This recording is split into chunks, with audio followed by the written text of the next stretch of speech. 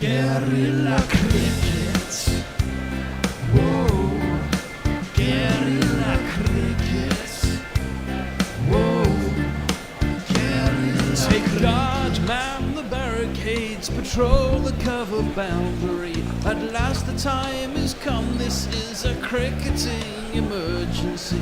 Hear this call to arms for every cricket revolutionary. Take up your bats and stumps for the test match insurgency. At first they tried to silence us, but we would not be silenced. They threatened us with lies, so we threatened them with violence. Che Guevara, Sangakkara, Joseph Stalin, Douglas Jardine, Robespierre, Darrell Hare, Vladimir Lenin, O'Brien Kevin, guerrilla cricket.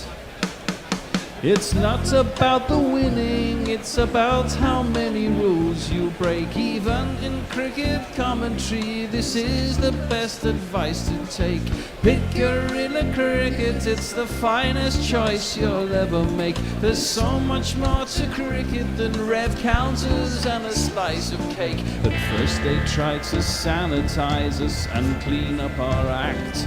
But people like it filthy, and we know that for a fact. Fidel Castro, Lenny Pasco, Carlos the Jackal, Umar Akmal, Mahatma Gandhi, Grant and Andy, Brendan Behan, Austin Ian, guerrilla cricket.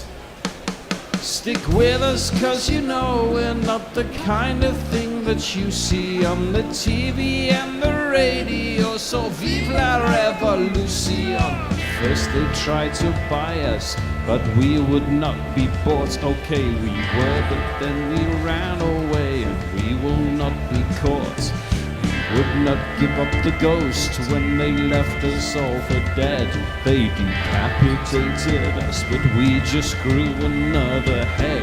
Chairman Mao, Jamie Howe, Ho Chi Minh, Asif Din, Václav Havel, Graham Saville, No Surrender, Percy Fender, Che Guevara, Sangakkara, Joseph Stalin, Douglas Jardine, Robespierre, Darrell Hare, Vladimir Lenin, O'Brien Kevin, guerrilla cricket. Good morning, good dusk, good afternoon, good evening, wherever you are in the world. It is Guerrilla Cricket. We're back, and it's Marathon World Cup, I say. Two of the big boys have had shellackings in the first 5 games. New Zealand absolutely walloped England last week in the first game. Australia got butchered by India yesterday. Although Carey should have caught a catch, would have been quite interesting if Kohli had been out. But we're on to game 6, and it's the minnows. Do I say minnows? I don't know. It's the Netherlands, and they are taking on guys who absolutely butchered us, New Zealand. We are in, where are we at? We're in Hyderabad. And it's another day-night game. Holland have won the toss, and they have decided to bowl first, which isn't surprising really.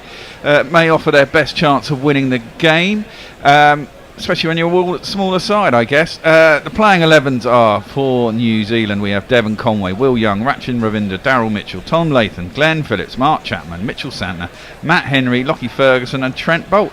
I think that's an unchanged side from England. Maybe Lockie Ferguson didn't play against us, can't remember. Too many games, too many things going through my head. The playing 11 for the Netherlands are, and I haven't seen the the pronunciation guide, so I'm just going to go for it. It's Vikramjit Singh, Max O'Dowd, Colin Ackerman, Bas de Leder, Teja Niedermanaru, Scott Edwards, Sybrand Engelbert, Rodolph van der Merwe, Ryan Klein, Aryan Dutt, Paul van Meekeren, and that is it. As I said, Netherlands have won the toss and they are going to bowl. I am joined this morning, as per normal. The man in the weather cave is an absolute stalwart. He's doing bloody everything at the moment. He appears everywhere on all games, talking all things. Did ball by ball yesterday. It is, of course, Messi Jez all the way from Perth. How are you doing, Messi? I'm loving it, mate. I mean, it's exhausting, but it's exciting. And I'll ask you that in 45 days' time, yeah? yeah. All right. I got to say too, Bear, that I was watching the pronunciation guide as you spoke, and you pretty well got them all spot on. So there you go. Your instincts are great. Why? God, that's lucky, hey. And joining us from, I want to say North London. Is it West London? North London? It's North kind of West. West and North. We'll take it. We'll take either. There's James Humberston, who's joining us for the first time in this World Cup. How you doing, James?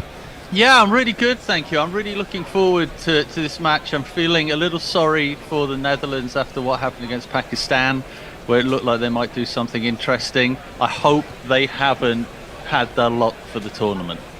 No, well, you feel with the Netherlands, don't you? You feel with the Netherlands that bowling first is probably their best option. If they're going to do it, they're going to chase, and it's going to be their middle order that does it, and they're going to have a fantastic game and try and keep a side down to somewhere around 250 to 280. They get those opportunities. I think they may do it 1 in 3 times. Yeah, and it's a big scoring ground, isn't it, this one? A big scoring supposedly ground. Supposedly so. 700 runs here. I was listening in the run-up to this game, in one of the warm-up games. So, it does seem to be a big scoring ground.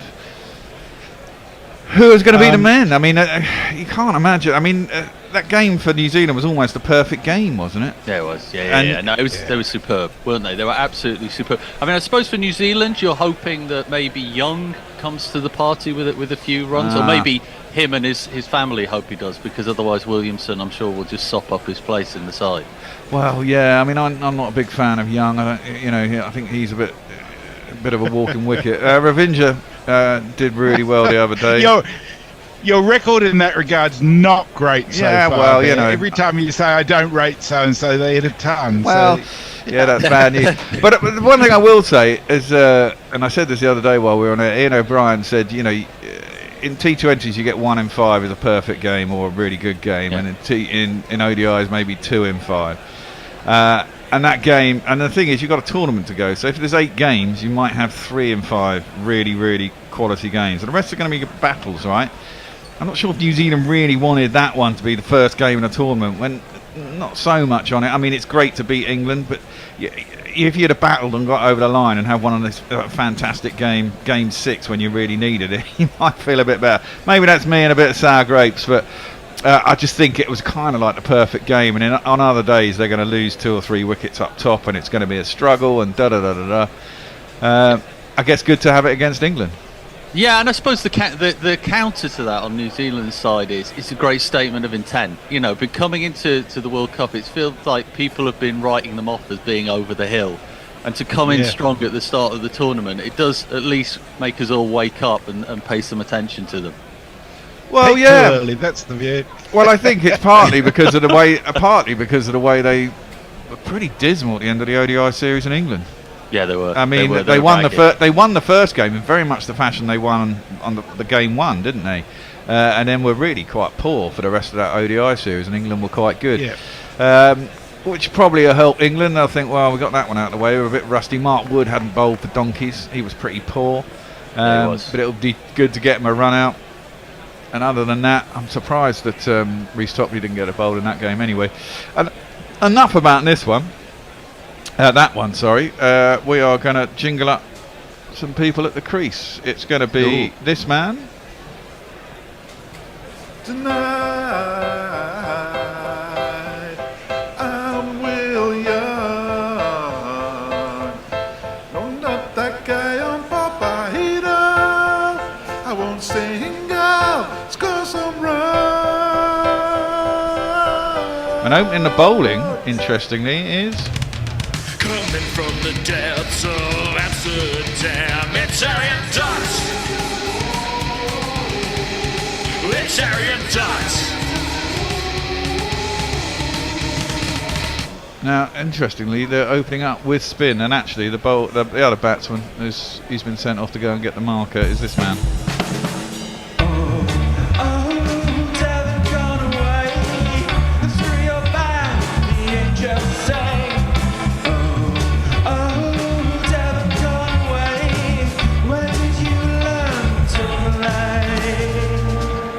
First ball, turns, and it's a little bit short. Conway goes back, forces it out to the covers, a little bit of a misfield, but they don't think about a run, but don't get it. Big turn. Yeah, big turn. Yeah. Which is interesting, eh? Well, it is, and it's also interesting they're opening with Dot, isn't it? I mean, I know Ryan Cook's a fan of total football. And wants to bring that to the cricket game. Well, Dart around the wicket. That's a decent line, a decent length. Yeah, Gives a little bit of air, and Conway just prods forwards. I guess it's trying something different, you know. Yeah, and it feels like he's found a good speed here. Do you know what I mean? It's just kind of slow enough to just be hanging in the air, isn't it? Well, as an opening batsman, you want a bit of pace with a new ball. Yeah. And it comes on, and you can give it some slap.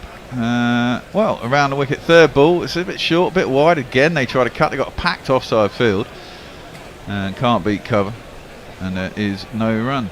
What I did notice yesterday about the Australia game, considering so many fucking spinners we used, it took fucking forever, man. What was going on? It really did. Spin does not equal quick, it turns out. Jesus, I mean. Although when you're commentating ball by ball on Jadeja, it's exhausting. Yeah, you know, he gets through quick. That's too short, too wide. But again, Conway misses out, hits it straight to the man at cover once more.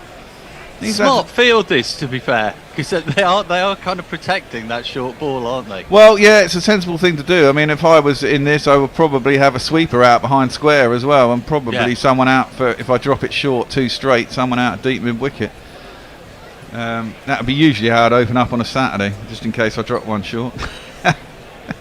Around the wicket, 2 balls to come in the opening over. That one's straight and defended by Conway. Good delivery. Oh, we could get a maiden. A maiden for the first over of the game. A statistician's delight. Absolutely. Get ready to mark it up. Statgasm. It is a statgasm. Will we get to it? Will we climax? They got a slip as well, and a man short on a 45. They've got a ring in the leg side with a mid wicket and mid on. They've got a short third man point cover. I didn't see where the other fielders were. Presumably there's one out at deep cover, maybe one backward square leg somewhere around there. Conway faces up, last ball of the first over, and he just prods forwards, and we got a maiden for the first over. We did My word. Well done. Over to you, Messi. Who's joined us this morning? The usual suspects, it must be said. Leah is with us. She said, "What are you on about, Bear? This isn't a Marathon World Cup, it's a cricket one. The involvement of balls, bats and the sort of protective equipment should have given you a hint." Moggs says, "Excellent pronunciation work there for most of the New Zealanders." Jay says, "Morning all. I've had a terrible night, so I'm going to sleep in a minute. Thus I request that instead of your usual jingles, you play the Lovers Rock version of Disinterested Handjob Records." Yeah, that's no not chance. Jay says, "Do I know this lad? Tell him his hair dye is fooling no one." You bastard, Jay. That's James. He's always had hair that colour.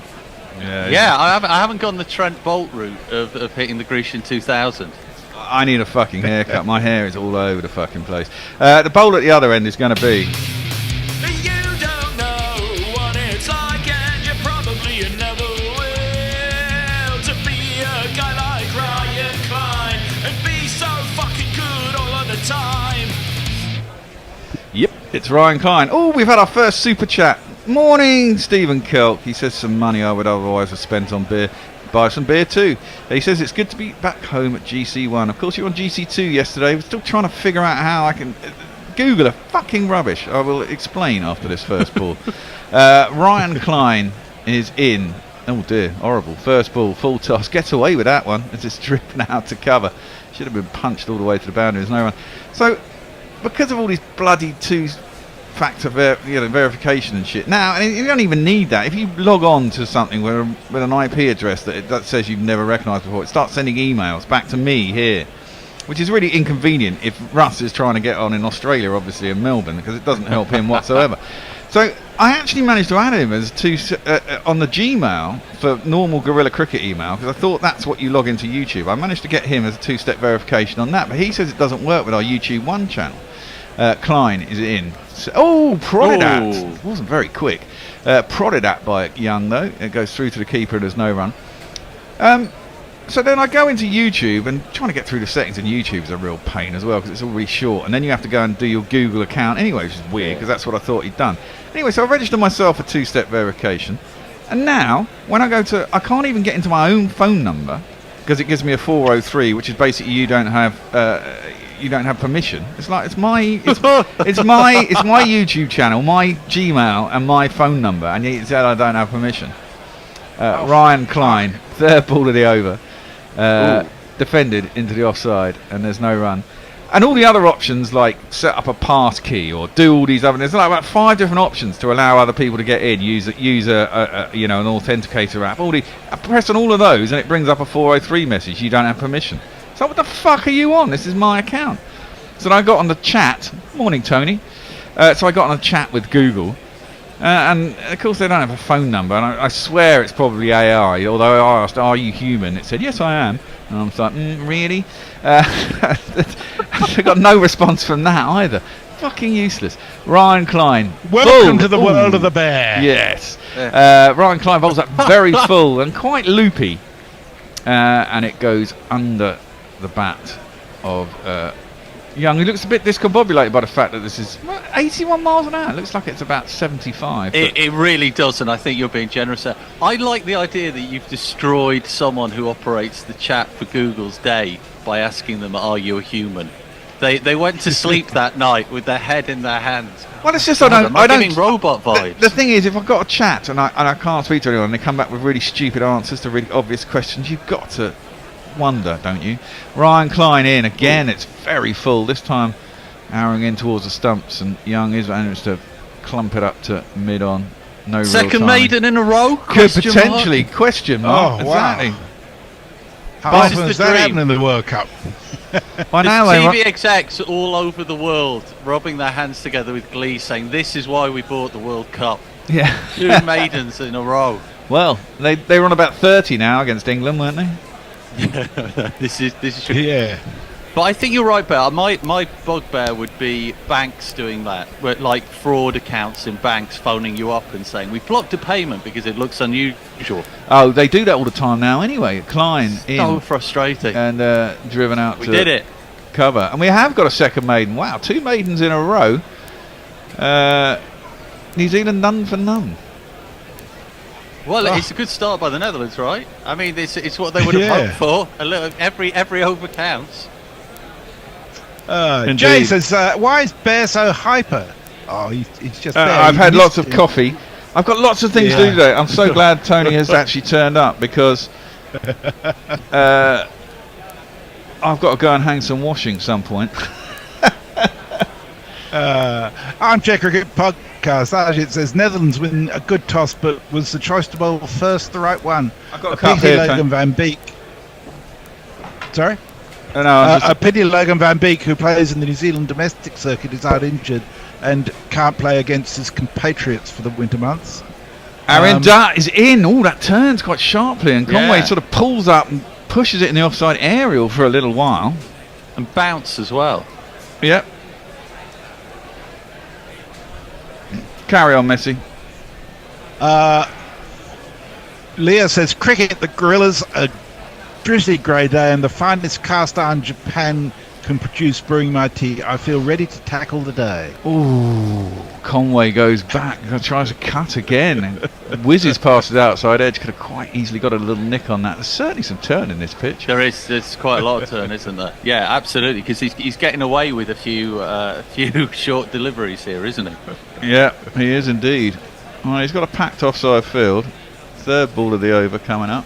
Quite long run up for a spinner, round the wicket, right armour.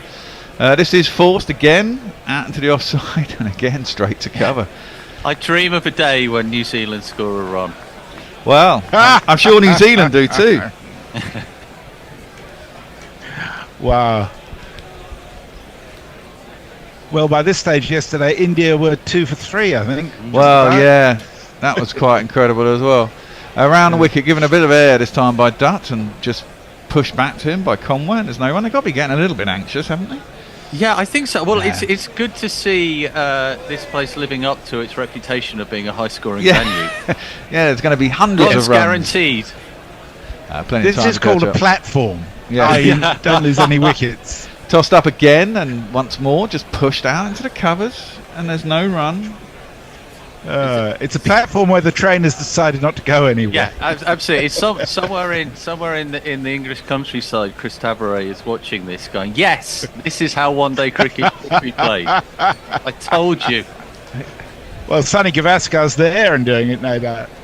But I should say the GPL is open as well. Down the track this time. Conway's getting frustrated, and we've had 3 maidens in a row. I say again, 3 maidens in a row. Quite extraordinary. Aaron Dutt's got 2 of them. Ryan Klein's got the other, and New Zealand are yet to get off the mark. Oh, that's going to be in the highlights. James says, yes, I was sick of calling James that prick from Die Hard, so I just wanted to hurl a random comment at the lad. Josie Oak says, morning, listening to a bear tantrum. And Robin Evans is with us, is actually responding to the summary from yesterday that we put up. And he says, seems to ignore the fact that we won the ODI series that preceded the T20s. Everything in the past is irrelevant now, though. That's the thing. Yay! Finally, What Kiwis is this that's happening? have got off the mark. Ryan Klein bowls a full one off stump, and Will Young drives it back down the track, beats the man at mid-off, and we have the first runs for New Zealand, and it is one of these. 1, 2, 3, 4.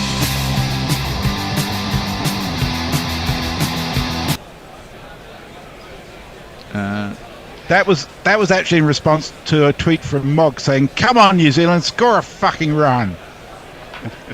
Well, yeah, Ryan Klein in again. That one's wide, and there's a packed offside field. He can't beat them, drives it straight to cover, and there's no run. There's a backward point. There's a point. Well, I presume it's sort of deep gully, really. A point, a cover, and a wideish mid-off. They've both been in the slot, haven't they? I mean, Yes. Klein doing everything he can to help New Zealand out there, but it was a lovely drive for the first boundary, and it was good to see New Zealand realising that those things in their hands aren't just fancy walking sticks. You can actually do stuff with them as well. He is bowling very full. I mean, and he's not with great pace either. No, it's absolutely all about the length with him, isn't Klein in again. That's slightly better. It's like not quite full enough to drive, and Will Young just defends back to the bowler, and there's no run. It's all about accuracy with him, isn't it? If he gets it just a centimetre or 2 wrong, it is going to go at that pace. You'd have thought so, wouldn't you? Yeah. Well, as we saw from the first ball, but not from any of the others. Yeah, it's a very dry pitch. It's going to be very interesting. But of course, all the pitches are prepared by the ICC, not in India, so it might not be. Oh, really? Yeah. Well, yes. They give instructions. But, I mean, they still retain some of their fundamental character. Yeah, but of course they do. That's very full and clipped nicely by Will Young, but straight to mid-on, and there's no run. I mean, that's part of the problem. When it was in England, everyone thought there was a whole series of warm-up ODIs going into it, what England played, and were getting 400 plus all the time. And everyone thought it was going to be a really high-scoring World Cup. And genuinely it wasn't. Generally scores of 260 to 290 were competitive. And the other thing is they set the boundaries right back, which I really like. Agree. Yes, I do like that too. None of this T20 50 over nonsense, 50 metre nonsense. That's too full, and on the pads of Will Young, he's clipped that nicely out towards deep square leg, and I can't see who that was coming around to field it, but he just about couldn't get there, coming all the way around from long leg. Yeah, he sort of got there and then didn't. Well, he got there right. The ball wasn't going very quickly. It was trundling towards the boundary. He had such a long way to come. He had to dive for it. He just couldn't get enough on it to stop it from going into the boundary. Anyway, it's going to be one of these. 4 on the floor, and 1 more 4 than the 4 before. That's what 4s are for, to get funky on the dance floor. Well, that'll make the and feel better. Ooh. Klein has a wafted a horrible wide ball. There's only 79 miles an hour. Can't get anything on it. Goes through to the keeper, and that is the end of the over. 8 for none for New Zealand. Jay says, I know it's Fat Bear Week and we should celebrate us and friends, but come on, someone crack out the tranquilizing darts. I think Bear's just released the pressure now and he's back to the normal Bear. He's probably got a spliff somewhere around too, which will help. I have actually. It's sitting in the ashtray, just about to be lit. Leah says, no misses. India were 2 for 3 by this time yesterday, but only because they batted second. That was a weird opening for India, I must admit. Yeah, it was. But the funny thing was they were 2 for 3 and nobody thought that they were going to lose. You know, it's just the way India are. Well, the thing is, had so much time and so little runs to do it. One assumes after this ball, Aaron Dutt's going to continue in his third over. That one's on the stumps, pushed by Conway. Manages to get it straight enough that it goes out to, well, mid-off is like 3/4 of the way back, so that he'll get himself his first run. The pace he's bowling at, I think playing back a bit more is quite a smart idea. What it is, waiting for the ball, but I mean, it limits the angles that you can hit it at, which they've got pretty well covered. Yeah, but that's the thing. I think that's why they've got to try different angles, haven't they? Do you know what I mean? He can't just keep like patting it. Yeah, but if it turns away from you and it's wide of the off stump, unless you're prepared to go right across and try and hoik it somewhere in the leg side, that's the shot you're going to play all the time. Unless you can, and when you're new to the crease, you might not be able to manoeuvre it right into the gap that you want to get. And if the fielders are far enough back, they can cover quite a wide angle as well. Aaron Dutt's over the wicket to Will Young. Now that's a different angle, and that's probably more pleasant for a right-hander because he has to toss it up wide. He does, and Will Young's taller than Conway, gets right out to the pitch of the ball and smashes it over, covers for 4 runs. 1, 2, 3, 4. Yeah, there are so many things to remember to do as well, because I have to remember to write down notes for the highlights as well. Oh really? What notes are you just like pulling out the key moments? Well, yes, essentially. That's chipped up and over the top. Is anyone down there? There is someone down there, but he's a bit wide and he's not over the boundary because that's been chipped over the boundary for the first one of these of the day.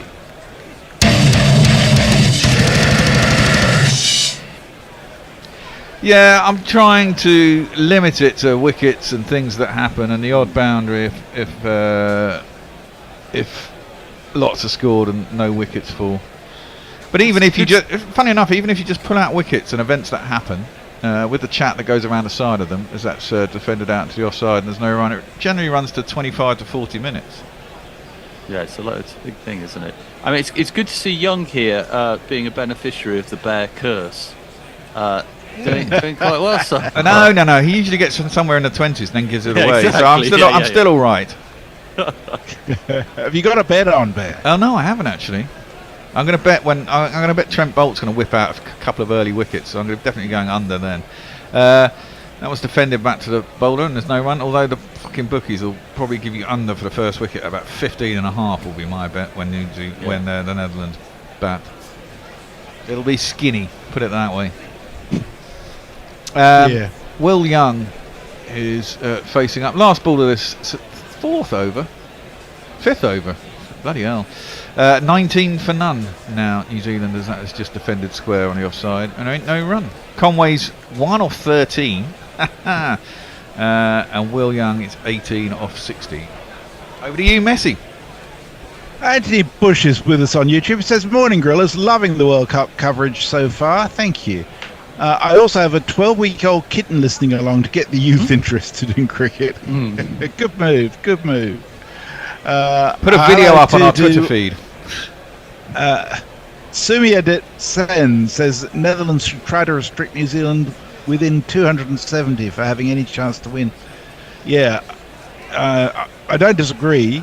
Netherlands, I thought, did reasonably well the other day. I think they'll win 1 or 2 matches in this tournament, but I don't think today's going to be one of them.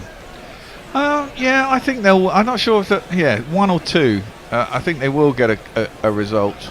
I was tempted to bet on that not being bottom of the group, which was about 150 to 1. That's not Really? a bad bet. And it's not a bad bet. So I thought it's a value bet because they might get a couple of spawny wins, and Sri Lanka looked fucking Yeah. hopeless the other day. And Afghanistan, I don't think are looking too flash. Yeah, either. exactly. They were second favourite not to be bottom of the group. That's too full. Conway finally gets something in his slot. Ryan Kleinbaum's a full toss on the offside, quite low down on a bad off stump. Perfect position for a lefty to just smash it through the offside. And he does, and it goes to the boundary for 4 runs. 1, 2, 3, 4. We've had an early entry into the GPL. JB, who I seem to remember won the last World Cup. I think she won all the goodies at the end of some competition we did, when she won closest to the pin or something. Conway has got another one. This time it's full on his pads, and he doesn't miss out there either. And it's 2 4s in a row.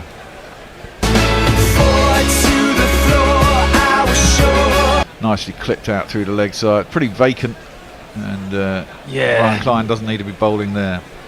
Yeah, the dam has well and truly burst now, hasn't it? That was a good illusion whilst it lasted, but now we're into the ticking zone. Well, this is it, and they always knew they could catch up. Yeah. And suddenly they're just up at 5 and over, which is fine. That one is guided square. It's going to be another 4. No, it's not. There's someone back there. There is a man down at deep point, and he manages to get that as that was cut past the man just behind square in at point, inside the circle from Conway, and he gets a single off the 3rd ball of the over. 9 so far. Yeah, Klein is slightly struggling now with line and length, isn't he? And at his pace, that means he's going to go. Well, exactly. I'm just wondering, they've got Basteleda, he's a bowler, isn't he? He's a decent all-rounder. Yeah. I don't know what their other bowling options are, to be honest. What else have we got? Klein over the wicket, full driven. Oh, now did he get anything on that? That would I have been. thought he might have got a hand on that. If he had got a hand on it, Young would have been out, but he didn't clearly get a hand. No on one's it interested. No one's interested. Driven. Conway would have been out. Will Young drove that extraordinarily straight, and Ryan Klein stuck out a paw, but it clearly didn't hit it, and then just clattered into the stumps at the other end. Conway was nowhere in his crease. He was a good yard outside his crease. He would have gone. There's a little smile on Will Young's face, going, whew, well, stay in your crease, mate. Ryan Klein, in shorter of a length, turned by Will Young out to mid-wicket, and there'll be no runs. 1 ball left in the over. Could be a tough day this for Netherlands, couldn't it? It could be. I'm really hoping those initial overs aren't the sweet spot. Oh look, England are bottom of the table. With some very odd I don't know if anyone listening has tuned into the new Big Brother last night, but the graphics on the coverage for this are very Big Brother-esque. Well, the colours are horrible, and I don't know what those symbols mean down the outside. That's defended, unless it's just something to make it look good. In which case I don't understand, because it's not that good. Defended out to the covers, and there's no run. So end the over. Over to you, Messi. Okay. You seem to be quite quiet on Twitter. Oh, and Jay says, I know Mog doesn't want to compromise disinterested hand job's artistic integrity by releasing a Lovers Rock version of Much Death with Rain, When I Am a King. But could we reach a compromise, a bossa nova compromise? Mog producing bossa nova is something that would lead to nuclear warfare, I suspect. I just cannot see it happening in our lifetimes. And Stephen Kelk says, the three maidens are already such a long time ago. It's amazing how quickly these things can change in 50 over cricket. It's absolute contrast to T20, isn't it? Absolutely. It's got more time, isn't it? That's what teams got to remember. Yeah. I think they will as the tournament goes along. Dutt is in. Oh, that one skids on. But Conway goes back and does hoik this one into the leg side. I don't think it's great timing, but he's certainly got enough on it. Beats mid on. And it goes down to the boundary for 4 more. There's not one boy for me, I must have 2 or 3, I need 4. Definitely strong arm that. There wasn't a great bit of timing in that. Yeah, he did feel like some sort of like gymnastics manoeuvre to even get into the place for that. But at this pace, when you go that short, you've got time to move, haven't you? You've got the time to get into place. At this level you have. That one carries on again, shoots through a little bit, didn't turn. Conway maybe expecting some, manages to get the bat down, bashes it into the ground, and it bounces up to cover, and there is no run. I like the Three Maidens tweet, by the way. It sounded like it was from an old Lothario. The Three Maidens seem so long ago. Three little maids from school, are we? Yeah, there we go.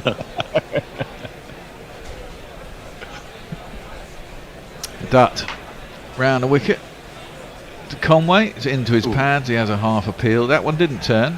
And Conway got a little bit tucked up. It was going down leg though.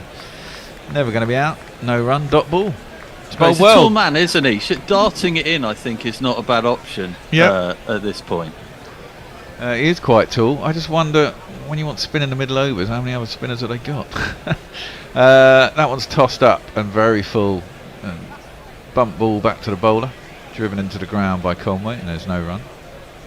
Yeah, I wondered if they might give him like a few overs up front and then make a change, but this seems like it's going to become a permanent tactic. Well, it does. That's what I was going to say. Who are there other bowlers? Are you guys got choices? I'm trying to look at their jingles and fucking wiggle it. Is Saqib Zulfikar playing? I don't think he is.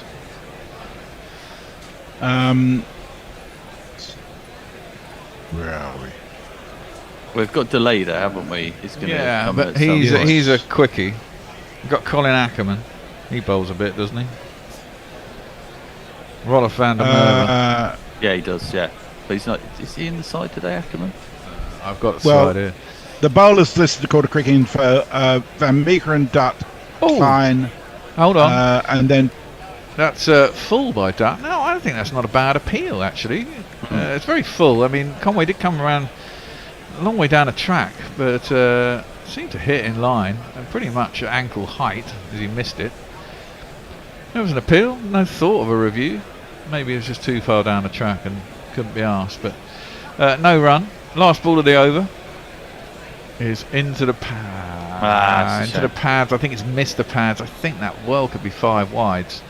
It is. That's unfortunate. He shoved it down the leg side. Conway has missed it and it hasn't managed to take any of the pad. Therefore, not only has it gone for 4, it would have been buys, but because it's wide, it's troublesome. So it's one of these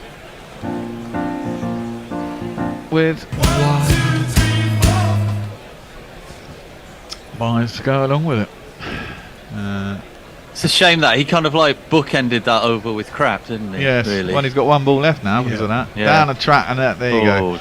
The 7th ball of the over gets mullered. I say mullered.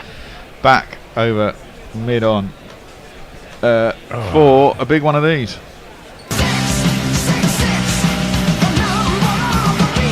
And therefore, if he'd have not bloody bowled that wide, even if it had been 4 buys, he got away with 10. And instead, it's ended up being 17. Really expensive over that. Yeah. Yeah, you think about it, 0 from the first 3 overs, 43 from the next 4. It's not pretty. No.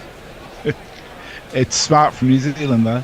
It is, yeah. You're right. Time, they had time and they played it, didn't they? Yep. Very quiet on socials at the moment. People settling into Twitter work. withholding something from me. Mog says there is a reggaeton jingle in the system, but he's not playing today for a certain value of reggaeton. So Mog knows where all the unused jingles are. And he must cry at the thought of the work that went into something that's never used. Well, you know, we have about 3,500 jingles, which is fantastic. Wow. You can't play them all. No, but if they don't get used, that must be soul crushing. Well, you can only use people if they play. Yeah. We do have a change of bowling. His first ball is driven out through the covers, and that's going to hit the boundary as well. And it's all gone Pete Tong. And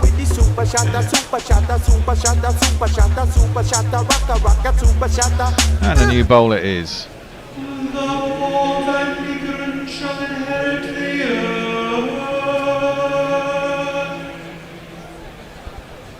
Interesting. Soul crushing assumes that Mog actually has a soul, of course, James. Yeah, whoever owns that soul, I guess, will be crushed by it. Well, yes. The man who worships the dark is Mog. That's the work. Just defended, dropped into the leg side. No, I've got a question maybe for social people who are posting on social. That when you said mullered it, does the expression to muller something come from a Victorian serial killer, or am I making that up? Well, now there's an interesting one. I don't know because I've never. Someone will know. We've got an erudite listener base. I'm sure someone will know and be able to prove me wrong or right. See, I would have thought. As Van Meekeren is in, that's driven back straight past him. Beautiful shot from Young. He is proving me wrong, but he hasn't got to 30 yet, and he strikes yet another 4.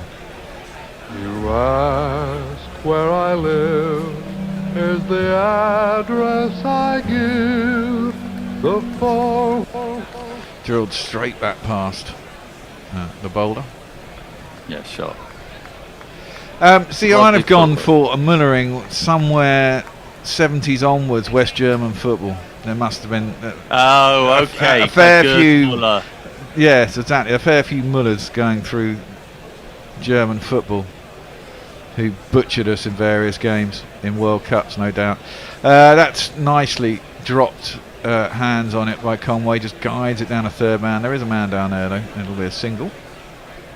This suddenly looks very easy, doesn't it? And they're up to they've cracked the 50 now. They're on 52 from 7.4, which is pretty damn good. Yeah, nearly 6 and a bit and over now from none or 3.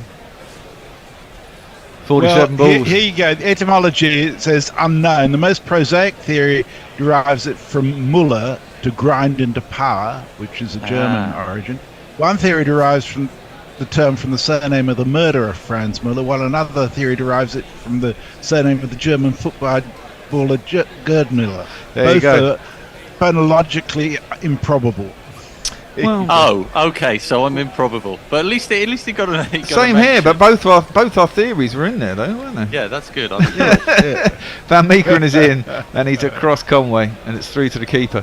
I'm sure I seem to remember that not that I am an expert on serial killers, and I'm slightly worried that I'm now seeming like I am, but I'm sure Muller that also gave rise to a type of hat at the time because he was such a famous serial killer. And he wore a type of hat, a slightly kind of like taller bowler hat. I'm sure. Maybe I'm just making this crap up. Maybe you are. I don't know. Franz Müller. That doesn't stop most people these days. No. Exactly. That's what we do. Van Meekeren pulls up as he comes into bowl his 5th ball. And that's it. The batsman was ready. If I've learned anything from Boris Johnson and Donald Trump is that you can just make stuff up, and as long as you back it, it's right. Indeed. Very much so. That's yesterday's game. KL Rahul, that was a top, not that I do fantasy, don't even understand it. Down the track comes Conway, and I think Van Meekeren saw him coming, bunged it in short and at his hip, and he bottom hand came with the ball and he tried to avert being hit by it. Not sure he did. The ball just dribbles off him into the leg side, and there is no run to end that over to Messi. Leah says there are no Mullers in 70s German football. There are quite a few Müllers, though. There you go.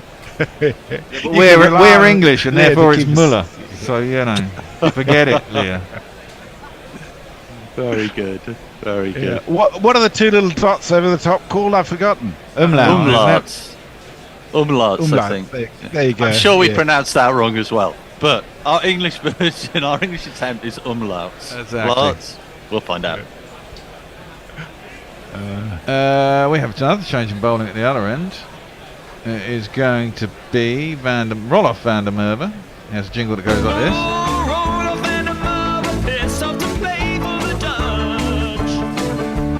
Oh, well, he's a spinner. He's a left arm. Yeah. Bit of slowy, yeah. Another one. He's got a figure very much like me. He's probably taller than me, but he looks quite stout. All the best spinners. Absolutely. It's not a bad start. Pitches it on and around off stump. to Will Young, who just gets forward and defends it out to the offside, and there's no run. Score predictor already has New Zealand to get 322. I think that would probably be way too much for the Dutch. Yeah, I mean, they're not going to get up there, are they? You wouldn't have thought so. Not against a decent bowling attack, anyway. That one, Young goes back and works it out through mid-wicket, past the single person at mid-wicket. There is someone there in the deep. Out there, it's sort of Cow, and he feels it, and it'll just be the single. Did we say that Ferguson's back in today? Yeah, Lockie Ferguson's playing today. Yeah. I don't think he played against us, did he? Don't think so. However, I mean, he got an absolute battering in England. He did. He absolutely did. But he's got plenty of experience in India, hasn't he? Yeah, he has. And and he is quick. And I think in India you do want genuine pace. But this is the sort of game where they're going to use it to give some of their second string players a chance for an outing, aren't they?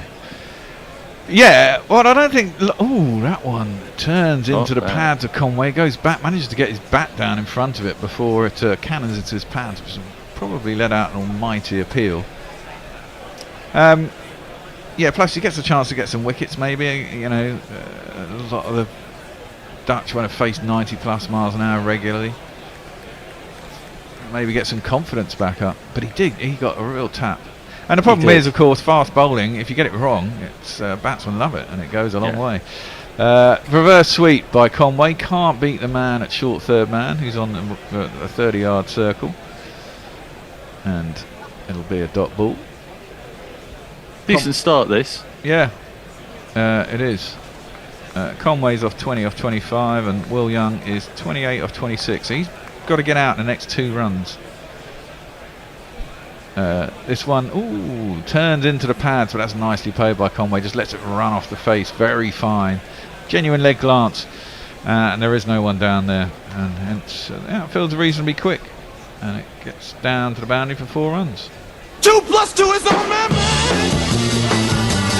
is on man. Can I access the Messi pronunciation bank for the current bowler? How are we pronouncing him correctly? Who are we on now? Sorry. Van Makeren is what it says. Van Makeren, yes. Another reverse sweep. This time he does get it right. Conway gets it square enough for the man, short third man, and behind the guy at backward point, and scoots down to the boundary for 4 more.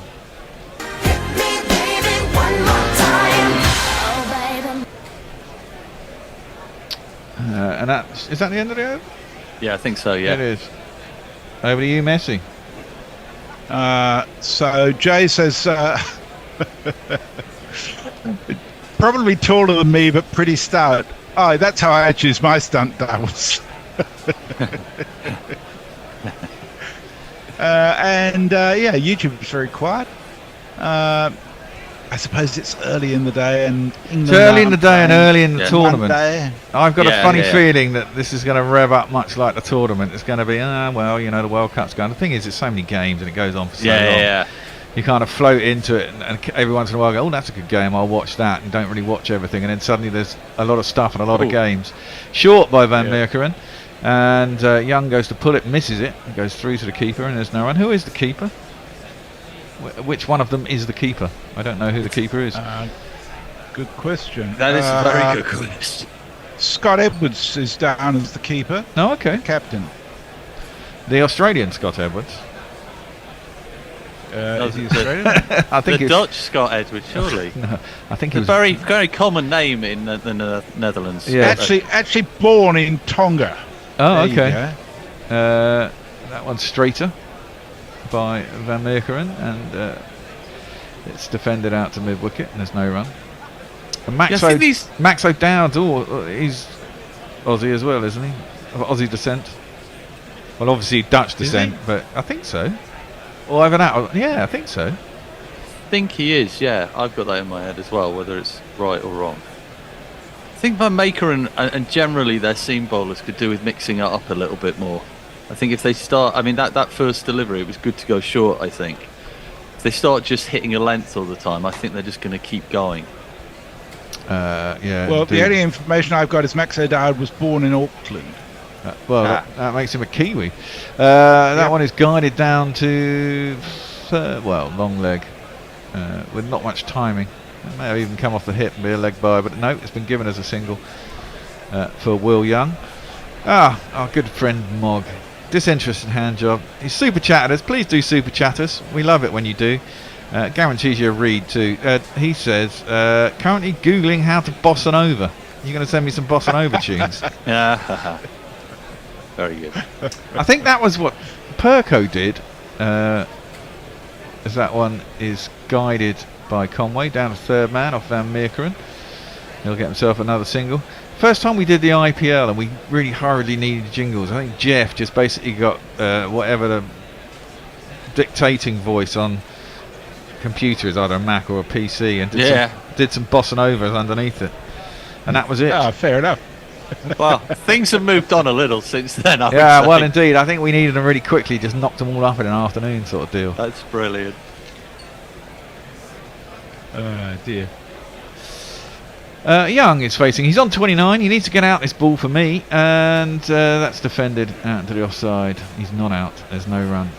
He's in the nervous 20s. He's now. in the nervous 20s. Yeah, he's your Vince type. Yes. It's a good comparison. He is. Yeah. We're due a change, I think, aren't we? At the yes, we are are at the end of this over. Tony is going to come in. It's good of him to stick me on socials. And either David B or Andy W. I don't know if Andy's here in the studio, but neither of them have turned up on the good old Zoom. That one's worked into the leg side. Guided down to short, fine leg. Can't beat him. End of the over. 63 for none. Well, I'll hang in until one of them turns up, if you like, Bear. Fair enough. Catch you later. All right. Cheers, James. See you. So it's very quiet on Twitter. Stephen Kelk says, I don't like the way the score seems to be growing in increments of 4. Looking with a glum face. Yeah, it's a little worrying for the Netherlands. New Zealand still only lost 1 wicket in the whole tournament so far, which is pretty good going. Welcome, Tony. Thank you very much, Messrs. Hyderabad, not that well attended, as we, as Hendo kindly said about Ahmedabad. Aren't they beautifully coloured seats? Well, there's a nice band of orange. Basically meant, of course, there weren't many arses on them. That's 63 without loss in 10. Fine. It's actually 63 in 7 because the first 3 nobody scored. We're going to see Rolf van der Merwe. Left arm over the wicket. Flicked off his legs by Conway. Got to get Conway early. It's too late for that. That ship sailed. Once he's in, he tends to stay in. I think 10 innings in 2023. If he's got a start, he's gone on and scored big. Averages, I'll wait for van der Merwe, who's sort of squirted to short third man. He's got a big smile on his face, has Conway. He did something quite funny there, didn't he? He went down to smash it and then he realised it was too full. Yeah. Just kind of jabbed his bat down on it. He did indeed. He averages, I think, 102 in his all his recent innings in India. Van der Merwe in. He's having a good look, Conway, but he's flicked this out towards deep mid-wicket and he'll get a single. Yes, 307 runs in 4 innings in India, averaging 102. So he seems to have taken a liking. Decent start from van der Merwe, just the single off his first 3. 64 without loss after a steady and watchful start. We should be waiting for someone, shouldn't we? We were supposed to have David B, but you had cover as Andy W, and neither are here. Where's Andy Ward then? Maybe he's making. Oh no, he can't do the first one. He can't. No, he did say he couldn't do the first one, as this one is forward and defended. In which case, it might just have to be you and me, mate. Well, Messi's there. Messers! Yeah, is Andy coming in? Do you know? Maybe hang on, didn't I send a message out last night, as this one's worked into the onside, Messers, to say, could you kindly do that first session? I think I did, didn't I? Oh, well, if you did, I didn't see it, but well, I'm happy you are anyway. Hang in continuously. hanging continuously hanging. Cut to backward point. They take a single 65. The score moves on to a couple of team changes today, of course. No Logan van Beek for the Netherlands. He's still got a troublesome hamstring. It's not quite ready as the way he was described, and I don't think they want to risk him too early in the tournament. This is nicely whipped by Conway, but they'll just run an easy single again out to deep mid-wicket. But to the delight of everyone, and I do hope we've got his jingle, it's the man who took the most famous ever catch in cricket. If you Google it on YouTube, search Sybrand Engelbrecht We do have a jingle catch. for him. Sybrand Engelbrecht catch.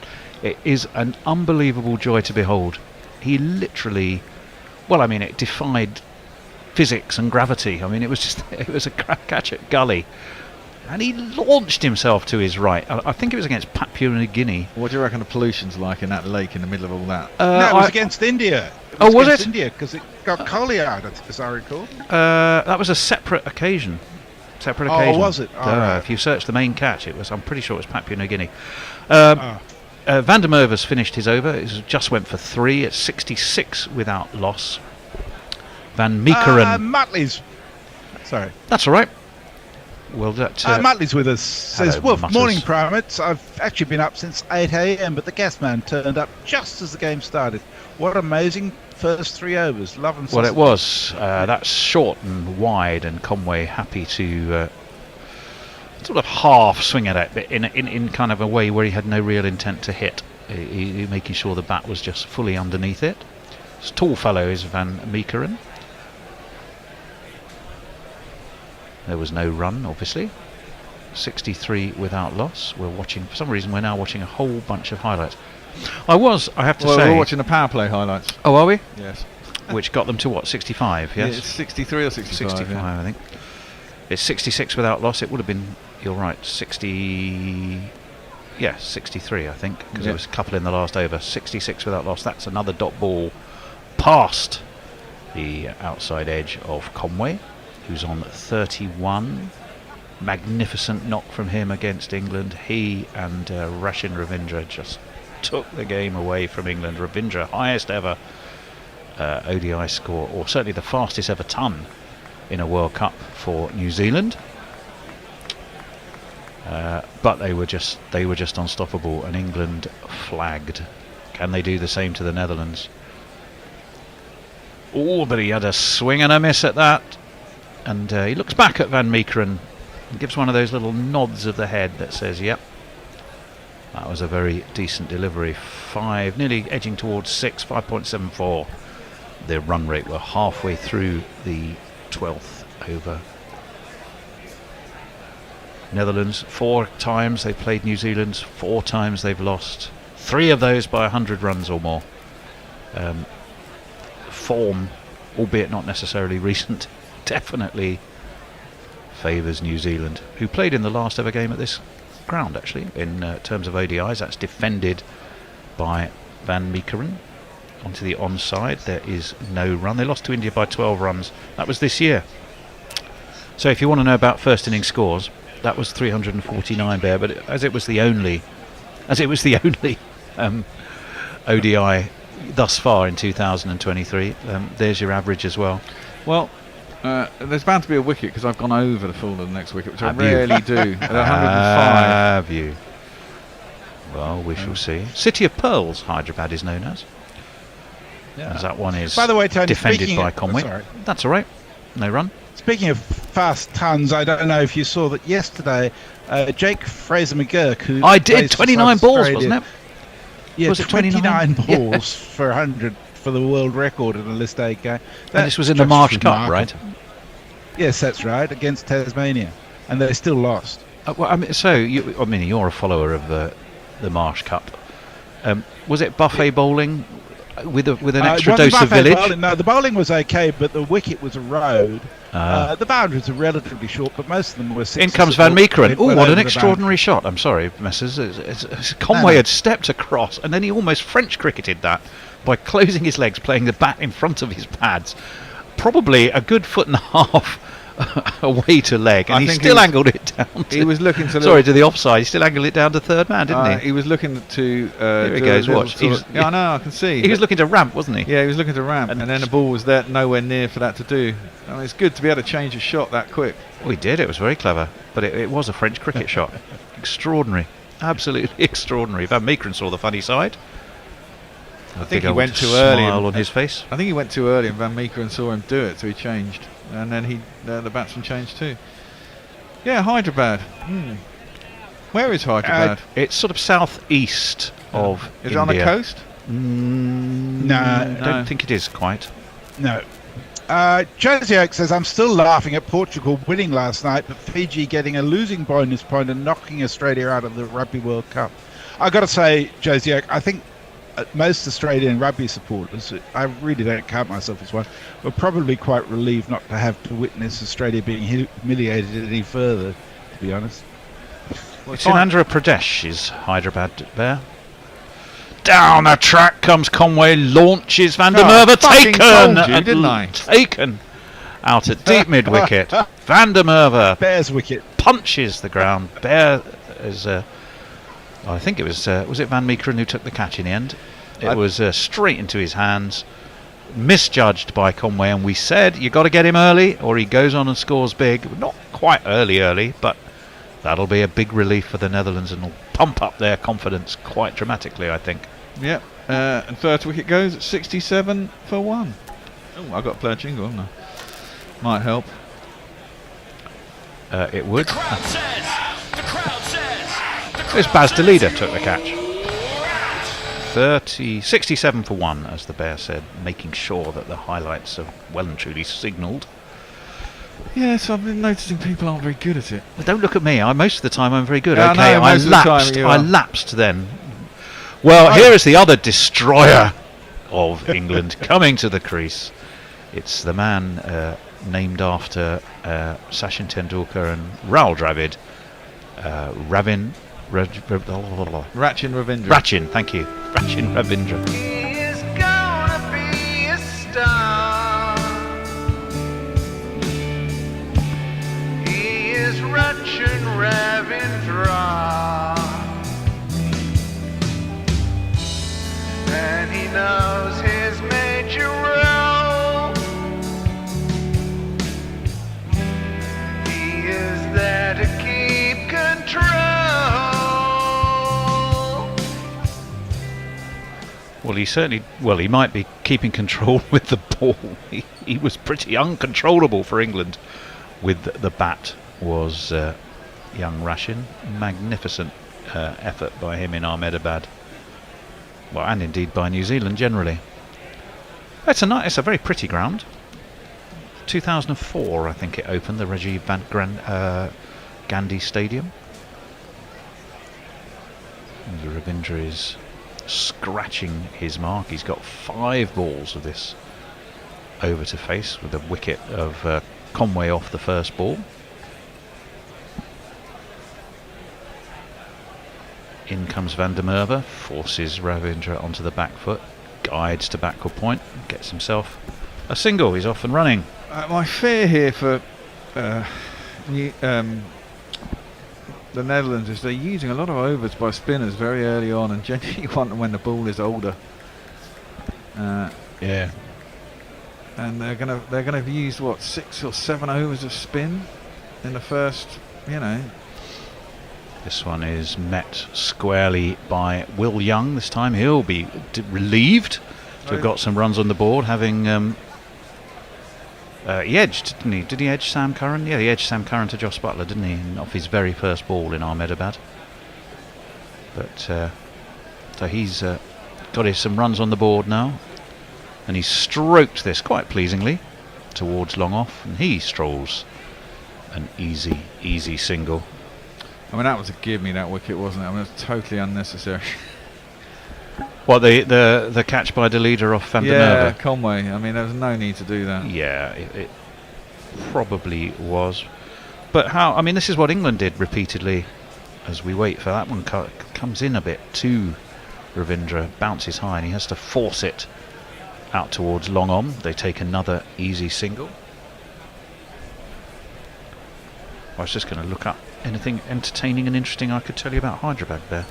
Oh. Because I know you're fascinated by these fascinated facts. by your stats, yes. Well, it's not so much stats, although I could give you a few. I'm sure you will. It's one of the chief producers of natural pearls. It's also a major contributor to the diamond trade. As onto the back foot goes Will Young, cuts out towards deep point, takes a single. Diamond mining. Hence, that's why it's called the City of Pearls. Well, yeah, that makes sense.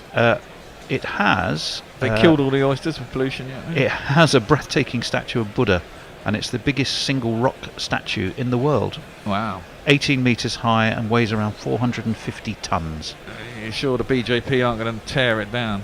No, they're all going Hindu nationalist, you know. Well, at the moment, as of the last time I checked my interesting Hyderabad facts, that's what we found out. There was one change we should tell you about, or I'm sure the Bear already has, but in comes Lockie Ferguson, out goes Jimmy Neesham. That's the only change. Who he'd I gone think. out for. Yeah, that's the only change. Yep. For there must New be Zealand fresh water today. pearls. Colin Ackerman, I think, is going to be into the attack. Given how far Hyderabad is from the ocean. By the way, Leah's extraordinary. Mog says play the Cybrand Engelbrecht jingle, and Jay says he's about to pass out. But if David Brooke comes on, tell him because his sleep can't take it. I don't think David's going to make it today. Yeah, I don't know what's going on with Dave. If you're listening, Dave, good luck, whatever you're doing.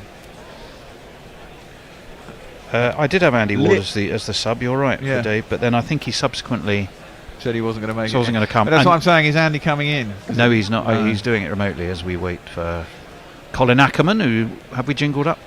The Axter? No, we haven't actually. Well, we can. Right arm over and defended into the onside by Young. Talk over the top of it. Short. Decent off break. In it turns towards Young, who cuts, and he's going to get 4. Probably courtesy of a bit of a misfield. Well, yeah, but I think we both assumed that there was a man out at deep point, but he seems to have been out at deep cover and had too far to go. And I was expecting someone to just didn't he? Whip in and throw that in, and they were going to get 2. Well, it was somewhat backward a point. You're absolutely right.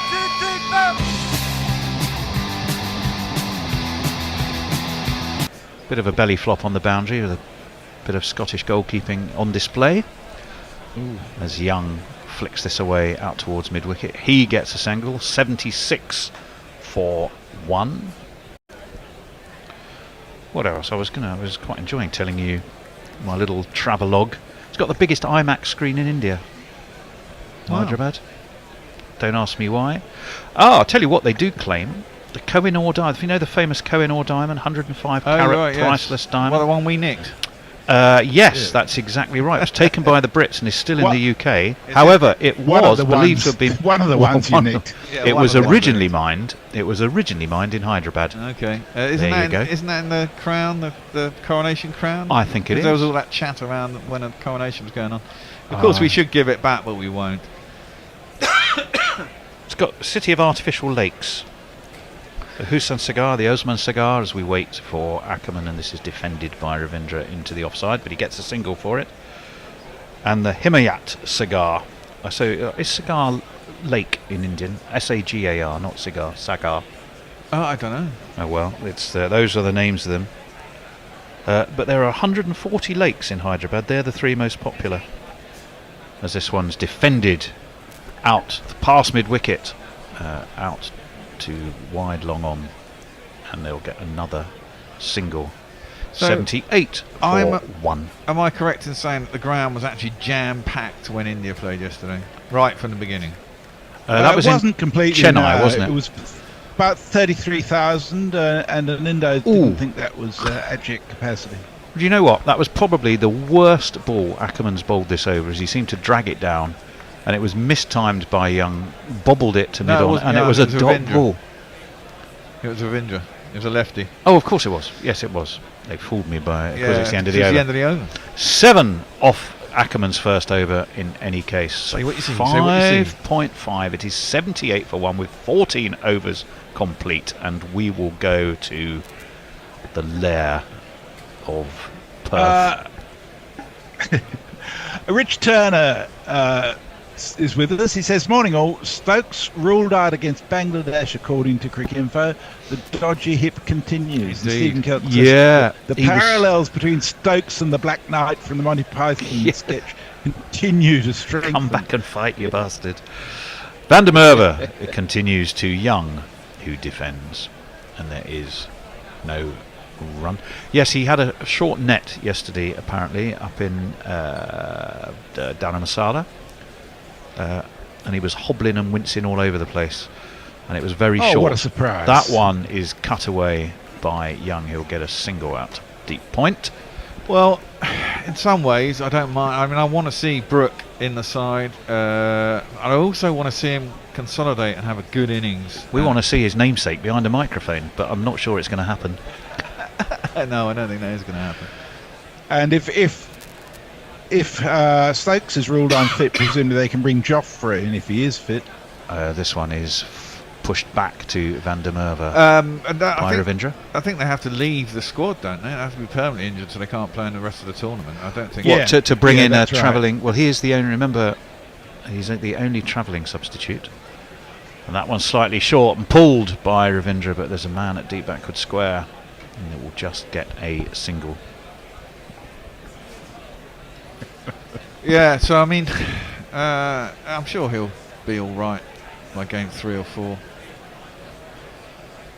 I don't know how he did his hip. How did anyone know how he did it, or it's just all this travelling? And it's just Who knows how he does any of these things? Well, that's true. He's falling apart at the seams, surely. He's been doing it for years. Van der Merwe, around the wicket he comes, defended by Will Young. There is no run. Maybe the Indian duct tape isn't as strong as the English duct tape. Yeah. Van der Merwe was an absolute stalwart for one season with the London Spirit. As he dives to his left, that'll get runs for Will Young out to long off. He was then an absolute stalwart for Northern Superchargers for a season. And then he was an absolute stalwart for Welsh Fire for a season. Well, okay. He's been around the houses. They were the 3 seasons of the 100, and he's played for 3 different franchises in all 3 seasons. He is what footballers would be known as a journeyman, I think, to be fair. Well, you know, it's interesting that he gets a spot in the 100 considering how big they want it to be, you know. Yeah. No, I take your point. 81 for 1. It's the end of that Van Merwe over. 15 overs are complete. Ravindra 4, Young 39. Messers. Leah says Norcross had a very English take on the New Zealand match by pointing out that every English batter made a double-figure score, a feat not one Kiwi accomplished. And Farong is with us. He says, greetings all, hope everyone's well. Lost an hour due to BRU, was running on Bangla time. In comes Black Ackerman. kept sending no wickets, no bench, everyone else basically injured. Out to mid-wicket, and they take a single. They're moving along comfortably enough, these two, I would argue now. As a big wicket, big wicket to get Conway. Solid start. Again, looks as if the Dutch will be chasing 7ish per over. I'm saying more. I reckon they're going to make at least 380. Wouldn't be surprised if they top 400. The Dutch or the Netherlands? Sorry, or Dutch or the Netherlands. The Dutch or New Zealand? New Zealand, you might. He said they'll be chasing 7 and over. Oh, right. Yeah. No, I can definitely see that. Ackerman will be in again. Made 17 against Pakistan. Well, and he took 2 for 39, bowling Iftikhar Ahmed, I think. looks like all the army bods are all in the way. Don't give a shit. No, 31 not out in the warm-up against Australia too. Ackerman I think that was by probably himself. police, actually, Bear. Are they police? Yeah, I think so. Mind you, he's another man who's played for 2 of the 100 franchises, as well as Leicestershire. Who? Colin Ackerman. For crying out loud, I mean, He's played for Manchester Originals and the Southern Braves. Hello, what's oh, it's just this fucking monitor keeps turning. we're having a itself monitor off. wobble. In around the wicket comes Ackerman. That one is defended into the offside by Ravindra. I don't know There what it is about second monitors. They always no have run. fucking hiccups. This one, it just keeps turning itself off. It's really annoying. And I always thought it was only when I sat in that chair that it happened. You just got to turn it on and off a couple of times. Ackerman again. The classic IT manager's advice. That was defended out to long off. Just turn it off and on a couple of times and it'll be fine. Well, I'll tell you what's weird about it. I love that you take it personally, Tony, that it turns itself off when you Well, sit down. most of the time it's when Bear has a day off and I'm left scrabbling But around. you just and panic every time he's something pre-programmed everything basically to fall apart for me, just so to make him seem so invaluable, as this one is cut by, or eased really down to short fine leg by Young. Doesn't take a run on this occasion. It's 83 for one. The green room, boys. Yeah. I mean, literally, sometimes it's as soon as he says, I'll leave you now just for a bit, and he goes off and does some shopping as this one's defended. Which I'm about to do at the end of this. Which and well, then guaranteed, 100% guaranteed, everything's going to somehow malfunction through no fault of mine. You've basically put bugs in the program to trip me up, I reckon. No, we just run on a shoestring. This one is an attempted cut, but it was too full and too low, and beat Ackerman and went through to Scott Edwards. And it's the end of the over. 2 off it. None for 9 for Ackerman. 83 for 1. The New Zealand. Ravindra 5, who's been fairly steady. Will Young going nicely on 40. Messers. So this is probably a good time to remind people of the GPL, which closes, I think, in 25 minutes. Does yeah, it shuts at midday English time. Yeah. £87 to be won. So get in. I shall do that shortly if I get around to it. So over on Twitter we have Jace says the BJP don't give many fucks about Buddha, especially not in Hyderabad. There's enough hatred for Muslims. And he says 140 lakes, yet still no fucking water. Yes. In comes Van der Merwe, punched away to long off by Ravindra. Long on, I beg his pardon, gets a single.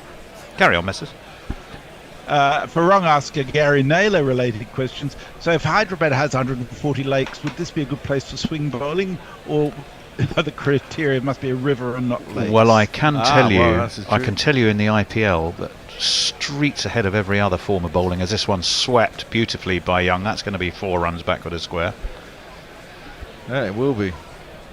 And if you kids can't listen, then you bound to see the way you get shot for crossing a boundary, by a country mile in terms of economy and average in the IPL is off breaks. For what it's worth. At this ground? At this ground, yes. As this one is guided away to point. Against a lot of left-handers. To leader fields. That particular stat wasn't readily available to me. I doubt it is, but I mean, I think there's a big difference for an off-spinner bowling. I mean, it would be findable. You just look at every game played here, and you figure out all the off-break wickets that were taken. This one is just a single. By that I mean against right or left-handed batsmen. An off-break bowling to a left-hander would be sort of away from his outside edge, wouldn't it? As this one is defended by the left-handed Ravindra. Van der Merwe is very quick about his work to skip to his right. I think our friend Sybrand Engelbrecht bowls off-breaks. I'll need to check that in a minute. But we haven't seen him yet, as this one is muscled by Ravindra down to long on. And they take a single. That wicket at Conway slowed. 7 off that over. He gets through him, Van der Merwe. He does. 90 for 1. 17 complete. They've nearly done 20 overs in an hour. They've done 17 overs in an hour. That's pretty good going. They have. Jay says Tony's psyche is like a fountain of solipsism. Pirate Badshaw's with us. He says, I seem to vaguely remember Macs don't handle multi-monitors very well. Poor window management. It depends what chip you've got in them too, I suspect. And Warren says, morning. Oh, you must be up early. It must be 20 to 6 in the morning over there, Warren. Well done. I'm impressed. Well, delighted you are with us, of course. And we're quiet on YouTube at the moment. Don't forget the super chat is there if you want to just chuck in a few dollars to help us pay for these monitors being a little less dodgy than they are now. Well, no, this is a new one. I mean, there's nothing wrong with it. It just randomly puts itself to sleep and then doesn't wake up with the wobble of a mouse. You have to turn it on and off again. And weirdly, when it goes off and it goes to sleep, it doesn't move everything that's on that screen onto the main screen, so you can see everything anyway. No. So you've got to get it working. Yep. But which is pretty irritating. But it is just an on and off thing. There is a setting that will fix that. I'm quite sure because mine used to do that, and I found it, but I can't remember how I did. Well, exactly. I'm sure there is too. But the fact that I just have to turn it on and off again, it doesn't really bother me that much. I'm sure there's IT helplines everywhere would be clamouring now to get you on the line for the messers. If you ever there's a setting somewhere, but I've no idea where it is. Yes. Thank you for your call. It means a lot to us. Exactly. Well, much like my chat with the man who I thought was AI at Google yesterday. Well, you thought you were talking to an artificial intelligence person. I think so. The way the questions were answered. Well, he probably was. Did you ask him something really difficult? No, not massively, but he kept sending me back the same answer. So I said, "Are you human?" Yeah. And he said yes, but I wasn't entirely sure. Well, you asked him, "Are you human?" Yeah. Well, I was getting suspicious that. What was the tone of voice of his answer? Well, I don't know. It was on a chat. That's what I mean. Oh, right. So you weren't actually talking to him. No. That's what. Oh, right. No. Okay. Google don't let you speak to anyone, for fuck's sake. Jesus. I thought you were actually talking to someone. Considering said, they're one of the biggest companies in the world with so much cash, you'd think they might have someone you could actually. Well, actually, you can speak to someone if you do Google adverts. Funnily enough, isn't that a song? Are we human or are we something or other? Are we dancers? Yeah. That one is launch. It's a replay, isn't it? Yes. No. Yes, it's a replay. At least I caught it. It doesn't count as a mistake if I catch it before it's actually caught. I might have put that in the highlights. No, you won't. No, you won't. I'm pleased to say that Russell did a Tony yesterday in Mooney Pond. Well, I'm less pleased to say that it then started a whole discussion about my ineptitude. So Ross made the mistake, and it then the chat seemed to go on for hours. It was described as doing a Tony, which I took considerable umbrage to. Yes, I've got to say. If you're wondering why we're having this rather long and weird conversation, it's because it's time for a bit of a towel down and a drinks break. Yeah. And it is going to be pretty hot there, as it is for all of these games, except possibly for tomorrow at Dharamsala, which will be a bit cooler. What's that, about 1,500 metres above sea level, isn't it, Dharamsala? I have no idea. It is. It's up 1,450 metres to be precise. It's up near the Himalayas, isn't it? It is. It's in the foothills of the Himalayas. Home of the Dalai Lama. Beautiful. So it should be quite cold. Most of the game the other day consisted of shots of the landscape rather than the cricket, which is beautiful. But then everyone's worried about the pitch, aren't they, up there at the moment? Because it's all crumbly it's and very dodgy. It's like a fucking beach, and it's got fungus. Yeah, they relayed it, didn't they? I remember we were talking about this during the summer, weren't we? Someone sent in a picture saying it might have been an Indo saying, "Oh, I'm not sure this pitch is going to be ready for the World Cup," and basically they relayed it, and it was just sand in the outfield, and that was probably 3 or 4 months ago. Yeah, well, it was when Australia was supposed to be playing, and they had to move the match to indoor. That's it. Right, we're going to see Dutt back into the attack. Sorry. The Pornbot says surely the best bowling in the IPL is a slow left-arm pie thrower. Absolutely. I bet. Yeah. Well, where could we find one of those? Well, I'm not going to play a jingle again because I played it already. That's my rules. What, Aryan Dutt? Yeah, no. The rules are if he's a returning bowler, he doesn't get a jingle. That's it for me. Unless it's Sybrand Engelbrecht, in which case we want to break that rule. Or it's a really, really, really good jingle that I really, really like. I seem to recall Sybrand is reasonably... Yeah, I seem to recall it is. For my early morning Mog entertainments. Anyway, he's... that sounds so... Right arm off break is Aryan Dutt. And it's defended back to him by Rashin Ravindra. He bowled 2 maidens to start with. Well, he did. He was one of the three maidens. When was the last time an ODI started with 3 maidens? I'm sure it was, well, if ever. Dutt in again, defended again. He certainly does bowl tight, but he must have then the wheels must have come off a bit if he's given away 26. That's defended out towards mid-off, and they do take a single on that occasion. Tell you what I did hear on the way in as well. It was actually funny enough. It was Dan, our friend Dan. I was listening to another station. Whenever there was a run scored or something, it was the loudest version of Smoke on the Water you'll ever hear in your entire life, because we don't get to hear that. Of course, it was absolutely rocking the Gandhi Stadium. I hate that. What, smoke on the water? Or just the music generally? The music constantly blaring. The grumpy old curmudgeon. As that one is defended, guided really by Young.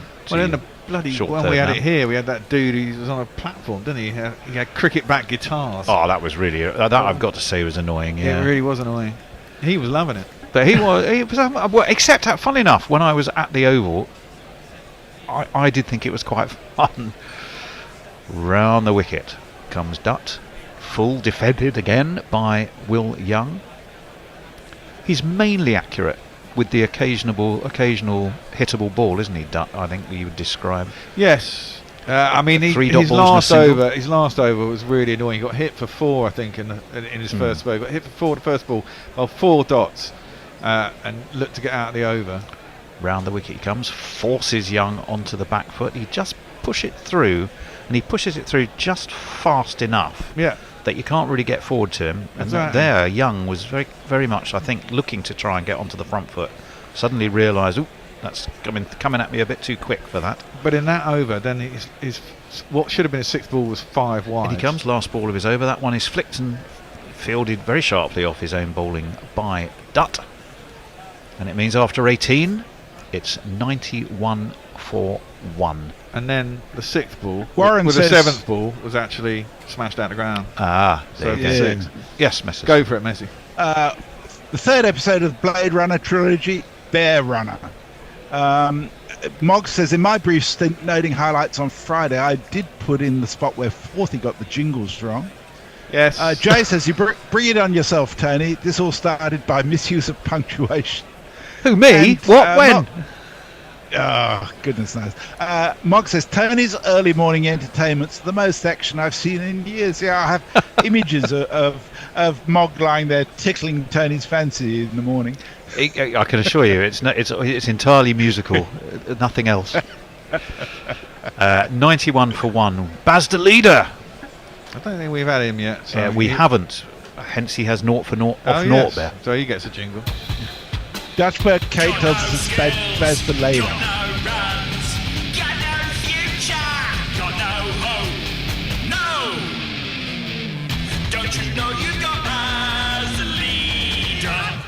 Well, he had a spell at Durham, didn't he?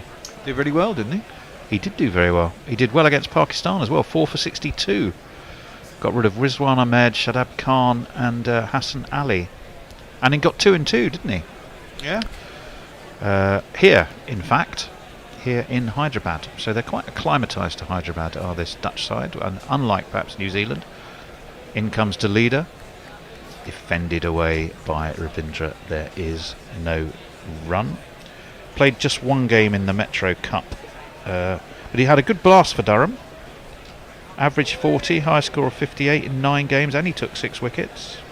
His father Tim played 29 ODIs for the Netherlands, so it's very much kind of kept in the family. But it's Baz here, De Leder, as this one is whipped off his pads by Young. Oh, he's dropped his bat on the way through as the throw came in. The throw came in and the ball hit the bat. Did it? Knocked it out of his hands. Wow.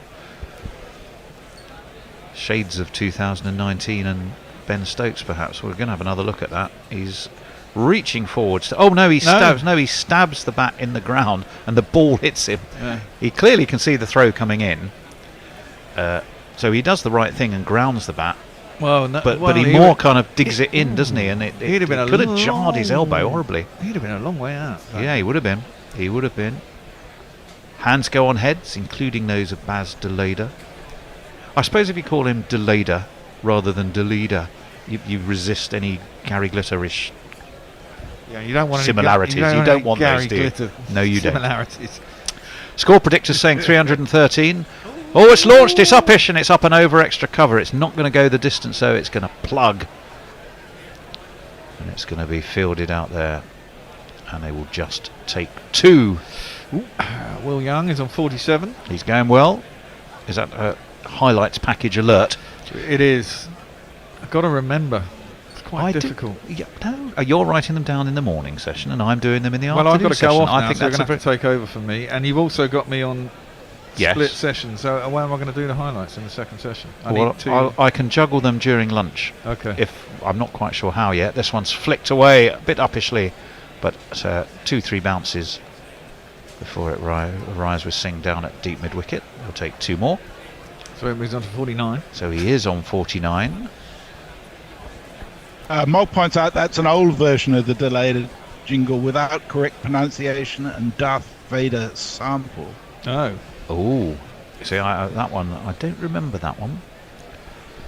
Maybe it came in more recently. Maybe No, it was. I might have was it 2 in a- for him. Ah, okay.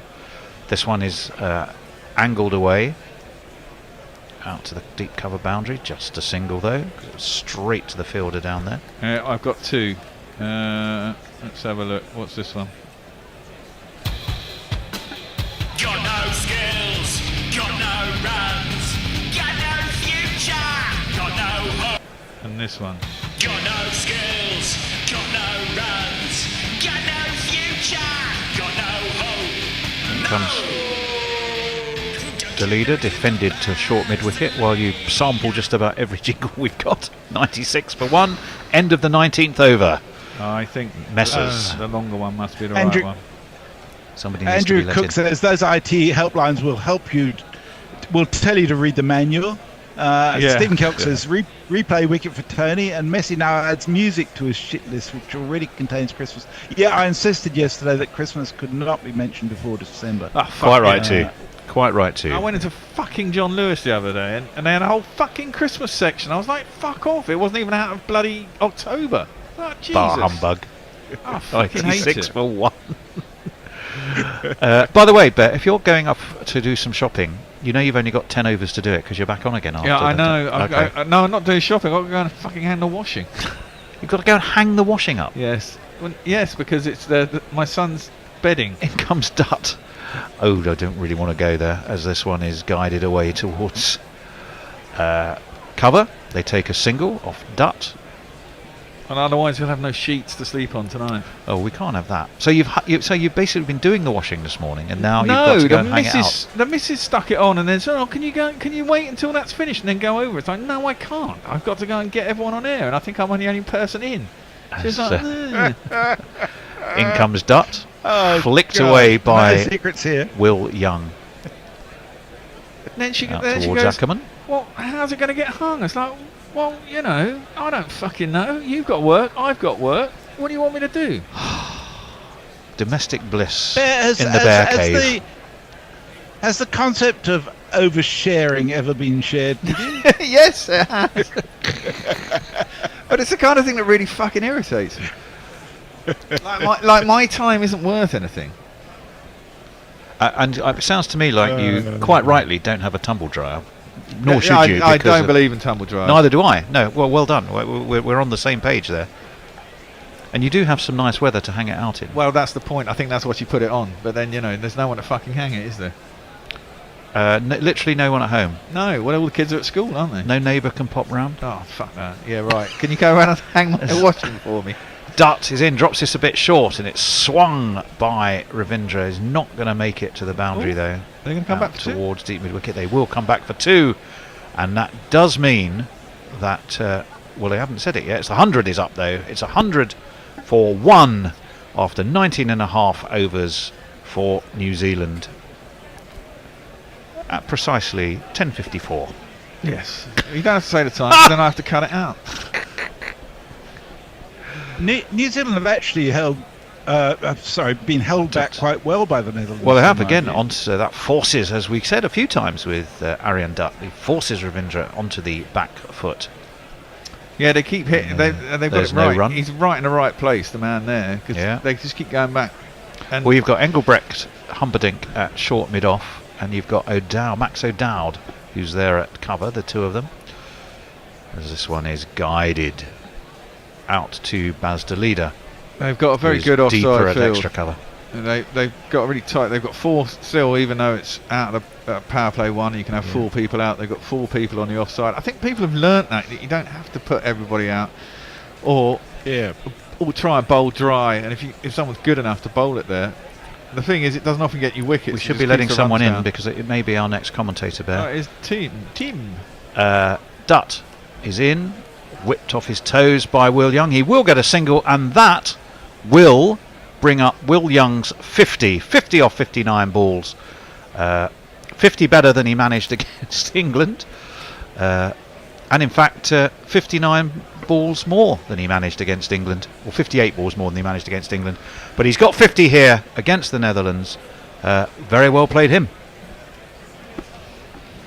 Long drawn out grinds and flashing cameos, quite accumulation that just grows and grows.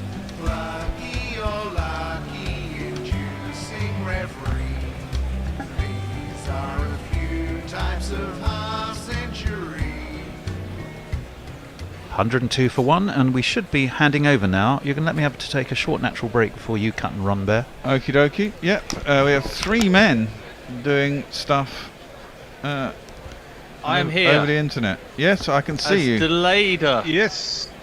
comes in for no run there for Will Young, who seems to be spiting Bear slightly with his delight in scoring a half century. You can get angry over Google, you can get angry over washing, but now you can get angry over Will Young. It's just typical. By the way, Mog says that second jingle version was the right one, Bear.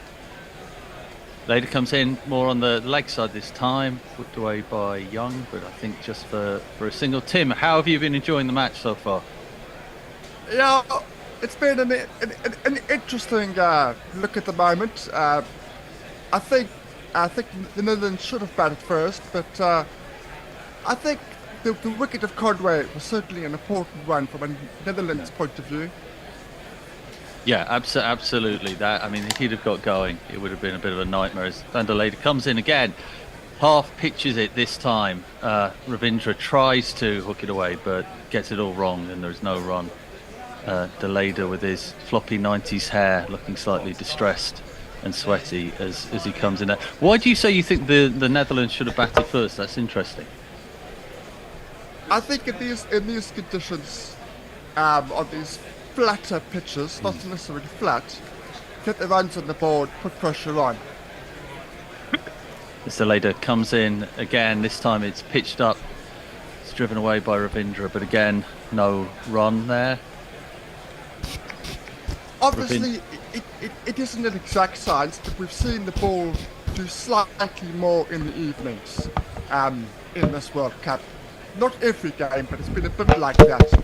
And I think, at least on paper, the Netherlands top 6 is a decent top 6. It can score 300, put the pressure on the New Zealanders, who know they have to win this game to put pressure on teams like England. And De Leyden comes in there, it's very full ball, and Ravindra simply guides it to the boundary there. A lovely bit of timing for one of these. 1 and 2 and 3 and 4. So for those people who are watching this on YouTube, for those people who aren't, Tony is doing some delightful signalling. He has a white piece of paper that looks like he's surrendering after a particular scrappy conflict. It's sort of Neville Chamberlain, wasn't it? It was. As De Leyden comes in again, it's guided into the leg side that time for a single. To the end of the over, 108 for 1 after 21 overs. What is happening in the Twitterverse? So Jay says, I don't want any one of you fuckers having access to my life, but grooving on the Christmas hate, I've got some glorious new Halloween decorations.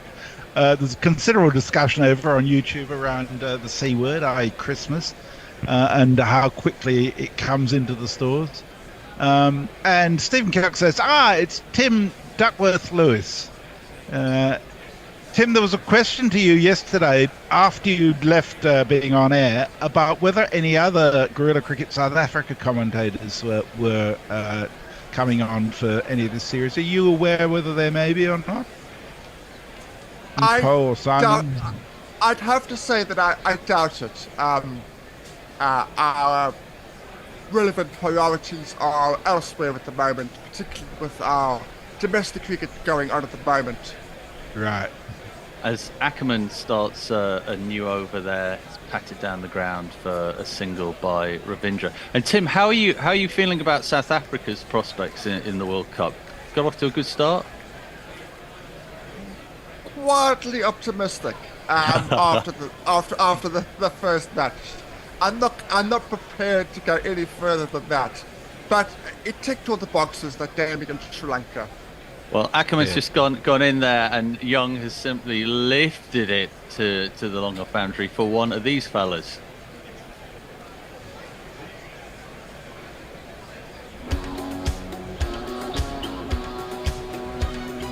I believe in miracles.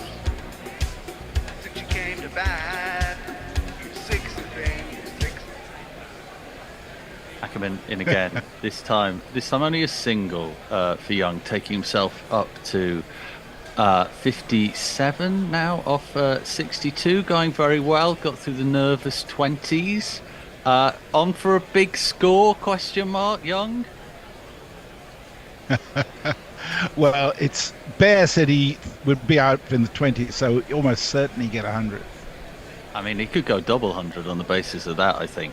As Ackerman comes in again, fired in a little bit quicker, maybe played out by Ravindra, but for no run. I actually this weekend went to, I guess, a kind of zoo, and saw 2 Siberian bears having a massive fight. And as Ackerman comes in again, Ravindra plays this out on the offside this time, and we'll get a single. And I thought that was that was going to be the angriest bears I would see this month. But I feel this morning I've been proved wrong in that.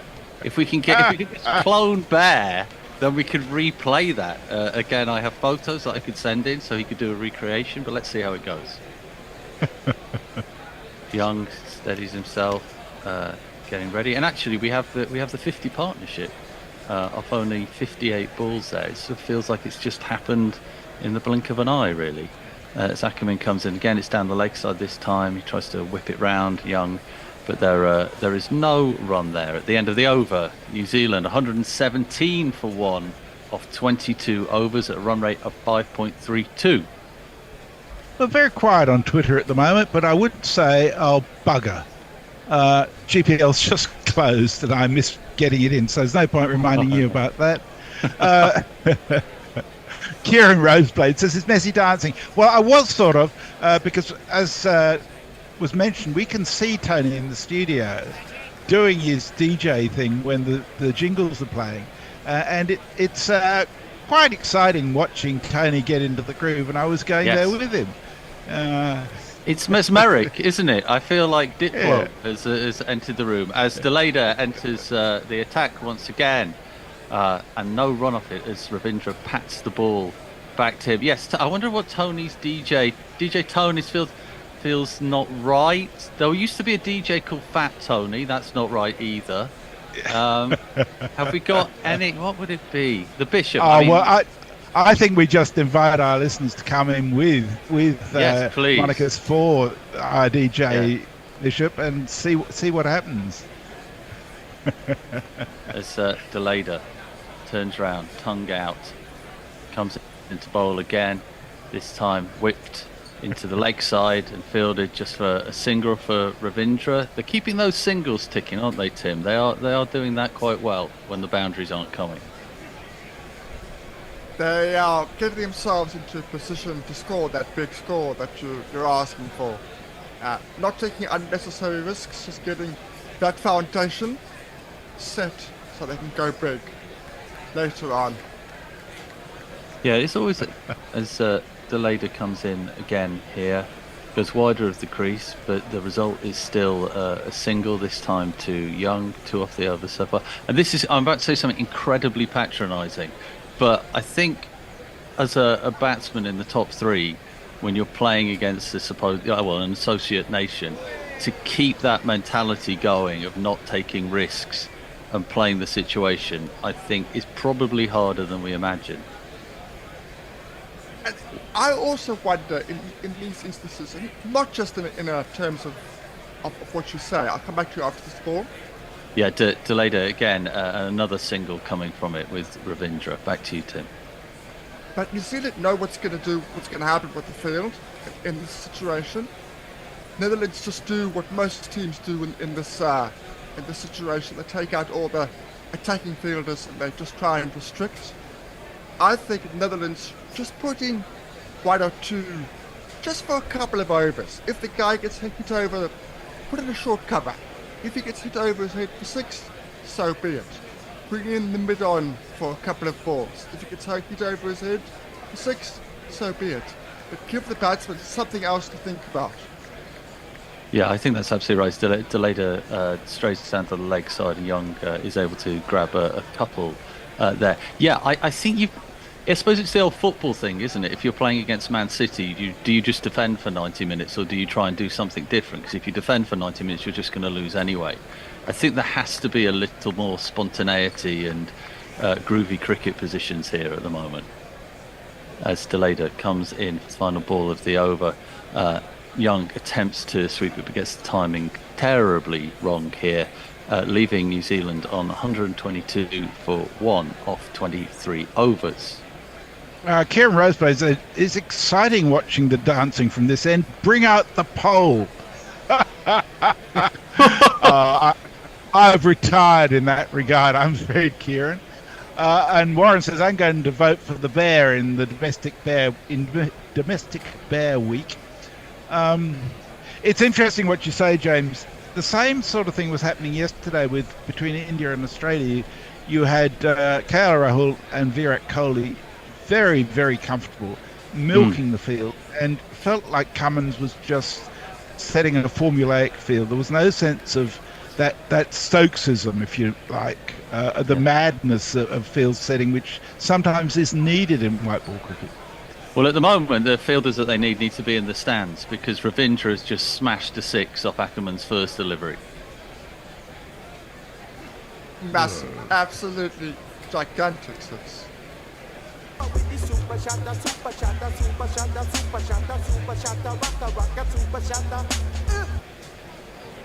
So we get cued back in by our very own Calvin Harris. That was ginormous, wasn't it? Absolutely ginormous.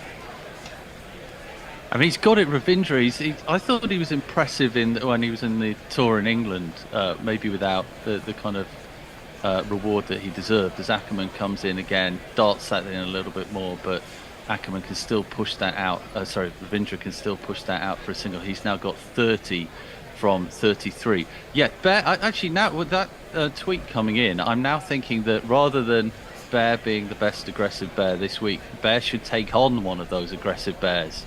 One of those aggressive Siberian bears in the start, because was it Lord Byron who kept a bear in his rooms at Cambridge for wrestling practice? I think he did, yes. Ackerman comes in again. It's a dot ball this time, so maybe Bear could do the same. I don't know that he's quite the self-obsessed fruitcake that Byron was. Similar poetic genius though. As Young just plays it out onto the offside for a single there. Yeah, it feels like we're in the position at the moment where if they can just get a boundary from each over, they'll just tick over a few singles as well. It's very much comfort zone cricket for New Zealand. Exactly. Tim, what do you reckon? No, exactly. Which is why I think the Lions need to do something different. Whether that is a change of the field, or go back to their pace bowlers, just for an over or 2, for something different. There needs to come with a plan B. Because now, both teams really are just going through the motions. But New Zealand are the happy of the two. The carousel of ones continued there.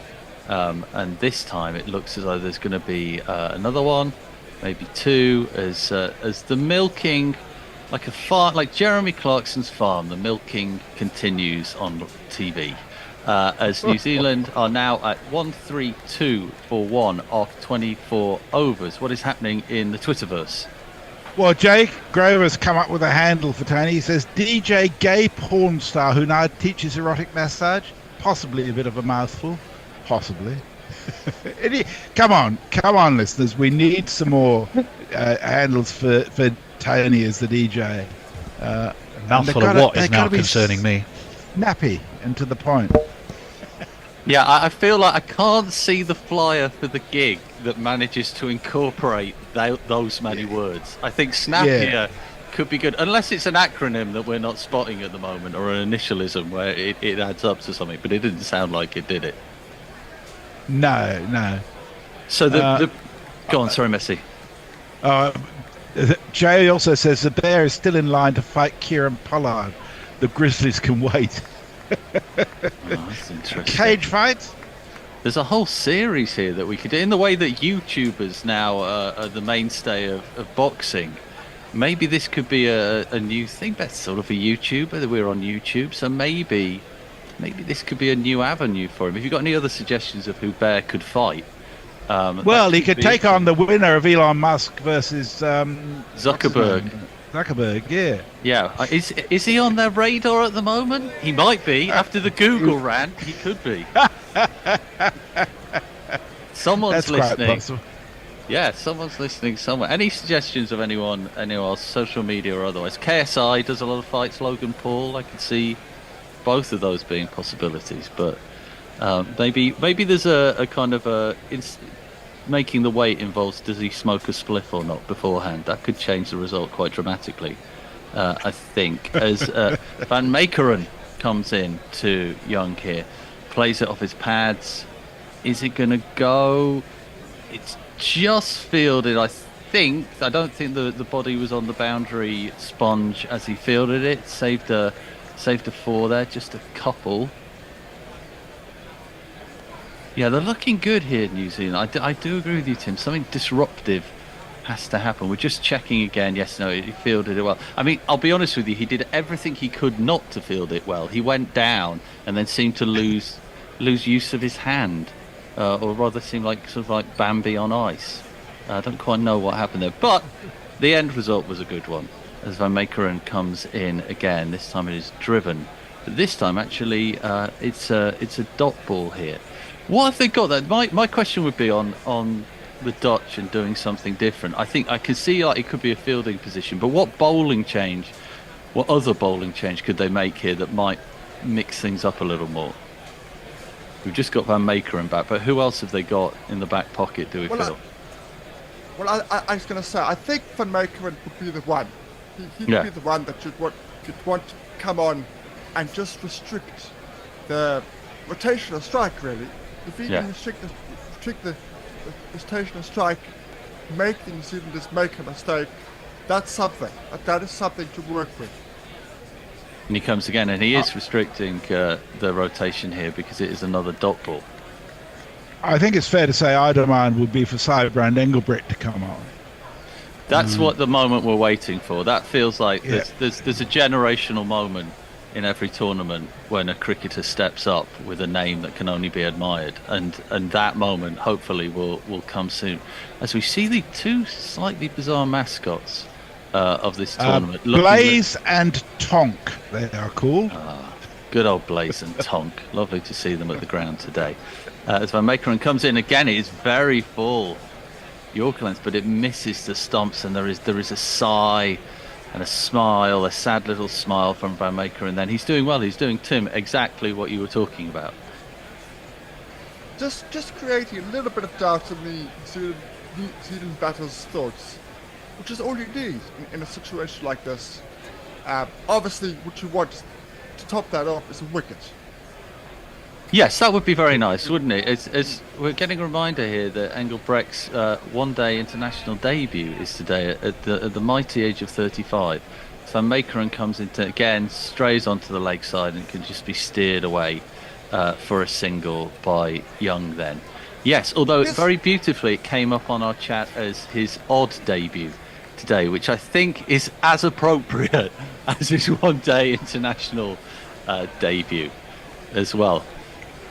It's extraordinary, his story, because South African listeners and watchers of a certain generation will remember him taking a magnificent catch for the under 19 side in that World Cup so long ago. And after that, he was in the team for his fielding. And Van Meekeren comes in there with another dot ball, 3 from the over, so a much better over there for the Netherlands. New Zealand now on 135 for 1 of 25 overs, halfway there.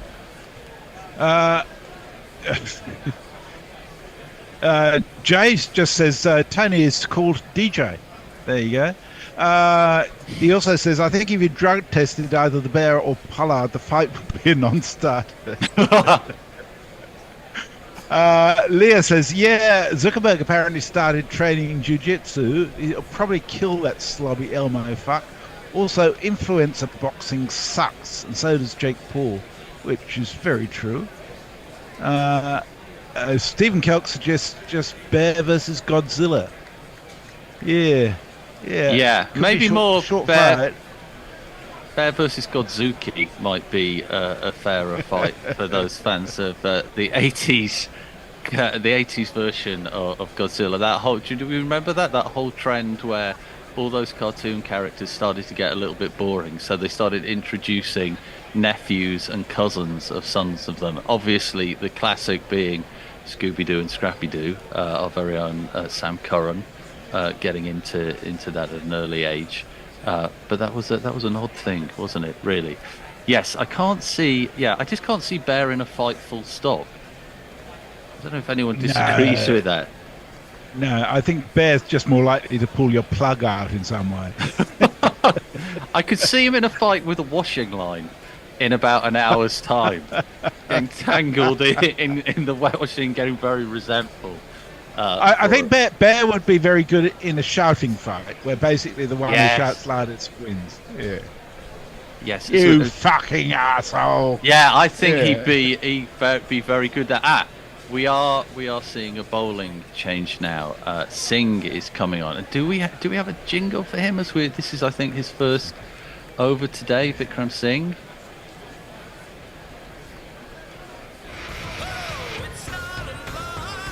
We do. It is coming at some point. We can promise you that. Pretty decent one-day international career so far. 27 matches, average 26.43. Just let him have this first delivery, and then we'll jingle him up. It's on the money. Nice slow military medium pace there. Just goes out for a single. So we'll have the jingle now. It's already done, mate. Oh, it's already done. I did not hear that at all. I'm either going deaf or It was one of our quieter ones, I have to say. I'm not quite sure why. Yeah. That's for the dog listening community. They'll absolutely love that one. But he's a young guy here. Good record. Go on, Messi. Oh, Zoom just does that sometimes, and we don't hear what everybody else hears. Yeah, I bet there might be some listeners wishing that was the same for them at the moment. But as you never know. You never know. As Singh readies himself again, comes in, plods away a little bit as he comes in, easily steered into the offside for another single. As we go, so Singh, no great pace on him. Maybe a containing bowler. Yeah, I don't think there's anything more with him as well. Van Meekeren is the one that they will want to get the wicket, and Singh can just support him, go for 4s and 5s and over. That will be the job done. Yeah, absolutely. As he comes in again here, waddling to the crease. This time he strays down the leg side, whipped out towards the boundary, but it is stopped before it gets there. Yeah, he's one of those bowlers where it feels like he's maybe giving 50% when he runs up to the crease. I'm sure that's not true, but he does have a slightly kind of like ponderous elephant going down to the watering hole run in. And I'd like to say then it's made up for with a burst of action as he hits the crease, but the truth is it isn't. He is military medium in the best kind of Paul Collingwood way. Maybe that's a little bit unfair on him. As he stutters in again and then starts his waddle. Comes in again, a little bit shorter this time. It's just sort of dug out there by Young. Singh has a towel tucked into the back of his pants, which gives him the appearance of having some sort of thick tail as he runs in, which adds to the effect of that ponderous approach here. And I guess New Zealand are in the position now where they can just have a bit of a look at him if they want to. Nice rate going to see what he's got to offer. It's got vibes of the South African game the other day where they're just setting a huge base to build upon. And if they can get someone to come and explode, it'll be God knows where at the end. Yeah, absolutely. As they get another one. Yeah, with Phillips in the bank to come out, it feels like that explosion can be readied at any time. It does. I tell you, the game, it also feels slightly similar to a game when New Zealand played against the bottom of the table team, England, where it all just seemed rather too easy for them. Yeah. So we're seeing our commentary overlords from the TV team there. Simon Dool, nicely bearded as always, as Singh comes in. This time it gets up a little bit more. It's swept round, and it's swept all the way to the boundary sponge for one of these.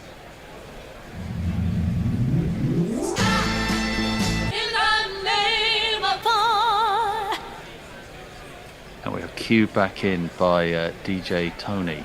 Was that the end of the over? Yes, Must be. it was a decent over up until that point. Yes, it was. Yeah, it was a shame. From Dutch point of view, you can't be bowling there at that pace, I'm afraid. That's the trouble with a few of these bowlers, isn't it? Yeah, absolutely. You've got to be on the money every single delivery. Messi, what's happening on Twitter? You've annoyed Jay. Says, "Damn it, James! I was just about to type that. I'm not sure which particular comment." Warren suggests this bear versus a fitted sheet. I like that. I like that very much. Great. That's great. Or a duvet cover. Yeah. I want to see Bear putting a duvet cover on. Can we see that? Can we organise that? I mean, surely there must be one around there. So that's really good. Yeah, fitted sheets. They can be awkward buggers, can't they? Let's be honest. As Van Meekeren gets ready again, slightly Harry Kane of face, I think, as he comes in at number 47. It's hoiked high into the air, but height is the only thing that it has got, and it is taken, and Will Young is not forever young. He is gone. The 70 of 79 balls. New Zealand are now 144 for 2. You silly little boy, what on earth were you playing at? No! Soft dismissal, very soft dismissal from a New Zealand perspective, but Dutch won't mind. Yeah, it did feel like a soft one, didn't it? Absolutely. It felt like he didn't really get anything into that, did he? Are we being unfair to Van Meekeren? Did he do something different at that point? I don't think it was a cutter of any kind. I just think that he just wasn't through it. He didn't commit to a sort of half and half. Yes, I think that's absolutely right. Didn't commit. But a word for Will Young here, who's done very well after being the man with the question mark next to his name in the scorecard, and encouraging for New Zealand to see. I mean, they'll want to get out of this match, won't they, with all those players who haven't really had a go yet, getting some runs, so they're all getting into form for the tournament. Yeah, look, the foundation is set for the big total, 350 plus. So, it's all there for New Zealand to make this good start count. Yeah, from that perspective, certainly. And it's the new batsman who's coming. It's Mr. Daryl Mitchell. Son of an old black Fernie and Peep Show wrote that book of Daryl, not David Mitchell. Well, a gun batsman for New Zealand, no doubt. Gets ready to face his first delivery. Comes up to his chest, just pats it down the wicket back to Van Meekeren, who's got a bit more of a spring in his step. And he might look like Harry Kane, but he hasn't got the foot skills of it as he tries to kick the ball away, and nothing really works for him.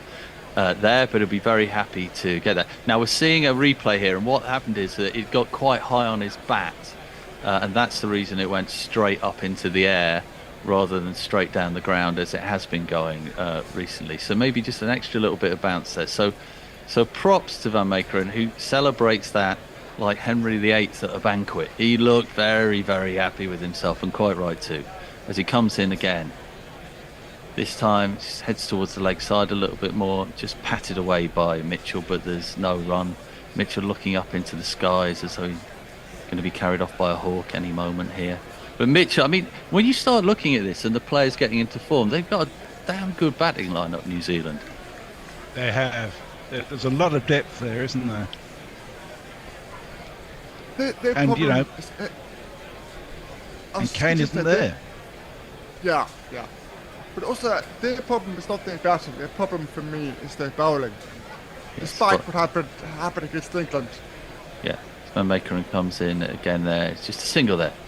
Mitchell just tucks it away just to get off the mark. 1 for 3 balls. Yeah, I agree with you. I think so. They haven't got, you know, Southey looks diminished in comparison to what he has been in the past. Maybe took time catching up with him a little bit. Am I being unfair though, or did he just have like a kind of average tour of England? Oh fuck! I don't think remember that.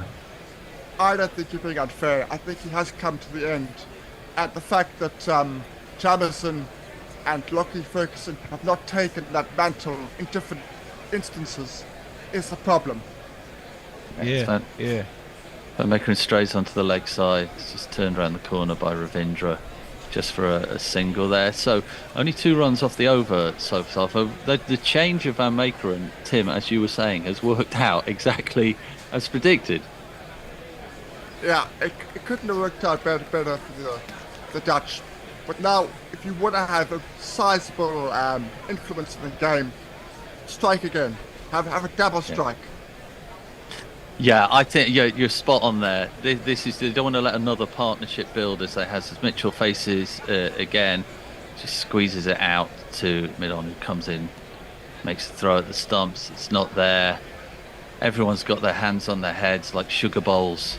147 for 2 at the end of 27 overs.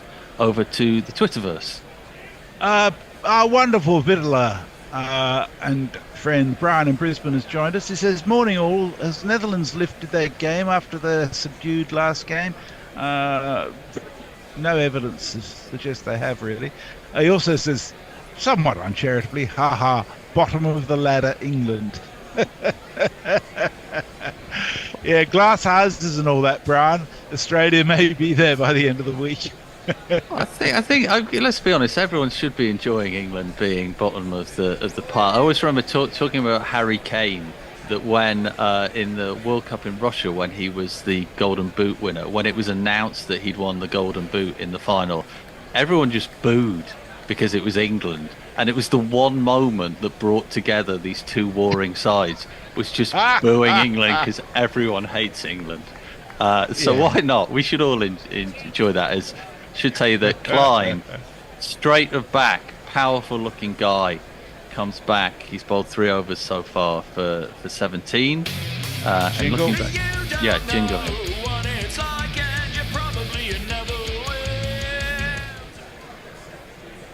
To come in. Straight on the money, but just a single again, so the rotation continues here. But yeah, there's a terrible thing. When my son started reading, those horrible histories books, he had that moment that you sometimes see in sitcoms where he came up to me and went, Dad, are we the bad guys? I was like, what do you mean? Are England the bad guys in history? Like, oh, God. Oh, dear. How long have you got? Yeah, exactly. Is Nelson not a good guy? Oh dear. Okay. Have you started on Clive of India yet? Yeah. Well, I mean, he sort of. Oh, I'll tell you in a second. As Klein comes back in, bowls whipped off the legs, but for no run. Yeah, he was oddly very interested in Winston Churchill when he was about 3. I don't know. Maybe it's like the cigar, and he liked the war, and so all these figures like Winston Churchill, Captain Cook, and then over the years just watching the scales fall from his eyes as he realises what these historical figures actually did is quite brutal. Oh dear. But I'm glad the scales are falling. They are, yeah. I remember him coming back from school one day saying, as Klein comes in again, this time played out square on the offside by Ravindra for another single. Yeah, I remember him coming home from school one day and saying, Churchill always used to be my hero. And now I'm hearing about the stuff about India in the Second World War. Oh, yeah, okay. We got there a bit early, but we'll figure it out. Have you taken him back to the Dardanelles in the First World War? Well, no, at the moment, I tell you what, it is good, because he's at senior school now. They do teach history in a proper way now. It's not like it used to be, where all the negatives of your home country are covered up. They're now exposed fully, which is great. It makes a big difference. As far as I was concerned, history was all about learning what year the Battle of Crecy was. Yes, no, absolutely. As Klein in again, almost sneaks through, or at least that's what the Dutch would like you to think. But these bowling changes are working here, aren't they, Tim? Absolutely. They restricted the runs, got a wicket. They're certainly working in the Dutch favour. And it's making for an interesting game, which I think at one point was peaking out to being perhaps not so. Absolutely, and I think they've done that. Well, it feels like maybe they've got an earpiece and they're listening to you, because they've done exactly what you suggested and made another change after getting the wicket to go for the next wicket, rather than thinking, well, we've got one and we'll grind out another one. Mitchell, a key man. They were looking at a piece of paper with the drinks break. I won't say whether I wrote it or not. That's not for you to comment, as we squeeze out another single here from Mitchell on the leg side. Thought about going back for two and then realised that was a pointless exercise. Another good over here. Klein gone for three so far. Yeah, I like that. You could be on the boundary holding up. Oh, Tony is gesticulating. I think he's gesticulating. Oh, it's 150. Yeah, you can throw your hands up in despair, but we have finally seen that 150 has come up. Klein comes in. This time tries to play it out on the offside, but gets that completely wrong as we get to the end of the over. By the way, Tony, it's 150. That's a smooth cut into the highlights package. Jay says, to be fair, I've been bested by both fitted sheets and duvet comforts. Hard bastards they are. To say nothing of shower curtains, Jay. And he says, I don't like praising people because then they'll get spoiled and forget their place. But James is proper making me chuckle this morning. Warren says, have we discussed the Rugby World Cup quarter-finalists and absences yet? Yes, we have. And as I said, I think Australians are relieved they don't have to watch any further humiliation. He also says, James, the answer is yes. I can't remember the question now. And Jay says, James, try explaining Scots-Irish Protestantism to a Colombian nephew. Okay, that's a whole... Good luck with that one, Jay. So 152 New Zealand as Van Meekeren comes in again, played down the pitch but stopped, no run there at all. Yes, that feels incredibly complicated. Let's not try and go beyond our pay grade and explain these things. A slight look, actually, Van Meekeren, maybe not so much Harry Kane, but maybe Finchy from The Office, if you remember Finchy from The Office. Oh, yeah. Slightly similar there, if he had more of a actor called Ralph Ellison, maybe. Well, he got a hand to that, actually, and it only just kind of escaped by the wicket. As we're being reminded here that we've got Tom Latham next, Glenn Phillips after that, Mark Chapman, all good hitters of the ball. As this lifted this time high into the sky. Couldn't see whether that bounced before the boundary rope or not. It did. So it's one of these. 1 and 2 and 3 and 4. Really got hold of that one, didn't he? Joe Mitchell, when he's hitting the ball well and hitting it straight, which he likes to do, there's very few that look as good as he does.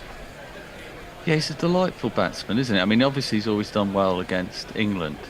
But it feels like, is he an undervalued player, do we think? Or am I just writing into a narrative that exists? Yes, Tony agrees he is right.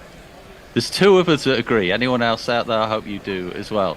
As Mitchell faces up again. He's trying to get that more round square on the leg side, but failed and chastises himself for that. Paces up and down. well, rather like a bear in a cage. We should stop talking about bears so much, or I should stop talking about bears. You can tell I went to a wildlife park at the weekend. Actually, I thought of you, Messi, because they had quite a few possums there, and I wondered what type of possums you have in your roof. Domesticated possums. I don't know. I haven't asked them what type they are. They just make a fuck of a lot of noise. Maybe you could Especially send them a when message. they're fighting each other. Yeah. Makerin comes in again on the money this time. Good. Mitchell just squirts it out. It's fielded off his own bowling. Yes, I never realised there were so many different types, but this place actually majored, I don't think deliberately so, in a lot of Australian mammals. So I feel like I've seen more Australian mammals than a stag weekend in Blackpool. Oh, where was it, James? It was near Peterborough. I'll tell you why we went. We went because me and my kids would quite like to see a wombat. And guess what? The animal that was asleep the whole time that we didn't get to see. Oh no, there's a no ball here. Van Makeren getting a little excited. He looks to the skies as though it was God's fault that he overstepped there.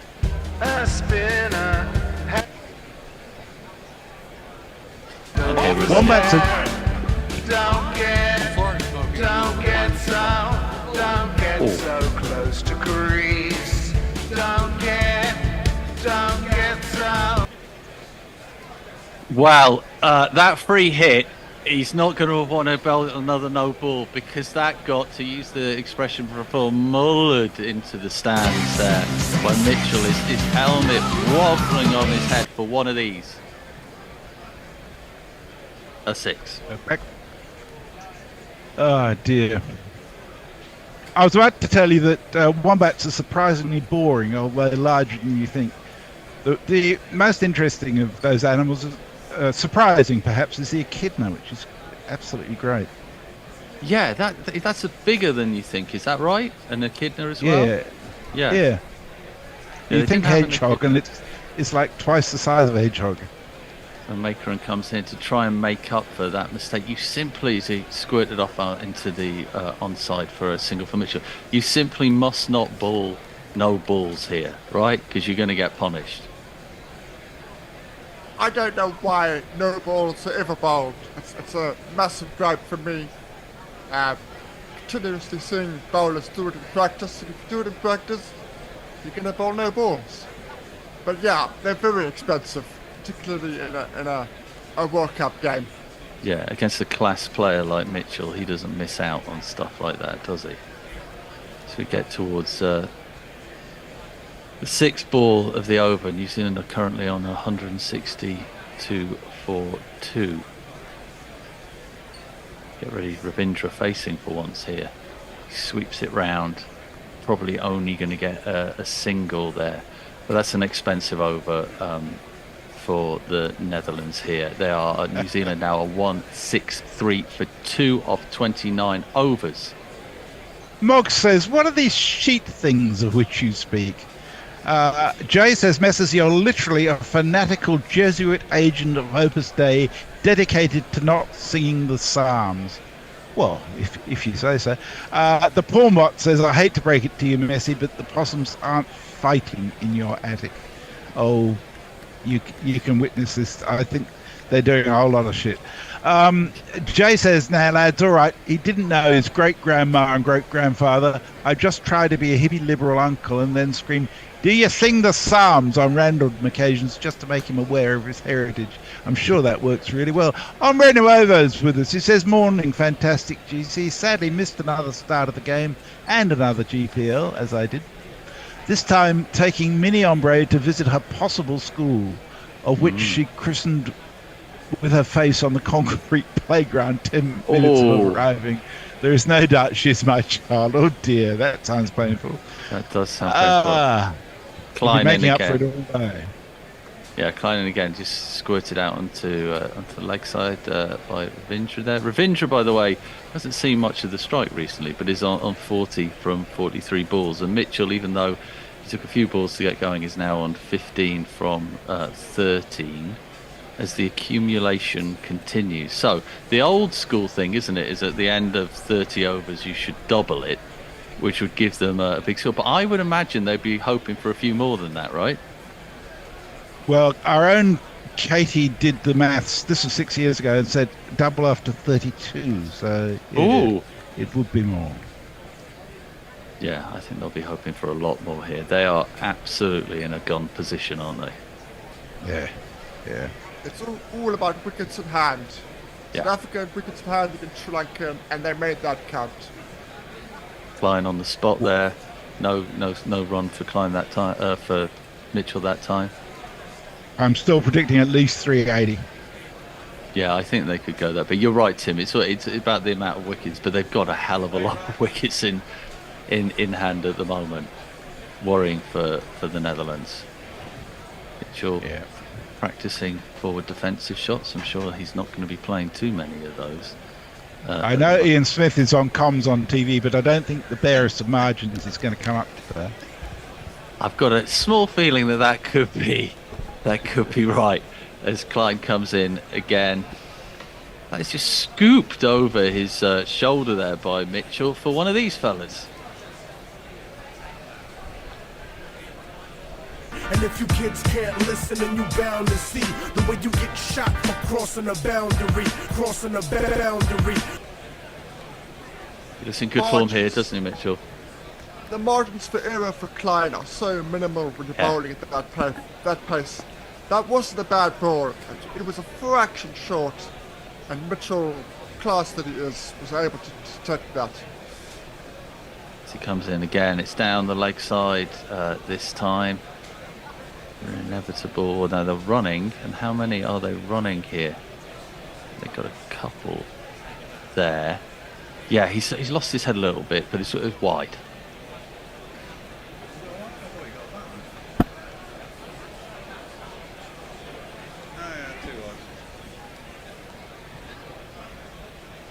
Two wides. We're getting our sign language. I'm beginning to understand now. Beginning to understand TSL, Tony Sign Language. As Klein comes in again here, this time it's just defended off the back foot there by Mitchell. Yeah, you're right, Tim. I feel like that's almost Netherlands' problem, isn't it? Is that it's sort of like 5 balls out of 6 are in the spot, but the pace that they bowl at, if that 6th one isn't, it goes. Yeah. Particularly on these very good one-day pitches, shall we say, where they want you to score 300 plus. The margins for error are very, very small. As Klein comes in again there, attempts to steer it quite awkwardly, quite stiffly there from Mitchell onto the leg side for no run there. We will be having a change at the end of this over, just to let you know. Bless his relief. I've been on since the beginning. You don't want to know what the possums have been up to when you've been on, Messi. It's chaos at the moment. You don't want to go back. You don't want to go back and find out what they've been up to, let me tell you. Let's just say there'll be a few more possums in a month's time. Oh, fine. There are always more possums. Readies himself. Comes in. Final ball of the over. This time, he attempts and he achieves a dot ball, leaving New Zealand at the end of the 30th over on 171 for 2, Ravindra on 40 from 43, and Mitchell on 19 from 18. And we will have that change.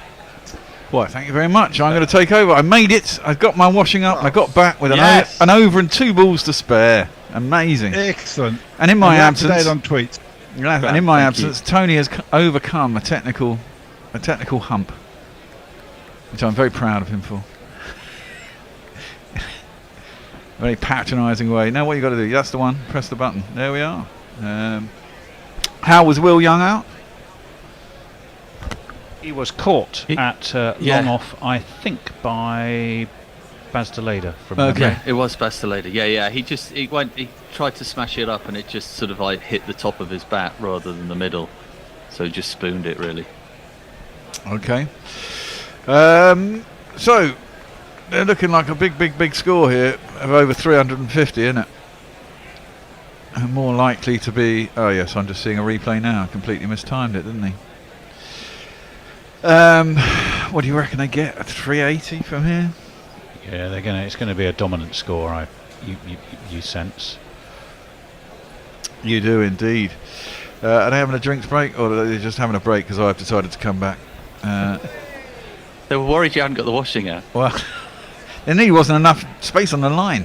Ravindra faces up to Rolf van der Merwe, and his first ball, he just worked out to deep mid wicket and gets himself a single. Talking of domestic duties, I'm just about to disappear for a second because the postman is at my door. Fair enough. The things we have to do, eh? Well, over 341 is what they're offering me at Bet365. I'm going for that, because by Katie's analysis, we haven't got to the 32nd over, and they already should be on at least 344. Do we have many entries for the GPL? Not sure we pushed it as hard as we probably should have done. We haven't been really. But that was defended square, on it behind square, on the offside, and there is no run. Let's have a look what happened with the GPL. We have one very early entry, and a second one. We have JB and North Spain Nick on 5.16 and 5.50. Well, if New Zealand get, if Holland get Dutch, Netherlands even get hammered, it could end up down there. Van der Merwe tried to stop that, it's way back past. I think it's one of those ones that stung the end of the finger. They hurt. And he looks in a little bit of pain. And it's his bowling hand too. He's gone down to try and field that. And he's probably not got it quite right, as it was smashed back past him. Caught it on the end of the finger. It hurts the joint. Ravindra will face again. He's had a good start to the tournament, eh? Looks on for a 50. Rolf van der Merwe over the wicket, down the track, comes within, doesn't quite get to the pitch, changes his shot on that and plays it down to long on for a single. I lost the word there. I thought he looked quite good in the series over in England without doing a lot. He did. He looked like he had moxie. Yeah, he does, definitely. He's young, isn't he? He's only 23, I think. Around the wicket, Van der Merwe tosses that one up, and Daryl Mitchell just plays it down to long off, and he'll get himself a single. Oh, there's my phone, and I don't want to answer it. Who's that on your phone that you don't want to answer it to? It's Will Buckley. He's got, well, I can tell you about what he's trying to get me to do, but I've just had no time to even talk about it. Back goes Ravindra, cuts that in front of the man at deep cover, and they allows him to get back for two. He started cricket bingo. Has he? Will, yeah. Who? Our Will? Will Buckley. Friend of David's. Oh, right. And he rang me up with 15 minutes to go before the first game of the tournament and said, "Can you promote this?" I was like, "Well, yeah, Will, but David, you told me David was going to get in touch with me about it, and he hadn't. And B, I've just got to run a show for the next 45 days, and you're just putting this on me 15 minutes to go before the first game, and I've really had no time to myself, pretty much." The most important question of all is, what's it worth? Well, it was worth nothing. Well, there you go. So we'll move on. Jay Grover says, "I just bought the lad a carom board for Christmas because I'm the best uncle ever. He'll probably eat it mine because he's a Fenian retard." GC Radio Naked Fun Pornbot said, "Did Bear just have a technical hump?" Adam Newman, Fiji lost to Portugal at the Rugby World Cup last night, 24-23, but Australia was eliminated by Fiji, getting a bonus point. They had 6 points more at +5 to Australia's -1. Both teams were level on 11 points. That's interesting. Klein is in, and that's punched back down the ground to the man long on, and it'll be a single. Warren says, "Is the fitted sheet calling the Bear for a rematch?" We were wondering, we had visions of you literally wrestling a fitted sheet. Well, over a washing line is pretty much it, really. Yeah. And then trying to fit it all on. I didn't realise that two kids' sheets were in the washing machine, and the garden is only 40 foot long, and they're all double beds. They've all got mattress guards, sheets, and duvet covers, which are all doubles, of course.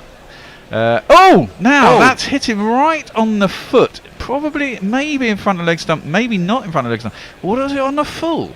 Or did he get bat on it? Because I think he got an inside edge. But if he did, then it's not worth having a thing. If he didn't, then it's very worth having a punt on that, because if it hadn't pitched, Yes, he has done. Yeah. I think if that hasn't pitched and it's hit him on the foot, I think it's going on to hit a leg stump. And the question is, A, has it pitched? B, has he got an inside edge on that? Which is interesting. We shall have a look. 178 for 2 on New Zealand. That was out. That was out. That was definitely out. Was that definitely out? I don't know. And it was Ravindra who's on 44. Here we go. Let's have a look. He bowls, and it is big inside edge. Doesn't really matter. So they've reviewed it. He's chopped it onto his foot. That's why it looked a bit weird. Yeah, I mean they reviewed without real conviction, didn't they? They kind of reviewed as though they had to because of the match situation. Yeah, kind of. But I mean, my initial response was, that's hit him straight on the foot. Which and then I thought, that hasn't pitched. So maybe that's what they were thinking as well. Yeah, hold on a minute. No, hold on a minute. Hold on a minute. It's hit that front. It's hit the front pad first. Now, as it hasn't pitched, it doesn't matter.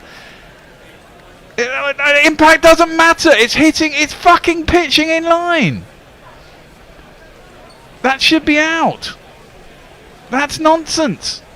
That really fucking annoys me because it's where the ball pitches. That's wrong. It's where the ball pitches. It's hit him on the full, so impact should have no effect on that. Well, you better tell Paul Rifle that. Well, he's come the man on. who made the decision. That's just nonsense. I'm sorry, they've got that fucking wrong. Tell me if I'm wrong here. It's where the ball pitches, and if the ball doesn't pitch, you don't take that information into account at the point of impact. Am I not wrong here? That is driven nicely, beautifully, in fact, by Ravindra. Oh, it's Sod's Law, that is. Yeah, that is very much Sod's Law. It was across him and in the slot. He's beautifully driven that through the extra covers for 4 runs.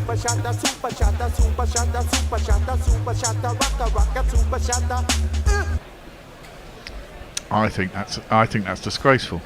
I think everyone knows the fucking rules of cricket. Suggests that there's one person who doesn't, unfortunately. Well, he seems to be the umpire in the game, or it's me, one or the other. Who do you trust, Paul Rifle or the bear? Come on, Klein in. That one's whipped off his pads by Ravindra out to deep square leg. That'll take a single. Is that the end of the over? No, there's 2 balls left, but it moves on to 49 or 49. That feels like a moment, doesn't it? A moment that could have been a turning moment, but is now maybe going to be a moment of resentment. Well, they don't seem too upset about it, but I would be. I'd be getting in the umpire's ear and saying, "It didn't pitch, mate." So why are we taking any account of where the impact was? Shall I tell you who the third umpire is? The TV umpire. Don't tell me it's Blind Joel. It is Blind Joel. For fuck's sake. That's why Blind Joel doesn't know the fucking rules. That's clipped and dropped surely. At mid wicket, clipped nicely by Mitchell with good timing. It was a drop by the hands on the head. He's clipped it to mid wicket, who's shelled it immediately. Things are happening. Things are happening. And he should have pouched that. I think should have pouched that, shouldn't he? Yeah. Lord, okay, I better. 11:53. Yeah, all right. Calm down. I've got to find the drop catch jingle. Where's that? Selected in play somewhere. Here it is.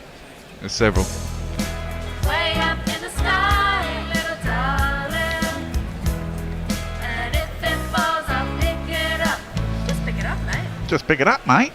Ryan Klein is in, and again that's played out to mid wicket, and there's no run. Oh, so frustrating. That is frustrating. You think better sides may take that?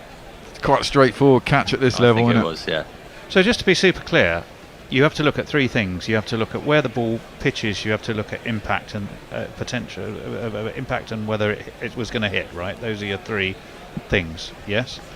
Whereas if it doesn't pitch, the first of those things is out the equation. Right, is what you're saying.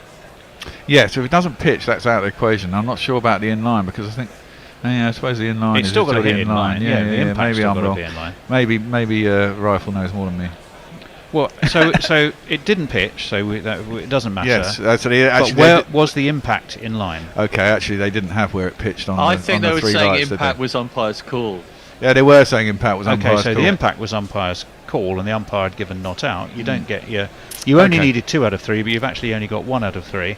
Yeah, my indignation was wrong. And the partially sighted rather than completely blind Joel Wilson obviously validated that decision. I think you owe him an apology, Bear. I think I do, actually. All right. Written, I'll go maybe? there. Get Google to email him. You've Yeah, got good relations with them at the moment. It was a millimetre or so not in line as well, wasn't it? It was pretty much on the seam. So unfortunate. So unfortunate. But that unfortunate, it is a cliche, but against the bigger sides, you have to be taking those catches and you have to have that little bit of luck going your way. With very much so. The impact, Very don't much you? so. It's a shame that. What was Well, this there you crazy? go. Was that the end of the over in all that excitement? Yeah, I think it was, yeah. Well, I can tell you. Let me see. Oh yeah, Mog to say, isn't Blind Joel the third umpire for this? Jay Grover said, I'm utterly confused that anyone other than Mrs. Bear ever uses Bear's phone. Indeed. Leah, when the Dutch start to get hammered, they generally start singing football chants in their funny language. Most adorable football hooligans ever. Just for shits and giggles, says Jay, I haven't seen it. I reckon that were proper out. It wasn't. We've actually just kind of rethought the logic and agreed that the umpires got it spot on, actually. Anand, could have been 4 down, he says. Yeah, it should have been. It's like a sitcom. Wilson, says Jay Crover. Yes. Warren says, Rifle versus the Bear. Sounds like a drastic end for the loser of Fat Bear Week. Well, yeah, fair enough. Let's have a quick look over on YouTube. Where? Oh, what is this? I don't want you. It's Premium one it's a free. replay. Stop it. Right, here we go. YouTube, yes. Who is with us on YouTube? Oh, quite a few people. Kieran Roseblade, geez, I'm not describing the point I've made in my head very well. Oh, and he said that because, though it doesn't matter if it pitches or not, if you are playing a shot and it hits you outside the line, it's not out. But where impact being in line or not anyway was umpire's call, and the umpire had effectively called it as not in line. Andrew Cook, the Bear doing Leo DiCaprio pointing meme impersonations wasn't on my GC bingo card. Stephen Kelk says, great process, Daz. Yes. Every time. Are we going to get this whole World Cup now? Any dodgy DRS decisions, we're going to refer back to VAR and Tottenham and Liverpool, aren't we? We are. Fucking wankers. It's been a mistake, Daz. Yeah, no, that's coming back every single time. Daz didn't. And you know what happened this weekend, didn't they? The game had restarted and they went and stopped it, and then awarded a VAR decision. Well, I've got to be cheating, fucking bastards. Yeah. Says the man from Watford. But never mind. Yeah, well, you know. How are you feeling about Watford this season so far? Well, let's move on from okay, yeah. There's a long way. There's a long way to go. Rolf van der Merwe is in. Ravinder goes back, chops out to the man. Oh, on a deep cover boundary, who has a misfield. He'll get back for 2. That brings up his 50 in the 33rd over. New Zealand are 185 for 2. Ravinder gets 51 off 50 deliveries.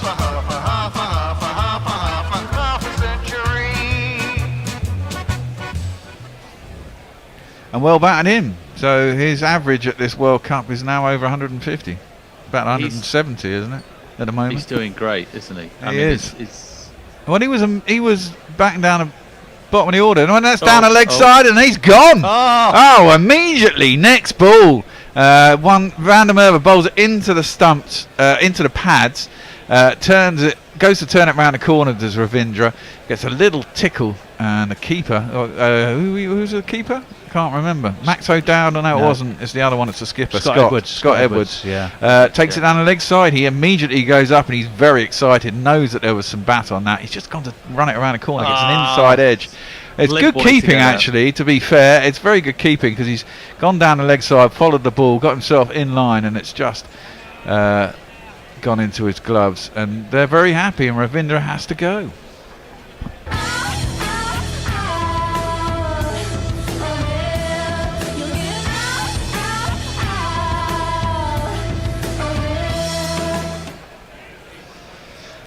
And they get another wicket, keep themselves possibly in it. I mean, the score's still going to look large, isn't it? I mean, there's no Jimmy Neesham to smash them out, and Latham hasn't been particularly good later. But who? So is it Latham in Phillips. now? Phillips. Oh Christ! Now Phillips is a big man who hits it a long way. He's got plenty of heft. But Ravindra, shout out to him because he started off really well, and obviously he was part of an exchange program, wasn't he, at Hyderabad? Was it last year or this year? And so has some experience there. But he's shown some great skill here, and I think it's surprised some people that he can come up the order and bat so well. What is it? He was a middle order. He was an all-rounder, wasn't he? In England, he was. Oh well, certainly until the last game in England, he was batting 6, 7, or 8. Yeah. Well, should we jingle him while he's scratching his mark? Stand-in skipper is in. It's Tom Latham. He opens up a thing or sometimes keeps wicket. He doesn't ball great, but I still don't wanna face him, Tom Latham. And his first ball, turns into him quite sharply. He prods at it. I don't know if there's a bit of inside edge. It certainly hit the pad, just ballooned back up the wicket. Nowhere near anybody, and there is no run. No, he's short of runs, isn't he, Tom Latham? Didn't do anything in England. Yeah, he needs a few, and Van der Merwe obviously coming in with renewed confidence. Exactly. Tosses that one up, he comes down a track load as Latham. Doesn't get to the pitch, but nicely enough, just clips it down to long on, and it'll be a single. Yeah, I think this would be one when we were talking before about New Zealand players who could do with a few runs. He is one that they would be really hoping can play his way into the tournament. So well, yeah, exactly. 6. You do need everyone to chip in at some point, don't you? And what better situation? You get yourself to play in, and then if you get yourself in, get confident, you can smash it around. After all, should be looking at a score over 350 from here. That's defended by Daryl Mitchell out into the covers, and there's no run. We've just seen Van der Merwe getting very, very angry when he got the wicket of Ravindra here. Entirely sure what that's. He's showing 2 and then giving a thumbs up. Or maybe he's saying to someone, good suggestion in the field. He looked furious. Yeah, he looked pumped. I don't know if he was saying it at Ravindra, to be fair. That's tossed up, nicely tossed up. And Mitchell just punches it down to long off. And there'll be a single. So if you double the score, it should be about 370. 32 overs, I would have thought, something like that. Yeah, feels about right. This is interesting. Jay Graver says when Bear batters Pollard, he can take a piece of Paul rifle. Man's a fucking machine. But Farong says LBW law 36.2.3 and assessing point 36.1.5 brackets the ball would have hit the wicket. It has to be assumed that the path of the ball before interception would have continued after interception, irrespective of whether the ball might have pitched subsequently or not.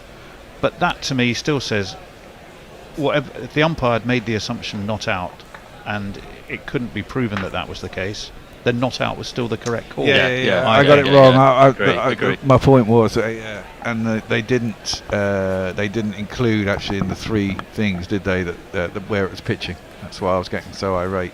Well, someone I used to work with once said to me, it's more important to be interesting than right. And I think you delivered Well, on I think that. I delivered on that one, absolutely. Mitchell is facing up 23 off 26. Deleda is back into the attack. Or was he bowling last over? I don't think he was. I think that might rather depend on your occupation. Yeah. I mean, if you're an air traffic controller or like a surgeon, a surgeon or the president in charge of whether to fire the nuclear button or not, then possibly being right over trumps interesting in the process. But there we go. Well, I took your heart out instead of your appendix. Yeah, Vassaleda is in short with no pace and hoiked nicely by. You can't bowl there to Daryl Mitchell. Smashed out to corner, really, 4 runs. 4 on the floor, and 1 more 4 than the 4 before. That's what 4s are for, to get funky on the dance floor. Just pick that up. There's no one out there. Bread and butter. Yeah, it was very much so. It's not quick enough to trouble anybody, is it? It's a half tracker. It is, as we were saying before. Next ball is a bit fuller. And this time, therefore, you can only work it into the leg side. Terrible throw at the bowler's end. Fortunately, someone's backing up. The pace these guys are bowling at, 1 run. They've got to be as accurate as they possibly can, because they are going to go when they stray. Exactly. It's basically, and even then, actually, if you just keep bowling the same ball, they'll get used to that as well. It's ODI cricket, and they'll figure out how to smash it. So Tom Latham. Next up is Glenn Phillips, followed by, and of course Mark Chapman's here as well. He's another man I don't really rate. He's got an average of 38, but I've never really seen him do it a lot. Decent hitter if he gets going, for sure. And, Netherlands have got to be thinking here, if they can not lay them over, then, well, I suppose then naturally they're into those players who will crucify them even more. But this is it. I mean, Glenn Phillips is someone definitely to fear. Ooh. That's just poked at by Latham. Beats his outside edge through to the keeper, and there's no run. Yeah, he tried to run it down there, tried to get a bit cute, didn't he? I mean, surely you put Glenn Phillips in before Latham. You would have thought so. I mean, with the amount of overs that's left, you would have thought you'd want to be gearing up a bit now. Maybe they feel that Latham needs time in the middle. Maybe it is sort of like... Yeah, but it's ODI cricket. I mean, I'm sure I don't know what his ODI record's like. Come on, you're a stats man, Tone. What's his ODI record like? Sorry, I was distracted. Tom Latham. Worked into the leg side and there's no run. I'll tell you, give me 2 moments. What's his average and strike rate? His average is 34-ish, isn't it? And his strike rate's in the 80s. Okay, so it's not so bad. He's just being sketchy at the moment. Yeah, I think so. I think he's just going through a bad trot. Average is 35, strike rate of 85, highest score of 145, which he got versus India at Eden Park in 2019. He's played 134 ODIs. Next question. So he's there. That one's clipped into the leg side, but can't beat the man at Wimbledon. No one. Was he one of the guys in the Super Over in England, or was it? It was Jimmy Neesham. Guptill, wasn't it? Was it Guptill? It was Guptill and Neesham, wasn't it? Yeah, I think so. I think so. Right. Some messages, I think. Jay Grover is saying... hang on. Leah's first of all saying the Dutch bowling attack has taken 13 times more wickets this World Cup than the English one. Let that sink in. Yes, it does. Jay Grover, right, last beer, which I intended to have about 3 hours ago, but you were all such jolly fun. Well, that's good to know. Warren, good to know. Bear versus Blind Joel Wilson, both will be wearing dark glasses the next morning. Jay Grover says, I know people have been mocking Bear's fighting prowess, but I reckon he would have Will Buckley. Will Buckley, do we know Will Buckley? I'm sure I've met Will Buckley. Because there was a chap who used to play for Rochdale and Watford signed called Will Buckley. He went on to play. He's not the same guy. I'm sure I met him with. I'm sure I met him with Dave actually in what's the Groucho once. Is he a journalist or TV guy? Yeah, I think he's a journalist. Curly hair? Yeah, I think so. And he was doing something then as well. He's done it was something to do with darts or something. Something to do with us. Well, we're up to date on YouTube. Oh, okay. Oh, we haven't had much super chat. Come on, peeps. We only had 2. Yeah, come on. Someone super chat us. We can get 1 or 2 a game. We're very, very happy. And can you explain super chat to me? Basically, you pay and your comment definitely gets read out, and it comes up in a big coloured block so we can see it and can't miss it. And stands out in a block of gold, and it helps to fund everything. Yeah, it does.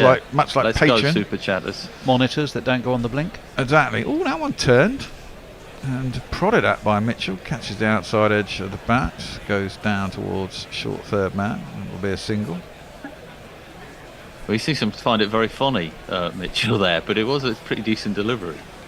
And Meekham's still got 4 overs left, so he can go somewhere into the 40s. Yeah, he's done well as well, hasn't he? The thing is, they don't really have any death bowlers, do they? That's reverse swept nicely by Mitchell. Sorry, the Latham just turned that around the corner, didn't he? Previously, and Mitchell reverse swept that for 4 runs. Lovely shot. I know it was. It's Latham. They've got that wrong, haven't they? Yeah, they got the triangle. I was going to say. It's a reverse swept by Latham. It's definitely an outside edge by Mitchell off the first ball, and that definitely was a reverse swept by Latham. The triangle's in the wrong place. God damn it. And considering one's left-handed, I should know. That's just worked into the leg side. There's no mid-wicket, and that'll be an easy single to the man coming in off the boundary. Well, it was an easy single, but I think Mitchell thought it could be 2 there, but Latham had jogged down like Tyson Fury. That wasn't doing 2. The morning rounds. No, it was never going to be that. It was never a 2. Mitchell turned round in despair to see the back of Latham. Well, maybe you should save a little bit of energy in this sort of heat, and that's pointless. He comes down a track, does Daryl Mitchell. The bowler sees him coming and drags it a little bit shorter, and he just has to cover up. Now here's a sort of a rather existentially vexing question. I'll Okay. read it in a minute. Around the wicket, 198 for 3, just worked into the leg side, pushed by the man at cover, back to the bowler. Excellent bit of partnership fielding there. He's like a little jack in the box at the moment, Van der Merwe. Yeah, he's certainly, his adrenaline is up, isn't it? Maybe not such a little one, to be fair, but... Oh, he's quite a solid lad, isn't he? He's quite solid, stout like me, I keep saying. Old Van der school Merwe spinner around the body. wicket, tossed up and just defended again, out to cover, and there's no run. That wicket's helped pull it back a little bit, hasn't it? Well, that It has. existential question comes from Mog, and it is, what is the limit of obscenity you're prepared to accept in a super chat? Oh, well, for me, there's very little limit. You know that, Mog. Well, But I guess the more obscenity, the more money you should put in a pot to get read out. Yeah. That's fair enough. Oh, come on. There has to be a limit. Well, no. I mean, if you want 20 fucks, for example, then $1 a fuck. You're just lining up Pornbot for the rest of the I think innings you're on the here. back. You're on the back of King's Cross about 40 years ago. If Ben. I get paid $300 a match to say fuck a lot, then I'm not going to complain. As that one is across Latham, and he tries to prod at it, and misses it, and it goes through to Edwards behind the stumps, and there's no run. I think that's my big takeout for the morning, is that you charge $1 a fuck. Well, that's just something we should bear in mind. Well, going yes. forward. No. Obviously, if I was a gigolo, it'd be a lot more. But this is just the word. Just a gigolo everywhere I go. Oh, there you go. Deleda comes into bowl to Latham, who stops on him. Well, it looks like it stops on him. Probably didn't. He's just maybe a bit out of touch and jabs it into the leg side, just short of the man at mid wicket. There's no run. Just 2 runs required for the 200. There's been enough, though. There's been enough little moments every other over where the ball has misbehaved or the pitch has misbehaved in some ways that I would be worried if I was Netherlands facing the New Zealand attack. Yes, I mean... Do you know that song, Just a Gigolo? That was the fabulous Louis Prima. Oh dear, Latham looks so out of touch here. He tries to short arm pull that from probably not the right length to do it. And do you know what he was more Beats famous his under-edge to as, keep no run. perhaps? What's Louis that? Prima? What he was... Louis Prima. Yeah. I don't know Louis Fabulous Prima. singer. Well, he sang Just a Gigolo everywhere I go. I ain't got nobody. He was the voice of King Louis in the Jungle Book. Of course. There you are. Very good. I'm the king of the swingers. That's the one. The Jungle VIP. Yeah, that's the one. The Lader in across. Now that's where he can hit it, and that's a sweet shot by Latham. Drives that out through extra Lovely. cover. Beautiful shot. 4 runs, brings up the 200 for New Zealand. They move on to 202 for 3.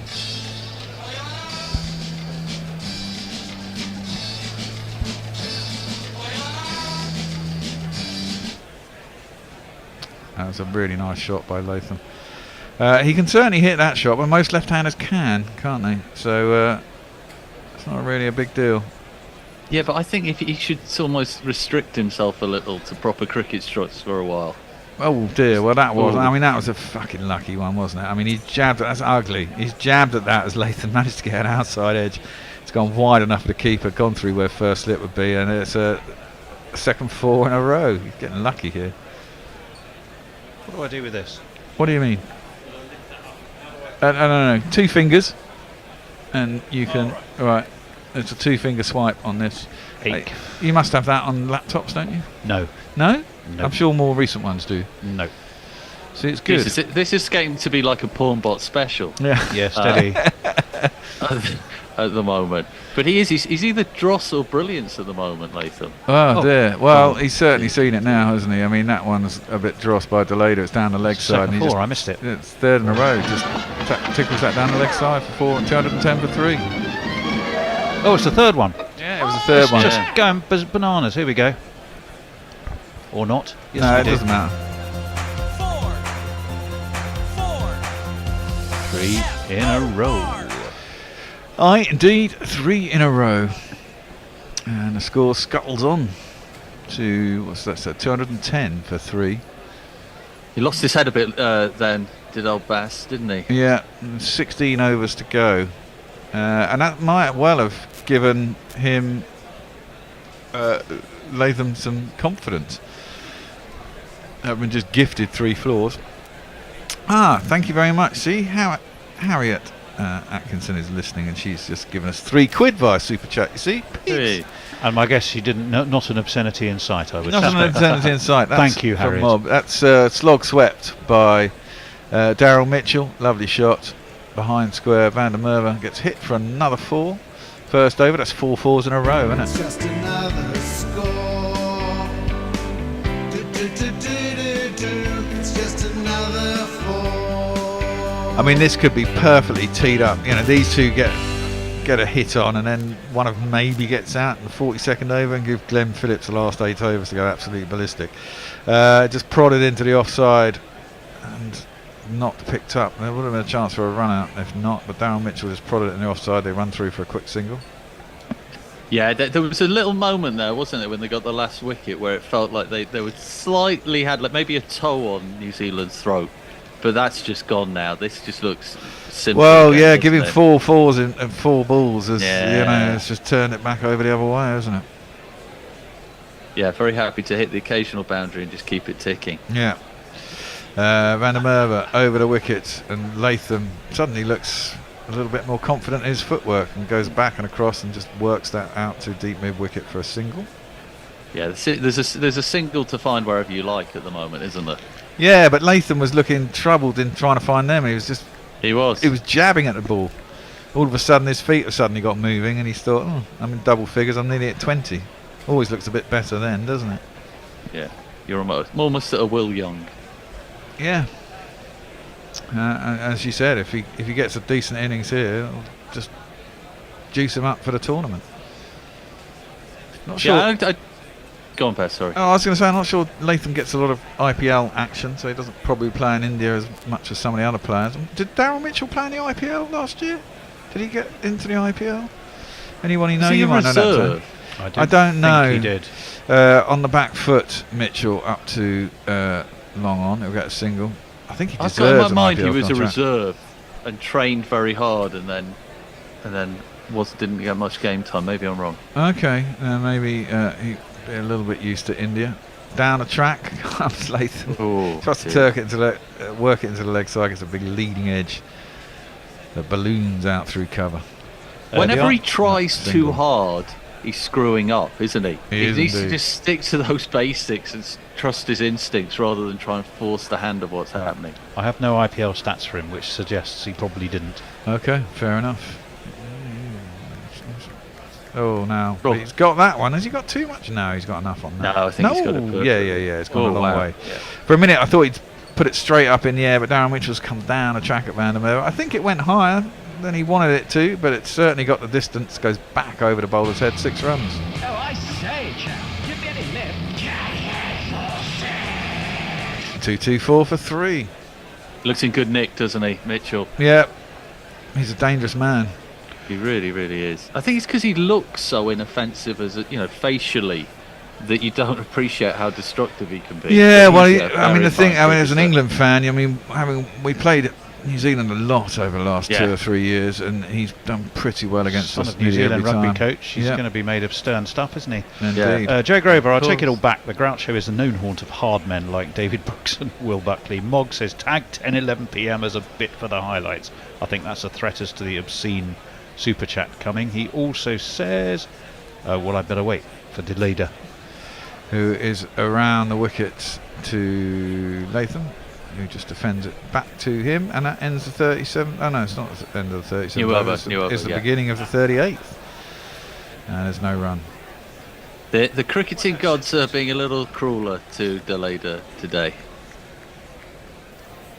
What are you trying to do, Tone? That's it. I'm busy than a one-armed man with crabs in. That's a nice shot, and Latham is 20 off 16, facing up Deleda around the wicket to him. He just plays that back past the bowler on the leg side, but mid-on is fairly narrow for the lefty from around the wicket, and he can't beat him. There's no run. Run rate's up to 6 now. Mog's comment was, Bear, you sweet naive summer child, obscenity isn't just some tired old collection of expletives. So you see, I know. It could all right, be. all right. We're all intrigued as to what obscenity. You know, filth might be coming our way. The Bradman money. The Bradman word won't be read out, as you know. Down the leg side. Is that caught? There's an appeal. Deleda doesn't want to know much about it, I don't think. Yeah, Deleda didn't want to know about it. Scott Edwards did, though, as it went down. It's not been given as a wide, so maybe it came off the pad, flicked the pad on the way down. The RS timer counts down. No one looks interested in actually having a look at it. And they don't. No, he's batting like a glitch at the moment, isn't he, Latham? Like sometimes it just... something goes wrong, and then sometimes it's beautiful, and then sometimes it's wrong again. Yeah, I definitely think that definitely clicked the pad, I think. Short pull, not timed greatly by Latham. It's down towards long leg. They're going to come back for 2? No, there's a chance of a 2, but they didn't seem interested in it. I think Latham is a jogger rather than a runner at the moment. Yeah. He's into the 20s now. Mitchell on 41 off 37. Yeah, going very nicely. Indeed. And they can just ramp. I mean, it's so perfectly set for them, isn't it? Just to ramp it up from here. Yep. Because you can almost go earlier because you've got so many wickets in hand. Well, exactly. You've got 7 wickets in hand and a couple of biffers at that as well. So, and you've only got to survive 12.2 overs from here, so you might as well give it some. Mitchell can go off like a train anyway. That one he defends back. Can't beat the bowler. He defends off his own bowling, and having gone for 3 fours and the last 3 balls of last over, Deleda has just gone for 1 off the first 5 balls of this. Just finished the over up. Join the dots. Well, they're not dots because there's one in the middle, but in terms of ODI cricket at this stage of the game, a 1 off 1 over is pretty good going. We're at the overs end there. That sort of crept up, didn't it? I thought there's 1 ball left. There is 1 ball left. So. Oh, they're just in a bizarre little package. Yeah, they have, you know, shown us a bunch of Indian players and watercolours on the walls, probably at the stadium. That's played back to the bowler, and he does end with a dot. And it's a good over from Deleda, only 1 off it. 34 from his 6, so not so bad. 225 for 3 after 38 New Zealand. Over to you. Well, yes, the Naked Fun Porn Bot says, how much for a BJ Bear? Which, interesting enough, is the registration number of the Bear's car without the bear. Hendo and I always drive up the hill to park and wonder, is the BJ Mobile here? We will say BJ07. It does tend to be. Hendo says that. Jay Grover says, I could super chat a few screenshots of horrendous filth I need to read to keep me in curtains, and you'd all retire to the Bahamas. Though you'd have to have a very long shower first, mind. Jersey Oak says Dave Lee Roth did a version of I'm Just a Gigolo with a video. Yes, he did, Jersey. You're absolutely right. Yeah, good shout. Adam Newman, New Zealand versus Bangladesh is Friday, October the 13th, and that's 3 days after Bangladesh versus England tomorrow. Let me see if our friends on YouTube have been kicked into life. Yes. Well, no, it was only Harriet Atkinson's £3, which you'd already kindly mentioned, but we'll mention it again, Harriet, and say thank you again. Oh dear, full banger. Van Meekeren is back into the attack, and got away with that really, as it was just punched out to the man on the cover boundary. He'll get a single. And without wishing to be that guy, net run rate, this is a great opportunity for New Zealand to blast themselves up even more, isn't it? Well, yes. Which will allow them to have a disastrous result and not do anything. You know, I mean, this is it. If they can push this on and knock over the Netherlands reasonably cheaply as well. I mean, it's plus 2 point whatever it was against us. Do it again here, get up to plus 4. Things are looking good. Van Meekeren is in, smashed 2 straight. Daryl Mitchell has smashed that so hard he's knocked what would be the leg stump down the other end out of the ground. That's incredible. It's hit with great velocity, and he doesn't really get his worth for it. The stumps have done the fielding. Boom. Obliterated the stumps at the bowler's end. Really satisfying. I wonder if it's split the stumps and they'll have to go and a new one out. And he gets a bow.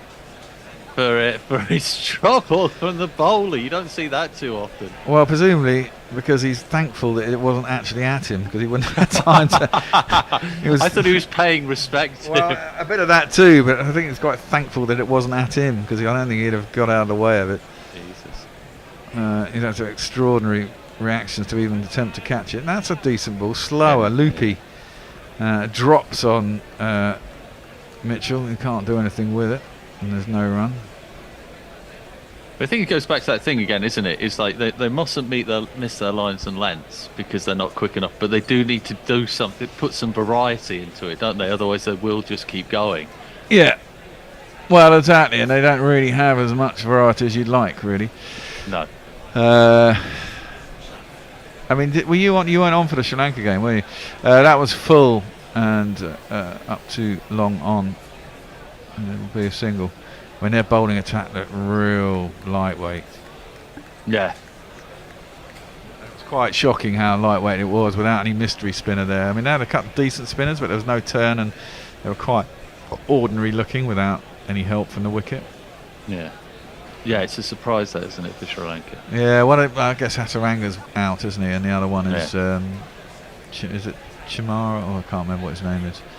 But he's the mystery spinner, and he's a bit injured at the beginning of the tournament. Van Meekeren is in. Ooh. I thought he'd edged that a little bit, Nathan, there. Prodded at another one. Beats his outside edge, through the keeper, and there's no run. Still, well, gone back to looking not that great. Right. That looks like a language that you can read that out. Because well, I'm wondering if I should run it through Google Translate before. Well, I think you should. Well, I think not many people understand what it actually means, so we should run it through Google Translate just for the hell of it, because I want to know what it does actually mean, because I haven't got a clue. Well, it's 10. It's for 10. Well, first of all, huge 10 Australian dollars from Mog. Lovely. Well, thank you for that, Mog. Van Meekeren in last ball of the over, short arm jab, finally gets hold of that one. That's a good shot by Latham in front of square, and I think it's going to beat the fielder. It does. That's a good shot. Pick the gap, and the man was at square or just behind, had to come a long way forward in front of square. He can't make it. Latham gets a 4.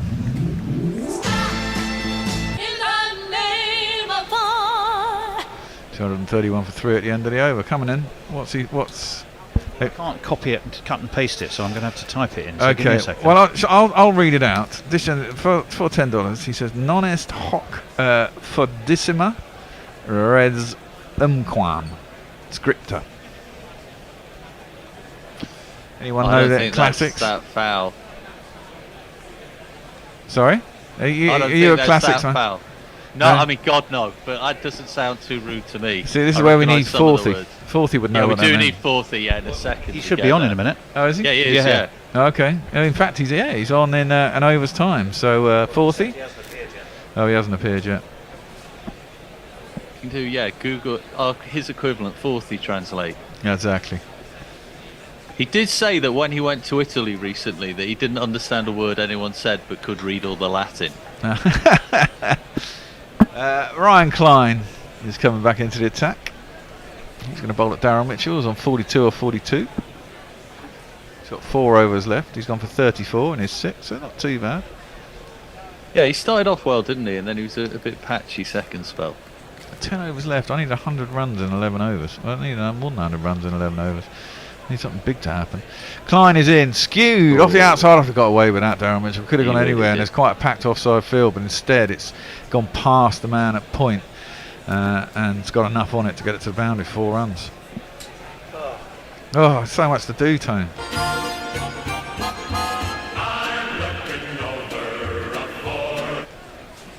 Yeah, he was aiming that back down the ground.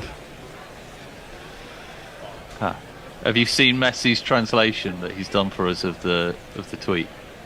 It's over there, yes. It says, it means this is the most disgusting thing ever written. Okay. Oh, is that it? Oh, well, I won't. Thank you, Messi. Saved me time. And very funny. And thank you for the kind donation, Mog. Yeah. Sachin's got kind of clear aviators on. I'm not sure if he edged that. He's gone for a big hoik back over the bowler's head, Mitchell. One thing about Darryl Mitchell is he's great at hitting straight. Bounced off of Scott Edwards' glove, so I guess we'll never know if he got an edge on it. No run. The past couple of deliveries, he's attempted to go Billy Big Boy, but he's got it wrong both times, hasn't he? Well, there's only 10 overs left. If you're not going to do it now with 7 wickets now, you're never going to do it. But his eyes in, he's on 41. We've now got everybody tweeting and messaging us in Latin. Oh, God. Oh, brilliant. Well, Forthy's coming on in an over. Well, you keep promising him, but we can't actually see him. So he's going to have to get a bustle on. He'll turn up. He usually does, Forthy. Otherwise, Bear, you and I might have to shuffle duties. Okay. Oh, here he is. On cue. On cue. Worked into the leg side, out towards mid-wicket by Mitchell. He'll get himself a single. Moves on to 47.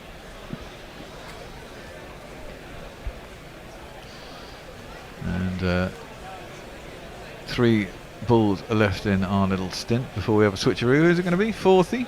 It's Forthy, Messi and you. And I think me, because Dave's not turning. Unless hell's frozen over, there won't be a Dave. No. He's gibbering somewhere in Palmer. Leah, well, I'm going to read it and, hang the consequences. Situs vi latte in isse tabernet. Something about latte coffee, maybe. Who knows? Who knows? Jay Grover, oh man, I had money on Mog calling you all catamites. My translation is you're all horrid people, and Mog says my work here is done. Driven by Latham up to mid-off. They just get through for a single.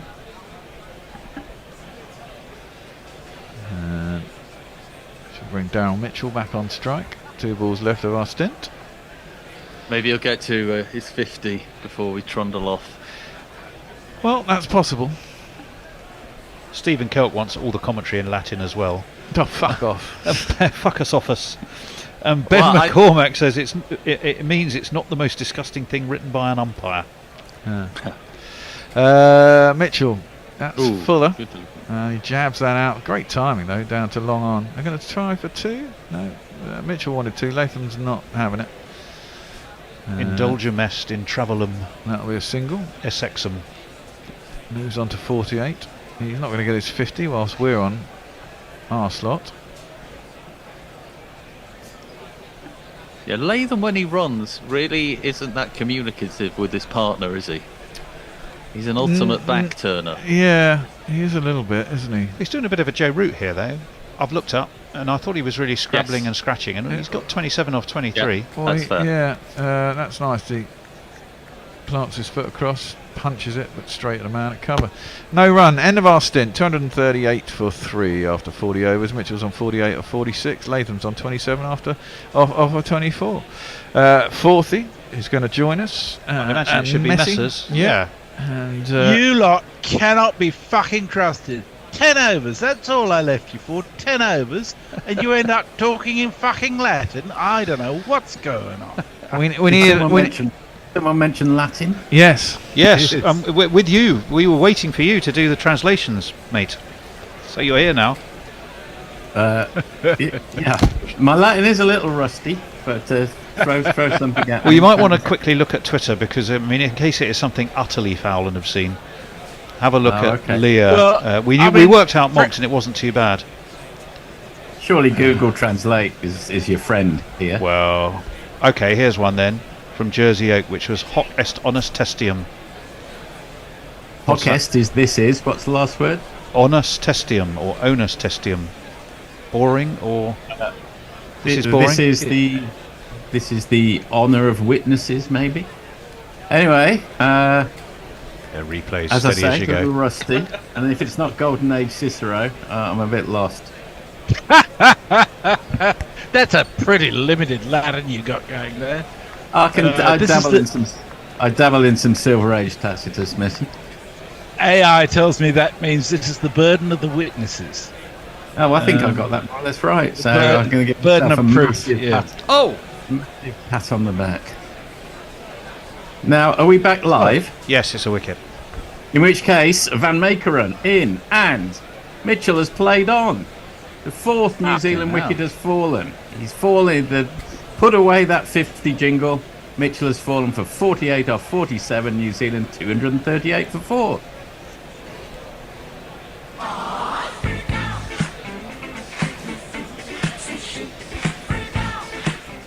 Do raise your hand, Tony. Thank you. In fact, I don't think he did play on at all, did he? He just went straight through him. It was an off cutter, and just played down the wrong line. Well, he played right across it, in fact.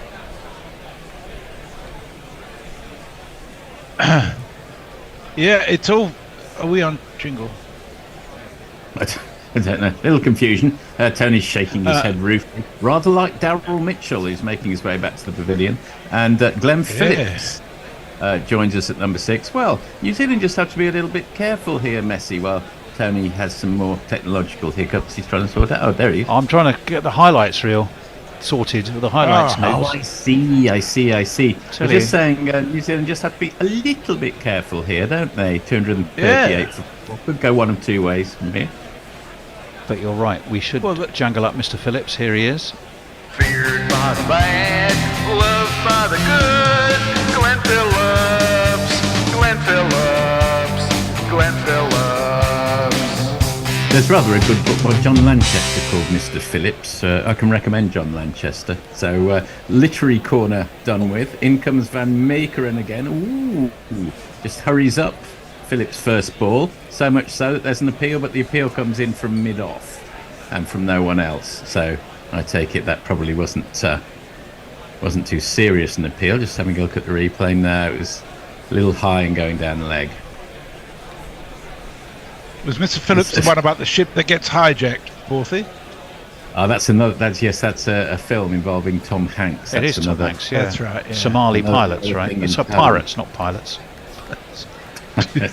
Somali pilots. He's not being sort of dive bombed in the middle of the Atlantic, is he? But well, yeah. I mean, pilots do, unfortunately, occasionally do get hijacked, of course. But it tends to be there rather than on the high seas. Van Meekeren in again, played off his hips by Latham. He's ticking over. The point was made that you look up, and Latham is already in. On this occasion, he's 27 off 24, and the point is well made.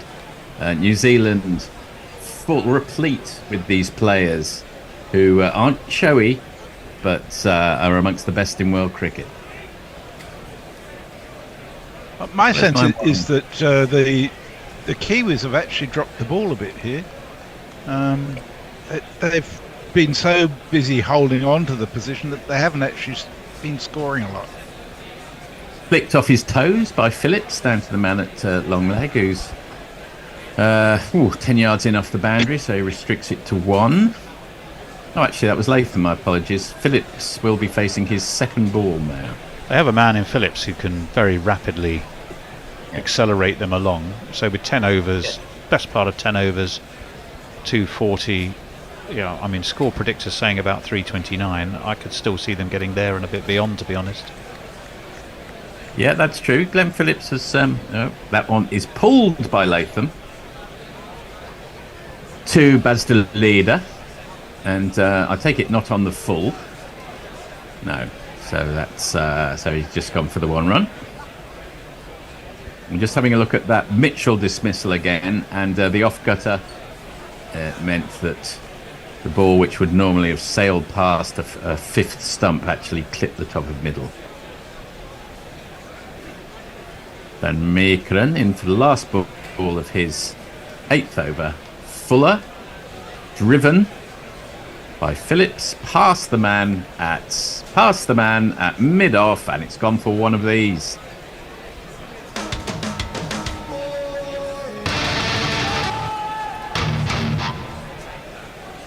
Okay, thank you very much, Tony, and over to Messi in Perth. What's happening out there?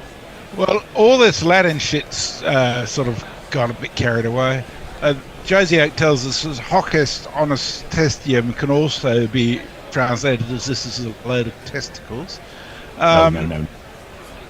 Leah's pointed out that what she said was actually a joke. If you nudge the spaces around it a bit, it becomes something which means looks like Latin but isn't, in a Cologne dialect, which is fairly so it's a Latin joke that would have to be only understood by a German, apparently.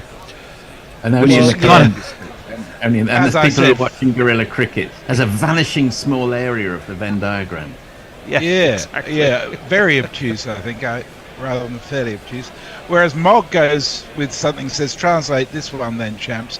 Put something that not only is foreign, but it also has foreign characters in it. So I suspect it's dialect spoken by 17 Vikings around 1740 years ago, which is his specialty.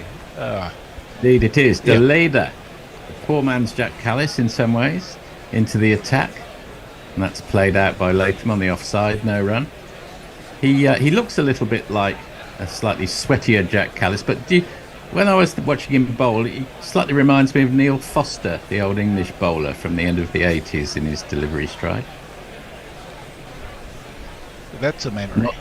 I'm not getting confirmatory nods from around the room. He's come round the wickets to Latham on this occasion. You were talking about small Venn diagrams, you know? Well, I was thinking of a wicketkeeper, that's why. And maybe I got the wrong. Are you sure you have the right Foster? There was a Foster who went kept to Gloucester in the shower of rain, as I recall. And a doctor. Well, he was a doctor, wasn't he? Yeah, he was, yeah. Who kept in the 86-87 Ashes. Oh, was that Richards? But there was another Foster, you're dead right.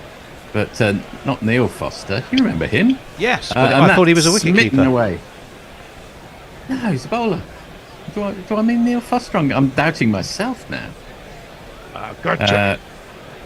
Latham has hit that away. Onside. Chipped it to the man at long on. It's gone for a single. I think that's Vikramjit Singh down at, who's one of the easier members of the Dutch team to identify for fairly obvious reasons. Neil Allen Foster, whose nickname was Fozzie, he was born in Essex, played for England, played 29 tests for England. Hey, what? 29 bloody tests? Stop doubting me. 88 wickets. Thank you. And I think he got a decent average as well. I'm going to guess 32. And that's... it's a wicket. You get the prize. 32.85. Thank you very much. And meanwhile, while we're talking about cricketers of yesteryear, in the here and now, Phillips has been cleaned up by another excellent catch behind the wickets by Scott Edwards, diving full length to his right. A nice chunky edge, and Phillips has gone for 4, New Zealand 247 for 5.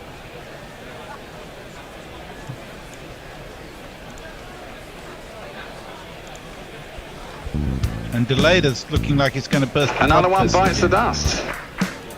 I think that is going to be out, Fred. Another one bites the dust. Yeah, it was a slightly hero's dive in the end from Scott Edwards, but fairly straightforward catch in some ways. But yeah, they've all got to be taken.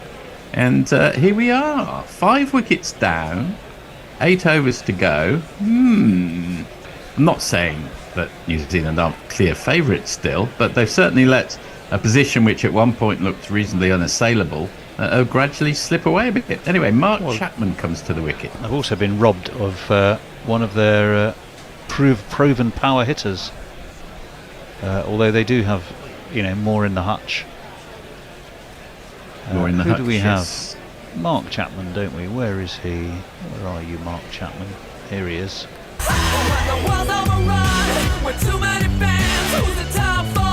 Mark Chapman. Thank you very much, Tony. Very good. Mark Chapman, can we tell you anything about him? Hang on, I'll tell you a bit about him in a moment. No, I can't. He's not on my list. So he's not getting in. He's not. Round he's the not a serial killer, later. then. There's a big appeal. There's a consultation. And it's been given, has it? Yes, it has. He's gone. My goodness me. Wow.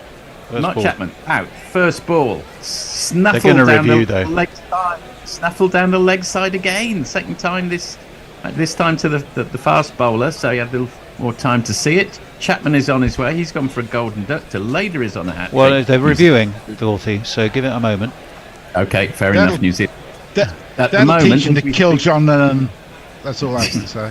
Well, yeah. At the moment, New Zealand are 247 for 6, but that might get reversed. It looks like a little glove. I think that was we're going to have to see the side view. We're going to see it now on Ultra Edge. No, it isn't. Oh, I think he survived that. Brush Yes, of thigh, it's hit. as you were. It's Review, but not out. I have a little sympathy with the umpire there because the bat was directly in line with the hit, so the deviation would have appeared from 20 yards away, but wouldn't have sounded like an edge. Anyway, Paul Rifle has to reverse his decision, as you were. No hat-trick ball for Deleda, no golden duck for Chapman. New Zealand 247 for 5. I can tell you he made 65 not out in the warm-up versus Pakistan and 20 in the warm-up versus South Africa.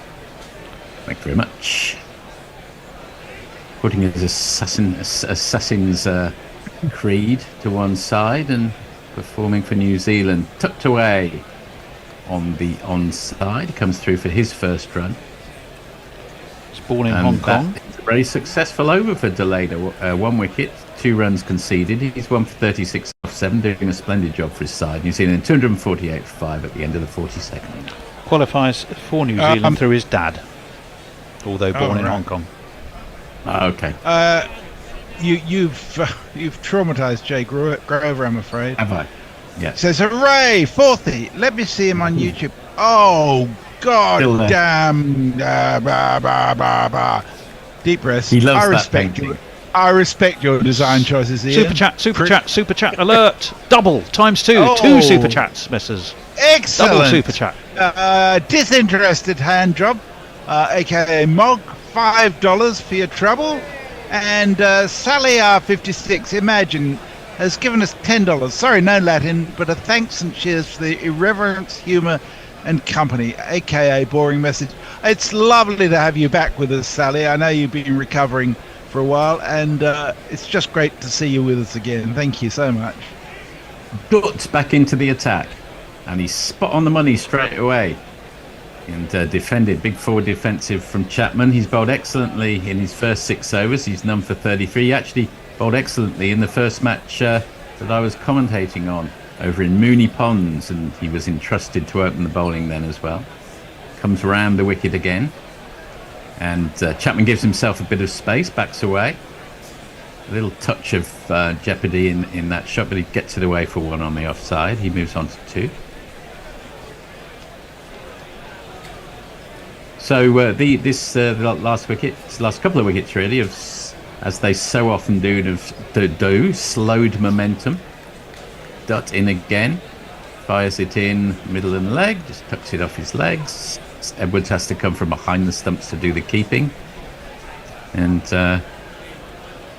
Latham should move on to 31 according to my calculation. Should also be the 250 up. Got a 250 jingle for us? No. But it's important for the highlights, 40. Multiples of 50 jingle. In comes Dutt round the wicket. Played out into the covers. Sedately, so no run. And he's whistling through his over here, Dutt, which is another important aspect of these latter overs. Comes in again. Chapman gives himself even more room. Dutt, possibly seeing this, follows him. And Chapman can't get it away. He's looking a little like he doesn't know where he can exploit the gaps in the field. Good tight bowling from the Netherlands. He's 2 off 6 now, Chapman. The bear has gone full knackle since we started doing these highlights. He keeps appearing around the corner to tell me to do something I'm already doing, which was basically making sure that we captured the 250, which I have done. Like a character in a soap opera who takes over the personality of another character. Yes. Or something. He was just all of the over. And in a carbon copy repeat, he manages to play this one. The only variation being more successfully, Chapman has... Oh no, he hasn't got that one away either. Yes, he has. So at the end of the 43rd over, New Zealand 251 for 5. He was just gently reminding you, Tony. Jazzy Oak has moved into your circle on the Venn diagram, 40. He says Neil Foster was distinctly mediocre, military medium, and famed for the plates in his back. Whirling arm action. There you go. Does a 32 average in Test cricket equate to mediocre? I mean, I wouldn't mind. Yeah, I wouldn't mind either. Well, I wouldn't mind any average in Test cricket, to be honest. Mog says you don't fuck with Baz Deleda. And Farong says, 40 forgetting himself, time for a 4th bot. I hope nobody based their GPL prediction on the Black Caps scoring 400 plus, because that's what I predicted actually. Jay Graver says his mum is Hong Kong Chinese, possibly better than him at cricket. There you go. Tipped off his legs by Chapman, but to no effect. Deleda started his 8th over with a dot ball, and in the absence of Tony there, they've really dried things up quite successfully over the last few overs, haven't they? They've done a good job, Netherlands. Absolutely. I'm just a bit gobsmacked at how poorly they've done, really. It's a bit like Australia getting stuck yesterday and not knowing how to change gear at all. Yeah, I might come back to that in a second. You might have already covered it. Deleda around the wicket. A nice, expansive drive, but straight to man in the covers, another dot ball. I saw Jeff Lemon in The Guardian today was expounding the theory that Australia rather wrote off that match, and that they've picked a side to win every other match rather than the one against India because they've only really got one spin option and so on and so on, and they'll be playing on different wickets. Would you agree with that, Messi? Or Tony? I think that's an optimistic take. No, I don't. I mean, I think they didn't have that many spin options. Dot ball. I mean, maybe they resigned to the fact they don't have many good spinners, but I think they're going to have a real problem with spin throughout this tournament, both bowling and playing it, to be honest. And playing it, and I think their middle order is decidedly dicey without Head being around. So yeah, I think they're a bit fucked, to be honest. The first 3 batters are probably okay. The first 3 bowlers are probably okay. Apart from that, they're pretty fucked. Deleda, who started with 3 dot balls, his 4th ball goes all the way down to long off by Chapman, who moves on to 4, but they'll settle for that. A run a ball in these last 6 or 7 overs every day of the week. New Zealand were hoping to be far more expansive than this at one point, but combination of good tight bowling and New Zealand looking rather rickety. Maybe Latham's been slightly deprived of the strike. He's back on strike now. Flicks it off his toes, but only as far as the man 2/3 in, who's O'Dowd. Come through for a single. I think the Dutch have just hung in there really well, haven't they? They've maintained a reasonable line length and copped it sweet when they got hit for 6, but just hung in there excellently. Yeah, good tenacious stuff from the men in orange. Ably led by their captain Scott Edwards, who's taken 3 very good catches. And that one's on leg stump, and Chapman just plays it out on the leg side. They curry through for a single. He'll keep the strike, not necessarily what New Zealand want at this stage. And New Zealand 254 for 5 at the end of the 44th. Leah says, why the hell does 40 know Assassin's Creed? I don't. That's just the word assassin, and word association led me to Assassin's Creed. Fair enough. You can con some of the people some of the time. Neil Foster was distinctly sorry, No, I'm looking at I'm the not. likes.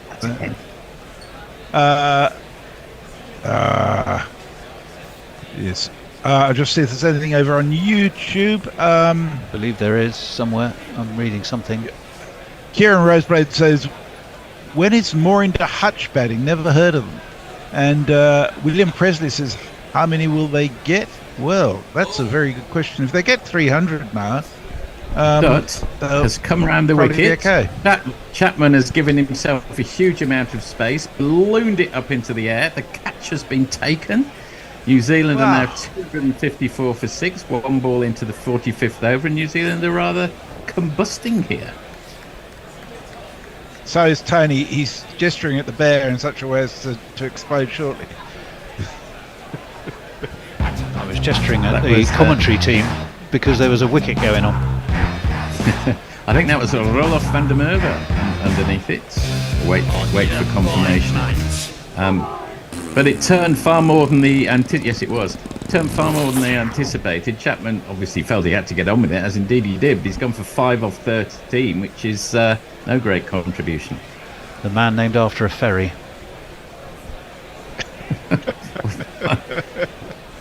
Seems in rather bad taste to name your ferry after a beetle killer, but no, I assume you're talking about the next. I was talking about roll on, roll off Van der Merwe. Oh God! It was a very, very good catch, actually. It was a superb. I mean, you obviously have to pay a lot in subscription for guerrilla cricket, but when you hear comments of that quality, you can see why you do. Especially when we have to explain them. Yes. Mitchell Santner, meanwhile, has arrived at the crease. Yeah, I tell you, I'm busier than a one-legged tap dancer here. There's so much to do. Who have we got? Mitchell Santner, where is he? Yeah, you've certainly got it over the tap dancer with no legs, that's for sure. I don't think he's actually here. Oh, yes, he is. Here he is. Lad. There's a dot ball there. Baby, get some drift into the pads for me. Been an awful good Kiwi. Santner, baby, and dart them in quickly tonight. And before you know where they are, they're halfway through another over. Oh, you've got a big, thick outside edge on that one. You've got a stroke of luck, but as so often happens in one-day cricket, the big, thick outside edge goes for one of these. There's not one boy for me, I must have 2 or 3, I need 4. Yeah, he was looking to play it in front of the wicket. Got the outside edge, would have gone straight to the left hand of a wideish first slip, and raises his hands to the ceiling, claps in exasperation, but that's the nature of the one-day game. But that's the first 4 for a while. Yeah, they really wrestled this back of the Dutch. Yeah, and that one just tapered into Mitchell Santner's pads, clips it down to long on, and Dutch, sensing that the man's on his heels back there, decides to scamper after it himself.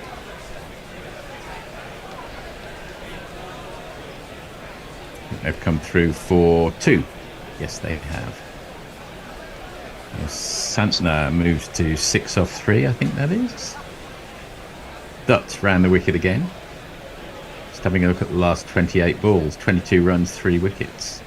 Ooh, now is that an injury in the field? It was clipped off his legs to, I think, Van Meekeren. I think he's all right. Yeah, he went over in a bit of a heat, which is always unpleasant to see. You never know quite how bad it is.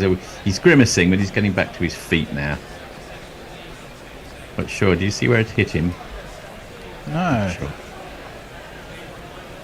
Anyway, he's all right. He's okay. He'll survive. He's a tough Dutch soldier. And that one's smitten away to the man down at deep point, sweeping up on the boundary. They come through, I imagine, for a single. Yes, that's the end of the over. At the end of the 45th, New Zealand 262 for 6. Stephen Kelk says the mighty Dutch will crush you. Graham Corwell says, who do you guys have as tournament winners? And I agree with Pakey Bumfick, who just as India. I just don't see any weaknesses in the Indian side. It's also, you've still got to. It's that the last 3 World Cups all won by the host nation. Yeah, you just sense their time must come, and if it's going to come, it's likely to come this World Cup, I reckon, for India. I've got a feeling for South Africa, but there we go. They're power hitters. They're power hitting. We saw them the other day, and they were living up to it. The leader in the start of the 46th over. He's got 2 overs left to go.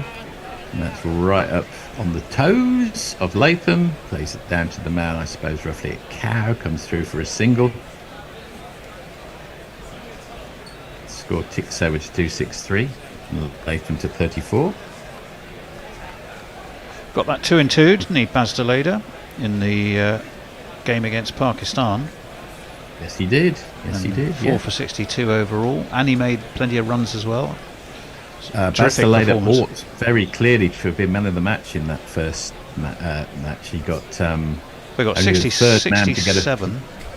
Third man to get a 50 and 4 wickets on debut, but as always they gave it to Shaquille, who's the man on the winning side, who got a few runs more but no wickets. Anyway, that's played down to long off by Santner, just scurries through for the single. He's up to 8. His full name, old Baz, is Bastian Franciscus Wilhelmus de Leder. Oh, that's fantastic. Oh, very nicely Lovely, done. Isn't it? Yeah, except it's de Leder. Well, it was close. Yeah. I was too worried about all of his forenames. I imagine that's a wide down the leg side. No, it isn't. It's a dot ball. He must have got a little bit of something on it. Now, if he did get something on it, Edwards threw himself forward. A little bit confused why there wasn't an appeal, but it must clearly have bounced in front of him. Yeah, because he definitely hit it. Yeah. Not too far away. He almost got it on the half volley going down the leg side, Edwards. But at least there's at least no runner cruise, which is, as we get into the last 4 or 5 overs, is almost as important sometimes. Okay, so this is interesting. The umpires are conferring. There wasn't a great deal of hullabaloo from the Dutch. Well, there wasn't even an appeal, was there? Yes, you do actually have to appeal in cricket in order to get a wicket. But why on earth they wouldn't appeal when it was that close? Both batsmen deep in conversation with Paul Rifle and Rod Tucker. So, having a look at it again, it clearly goes off the bat. I don't think there's any doubt about that. Yes, we don't need to see that 17 this times. This is the crucial one here. Edwards zeroes in on it. No, it bounces into his gloves. Clear as crystal. No wonder he didn't appeal. Honest as the day is long, is old Scott. Yes, but I mean, with that one, I mean, it's bouncing right up into his thumb joints there. It's clearly come off the turf. That decision pending thing with the plane sailing looks like it's crashing, doesn't it? Scarily. Sort of a frisson of 9/11 whenever you see it. Oh, and there's a huge inside edge from Latham, which doesn't quite get enough of it to get it wide of the right hand of Edwards, who manages to gather. So that's a relief. Another dot ball. Deleda, they must be behind on the run rate. Yes, they're 1 over behind. So Deleda is running back to his mark. Comes round the wicket. And that's thumped down to long off by Latham. Deleda again jogging back to his mark. I don't know how far behind on the run rate they are, but clearly they're 1 over behind. They got 16 minutes that they need to finish the innings in. Well, Dutt's bowling from one end, which will help a lot. Last ball of Deleda's over. It's a very rapid turnover merchant. Good ball, absolutely on the money. Tap down, tap and run from Santner. He moves on to 9. New Zealand 266 for 6 at the end of the 46th over. You'd be happy with 4 runs off the 46th over, wouldn't you? Jay Grover says, I love and respect Jeff Lemon, and I'm sure he didn't say Australia sacked the game with India off. If he did, I'm sure it was a point of discussion, not an assertion. And he says, holy fuck, Tony, I didn't get that ferry joke and then felt sorry for myself and for you when it were explained. Shame. No, I don't think he was suggesting they sacked it off. I think he was suggesting that they were playing the long game and they were prepared to... I mean, obviously they played to their full potential, but they were prepared to believe they might not win that because they only played one spinner, and that's, of course, the only one they bought.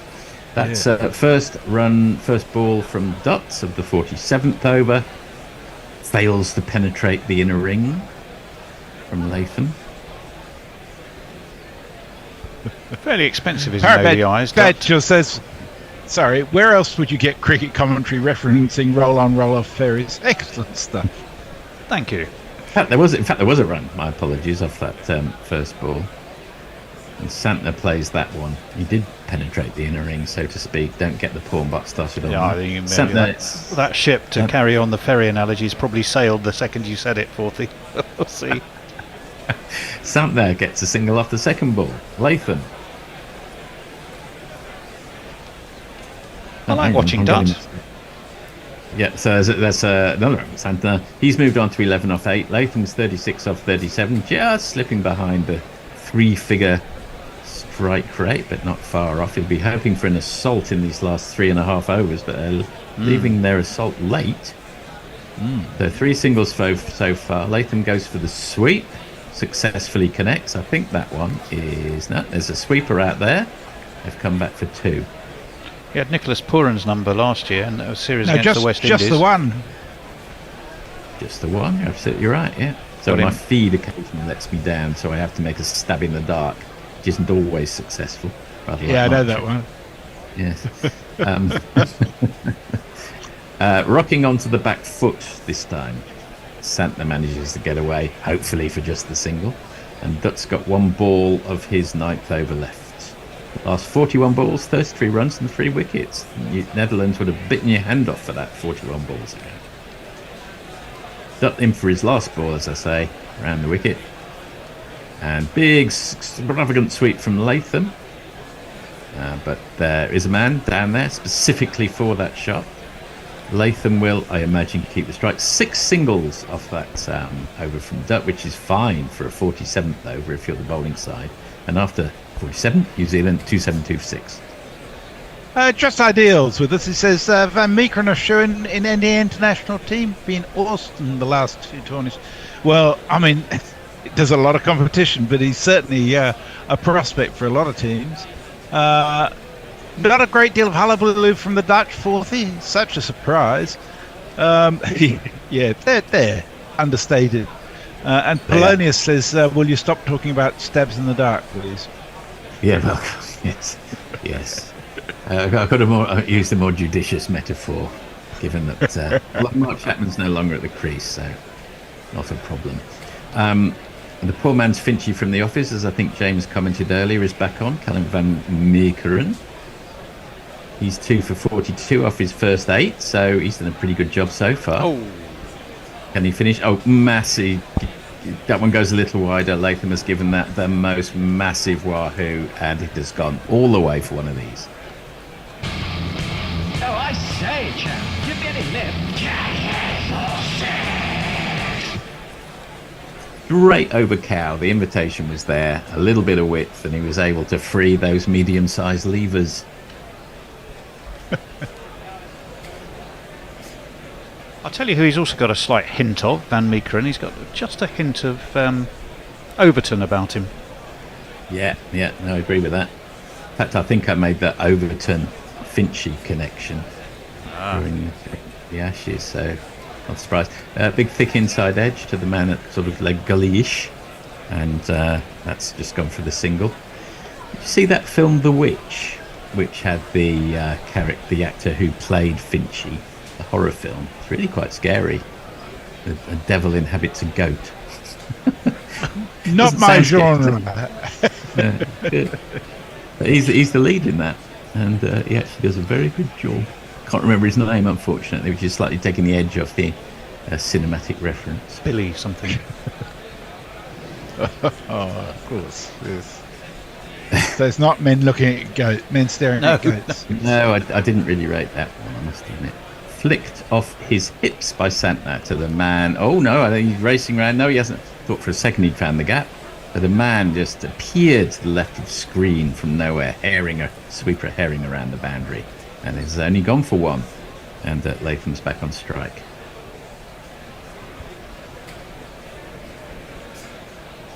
So it's a slower ball, wasn't it? Yeah, you can see he really holds it up. Yeah, you're right. He bowls a bit like Overton as well, isn't he? Not a million miles off. Perhaps there's something with that physiognomy which... It's the chin weighting. Yeah.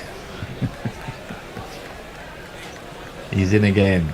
The man of 1,000 faces. And that is lifted by Latham.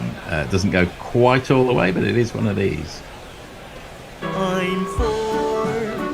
Have you met me before? Wasn't Lon Chaney the man of 1,000 faces? Was it? Right? It might have been. Yeah, I think that was the name they gave him, Lon Chaney. Well, Messi will remember. That's more his era. Oh, you bastard! Well, I remembered. So they. Yeah. Yes. Yeah, I think you've only got 2 years up for me, Tony. It's nice to be the spring chicken of the trio for a change. 2 balls to go. He was indeed known as the man of 1,000 faces. He was born in fucking 1883, I think. Well, what about his son, though, Lon Chaney Jr.? He was also an glided- actor. Glided to the man in a sort of roughly fly slip position by Latham. He's just picked up a single. There's been 13 runs off the over so far, so this is slightly spoiling the party. It's also the 50 for Tom Latham.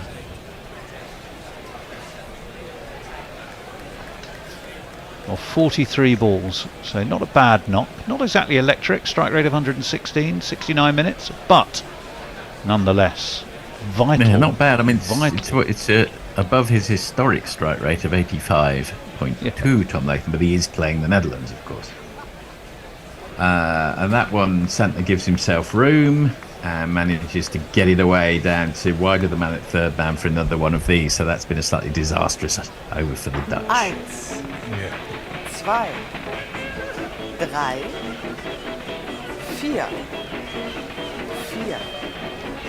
Yeah. Went for 17, I'm afraid, so that's slightly ruining things, but there's still 289 for 6. If they can put a cap on it, a Dutch cap on it for the last 2 overs, then respectability is still a possibility. Over to you, Messi. Oh dear.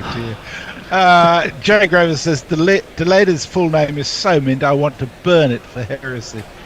And Lon Chaney Jr. was born in 1906, so I'm still taking offence, I'm afraid. Well, he was Phantom of the Opera. Jeff Perkins says, men who swear at gorillas. Well, there's plenty of those. Dutt in again for the first ball of his last over. And Latham manages to stroke it away to mid-off for a single. They've caught up their over rate, most importantly, haven't they? They're bang on target now. But it has cost them a few runs, I think, by hurrying. I think you're right, yeah. It's perhaps you could remind listeners and myself what the penalty is. It's a fielding restriction for the last 5 overs, which obviously is not so relevant now because we're only 2 overs from the close, but it is an extra man inside the circle.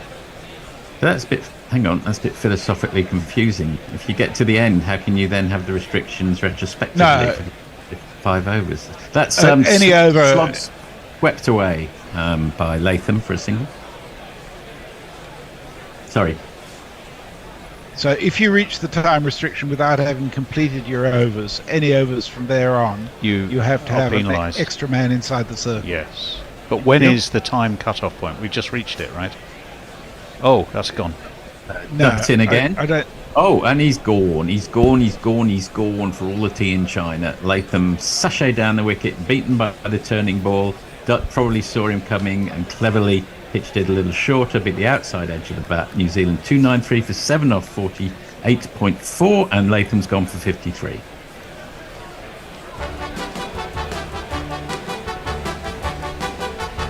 And Scott Edwards is having a... After you've gone.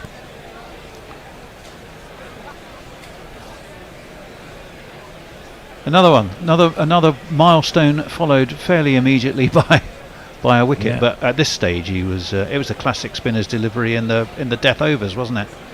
Absolutely it was, yes, but clever work from Dutt, who I've been impressed by during this. Delader and Dutt seem to be the 2 characters to look out for in the Dutch team in this tournament. Matt Henry has arrived at the crease. New Zealand 293 for 7. Here's Matt Henry. You can never trust a man with 2 first names. Matt Henry. Got a decent strike rate of 92 and a best score of 48 not out. It's quite difficult for someone coming in at 9 in an ODI to get 48 not out. So perhaps he was batting a little higher that day. We're still seeing vast empty spaces in the stands around India, which is a great shame. Henry heaves that one to the leg side. We await to see what's happened to it. I think it's gone all the way. Pretty good way to start.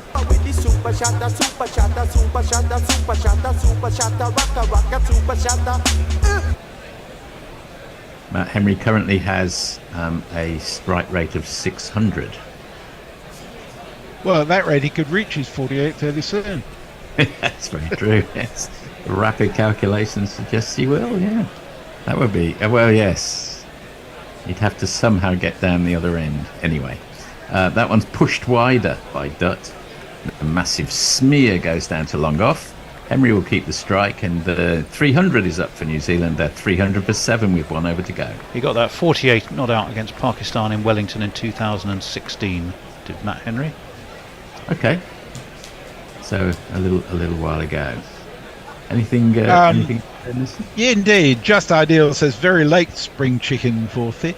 Hattie the Mad Old Batty Atkinson has sent us something with various words asterisked out, which I am prepared to fill in for her. So she says, if we are swearing, could they fucking hurry up with the last bloody overs, as I'm pissing hungry, bring on the lunch break. Well, it's only an over to go. Says, as I said in the last match, did New Zealand peak too early? Well, yes, a few teams, England and Australia in particular, cannot be accused of peaking too early. Hopefully that one of those two, if you're a supporter of one of those, are playing tournament football, or tournament cricket in this case. Used to be said of Germany, of course, that they play tournament football. Ignore how they start, watch how they end.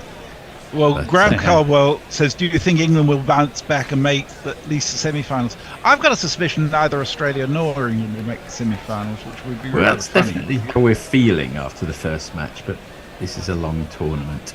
Santner, the leader pushes that wider for Santner. It's full and wide, but it hasn't worked because he's managed to work the Oracle down wide of the man at long off for one of these. That previous 6, of course, brought the 300 up for New Zealand. That was a 4 that time. 1 and 2 and 3 and 4. That was full and wide, but it was just a touch short, and that's all the room he needed to get it on the half volley. The leader in again. Again, same tactic, but this time it's a full toss, but it's just gone down for a single to long off on this occasion. He won't mind bowling full tosses a yard wide of the off stump here, because he's got the field set accordingly, and he won't mind going for 4 singles after the last 4 balls. Let's see if he can bowl to the plan.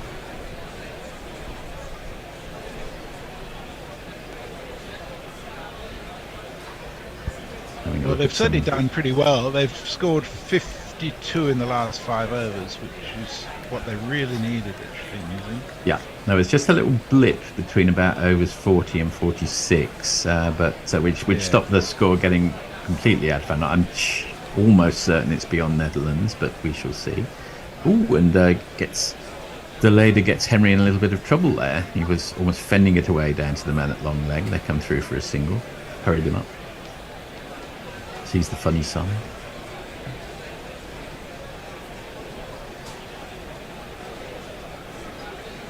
So with 3 balls to go, the run rate is 6.2, New Zealand 307 for 7. Santner's on strike, which will please New Zealand. He's 23 off 14. He's done a very efficient job at number lower middle order. Manages to hoik that down to long on. Not an elegant shot, but reasonably effective for a single.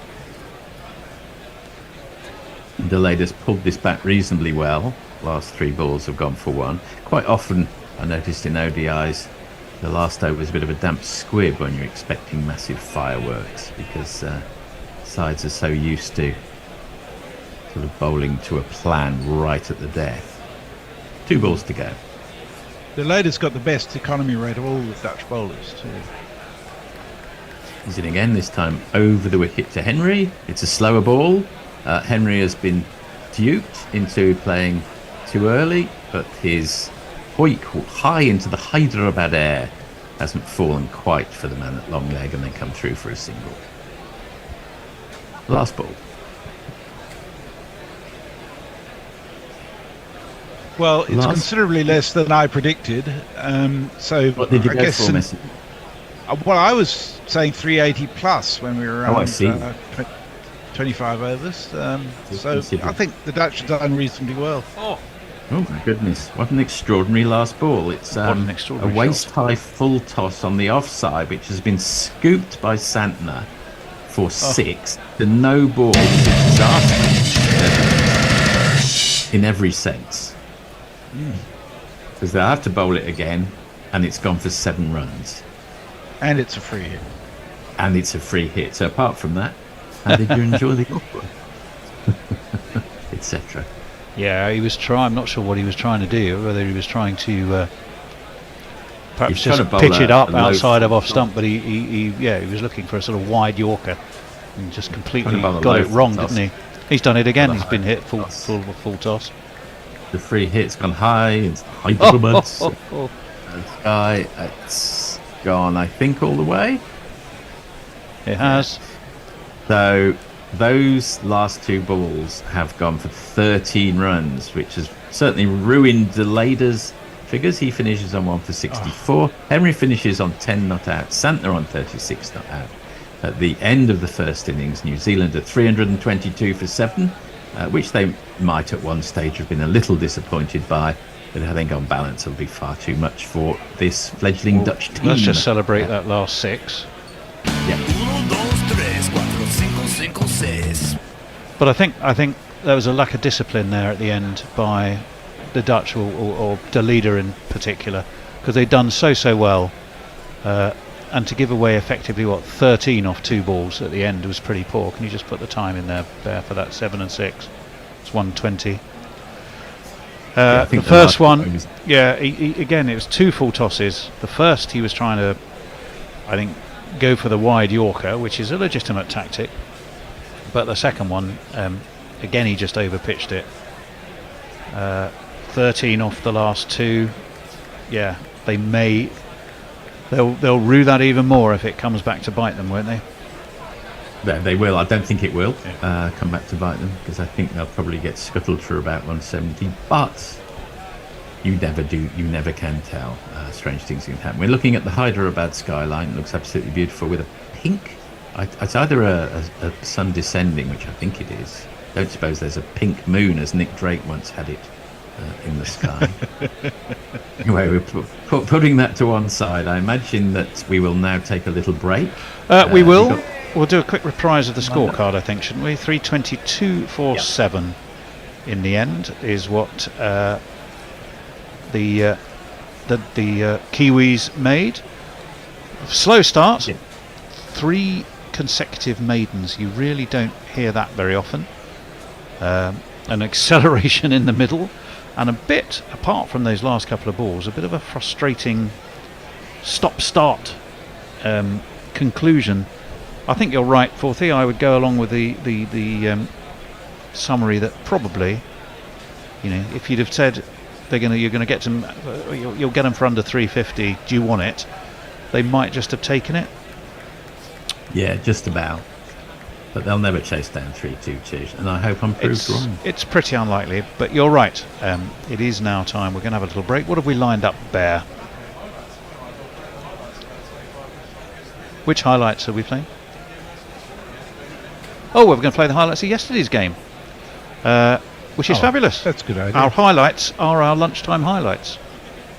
That's a very good idea. So do enjoy that. Okay. We will see you very soon.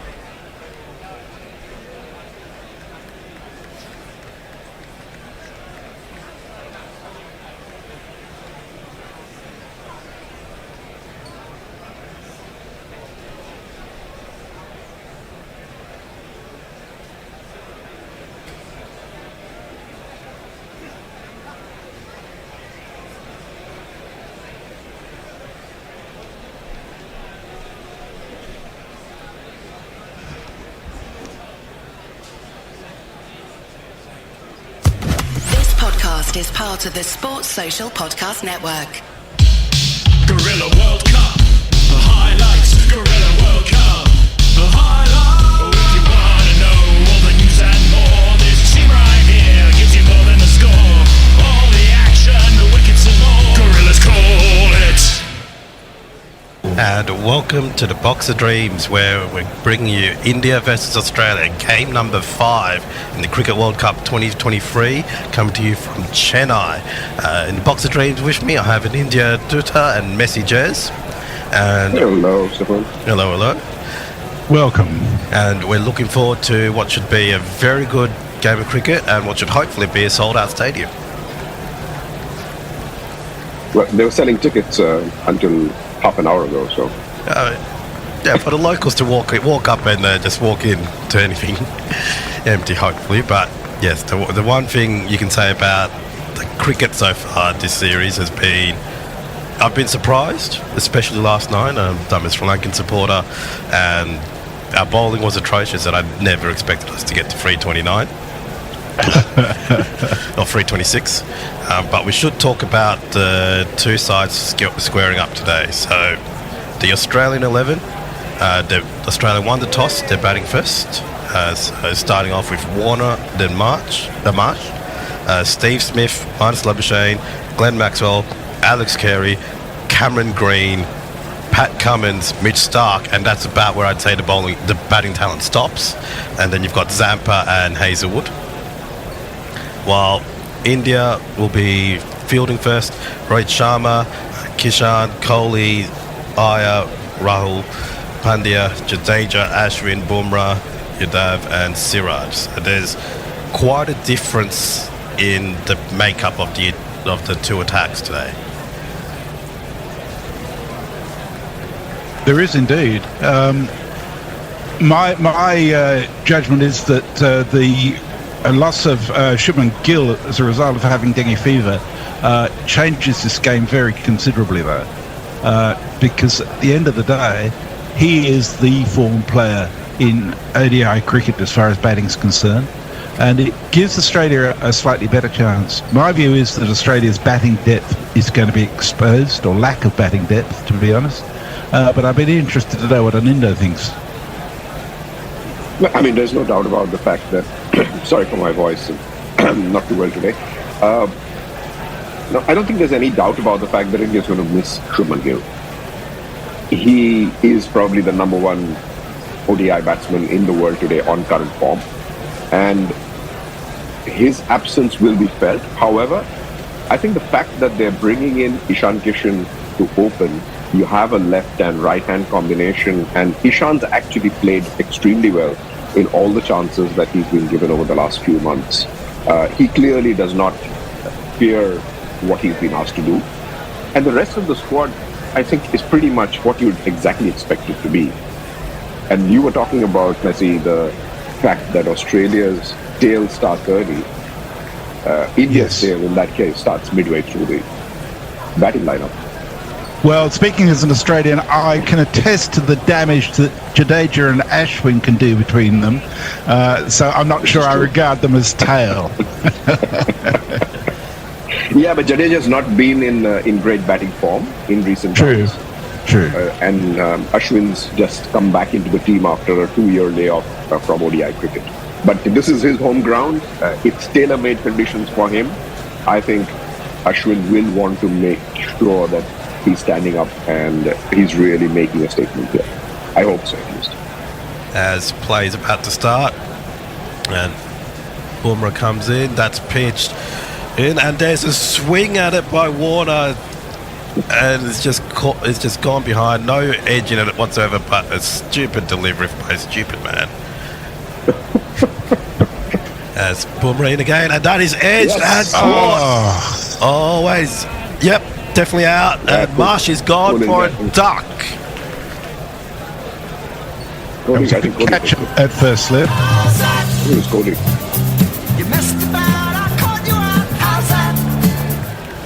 Maybe it was the glasses.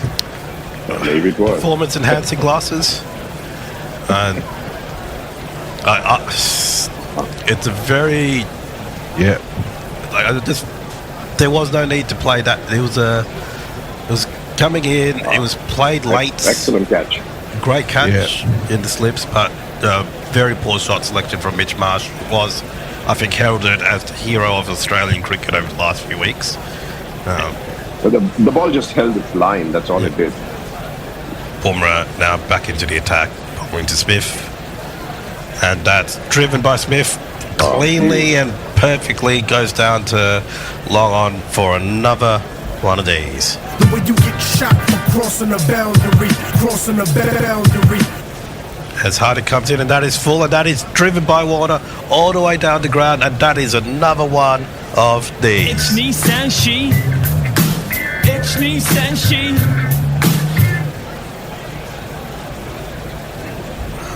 And so I would just say, if anyone's ever wondered if they can jump on White Line Wireless or Guerrilla Cricket, you can reach out to us. And there's a 4-part application process where you write out an email and go, can I join the call? You hit send, and we reply back, yes. And then you get to come in and serve drinks to Sapun. Yeah. Yes. Kuldeep continues over the wicket, and this time he's caught straight back. Yep. Warner hits it straight back to the bowler, caught and bowled. Brilliant catch, brilliant reflex catch by Kuldeep. Warner absolutely smoked that one straight back to the bowler, straight down his throats. And he's out for 41. Australia now 74 for 2. And India picks up a crucial wicket just as the partnership was really starting to be threatening. Jadeja's on and he's bowled him. He's bowled Smith. He's pitched that on off. It's past the bat. Smith played the wrong line, and that is the 3rd wicket down. Smith out for 46 off 71. The score 3 for 110. Absolute ripper by Jadeja coming round the wicket, pitching it on the perfect line, and Smith. Well, now we get to see where Maxwell can turn up with the bat, I guess. Here's Jadeja round the wicket to to Labuschagne, and he's caught. Is he caught? There's a huge appeal for him. He is given out. He tried to sweep that out on the onside. He's shaking his head. I think he wants to review it, but he's got a very fine edge to the keeper who's jumped up. He is going to review it. Adamant he didn't hit it, but that's huge happened before, though, hasn't it? We know that one from Labuschagne. Huge and immediate appeal from all the Indian players. They definitely think they've got him, and it'll be 4 for 119 if it's confirmed. Does the batter ever think that they're out? Well, occasionally. Maybe Gilchrist, but you actually, let me rephrase that. Does an Australian batter ever think that they're out? You generally know if you've hit it, not necessarily. Sometimes other things can happen. Well, it's certainly not hit anything other than bat if there was a sound coming, because he's nowhere near the ground, nowhere near his pads. Yeah, you can't really pick it up from the seam of the ball. There's a little bit of an edge. So that'll be the end for Labuschagne. I'll play a jingle because we've got him working. Why not? Run out here. Oh, that's not a run out. That's the wrong one. Let's try this one.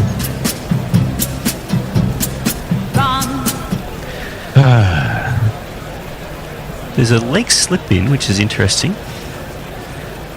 This is Jadeja. He's hit Carey on the pad. He's stepping forward. He's been given LBW.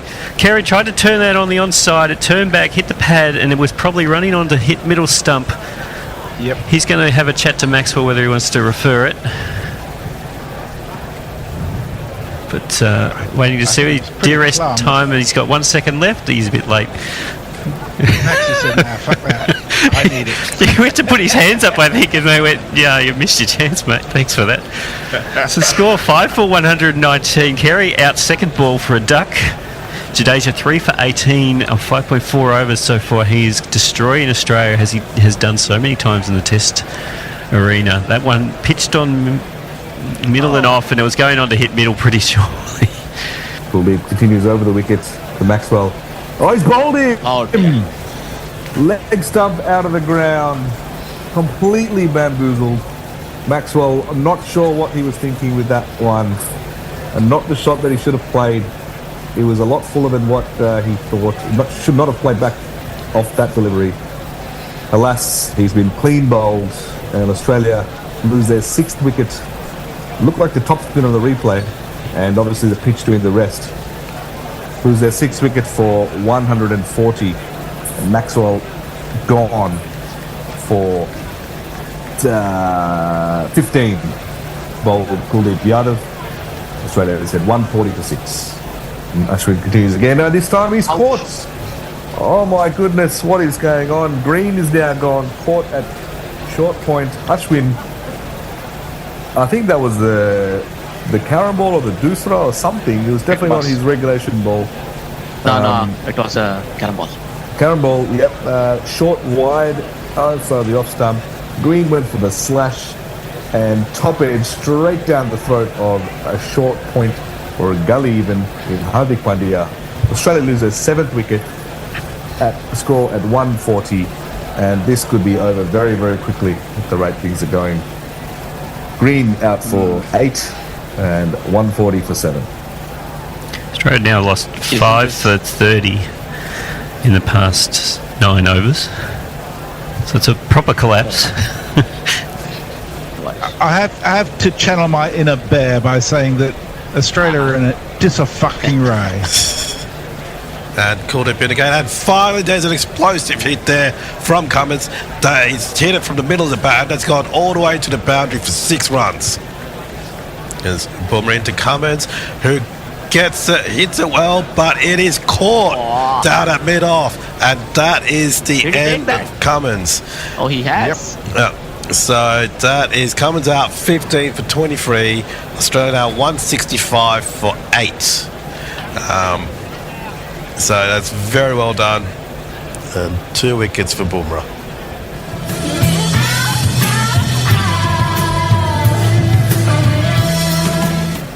And that is edged by Zappa and dropped at second slip. Very nearly. So that is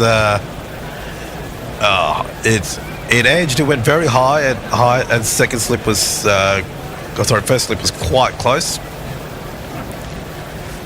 And bounced off the keeper. It's actually a keeper's catch from Kehu Ruggle.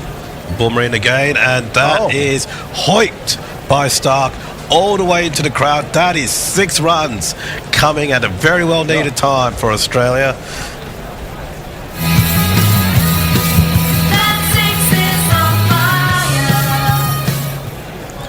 And that is well done. And that is caught. Yes, it's edged by Zampa, straight to Kohli, and that is out. Not that one. Go OUT the window, go OUT the window, go OUT the window, 'cause OUT spells out. Nice. So Zampa's gone, Hazelwood to come in, and Hardy's going. Well, after 2 deliveries, can I bowl another 4? And that's top edge by Stark. It's in the air, and it is caught. Well caught. Well done. By, that's not Kohli, but very good Kohli lookalike. It's Iyer. So Australia all out for 199. That is the end of the Australian innings. Stark 28 off 35, and Hazelwood not out, 1 off 1. 49.3 overs. We'll go through the card. So Australia won the toss and decided to bat. Wanted to set themselves a nice big lead to use to bowl India out. Unfortunately, Mitch Marsh was out for a duck in the 3rd over. And then David Warner 41 off 52. Stephen Smith 46 off 71 through some excellent bowling from Jadeja.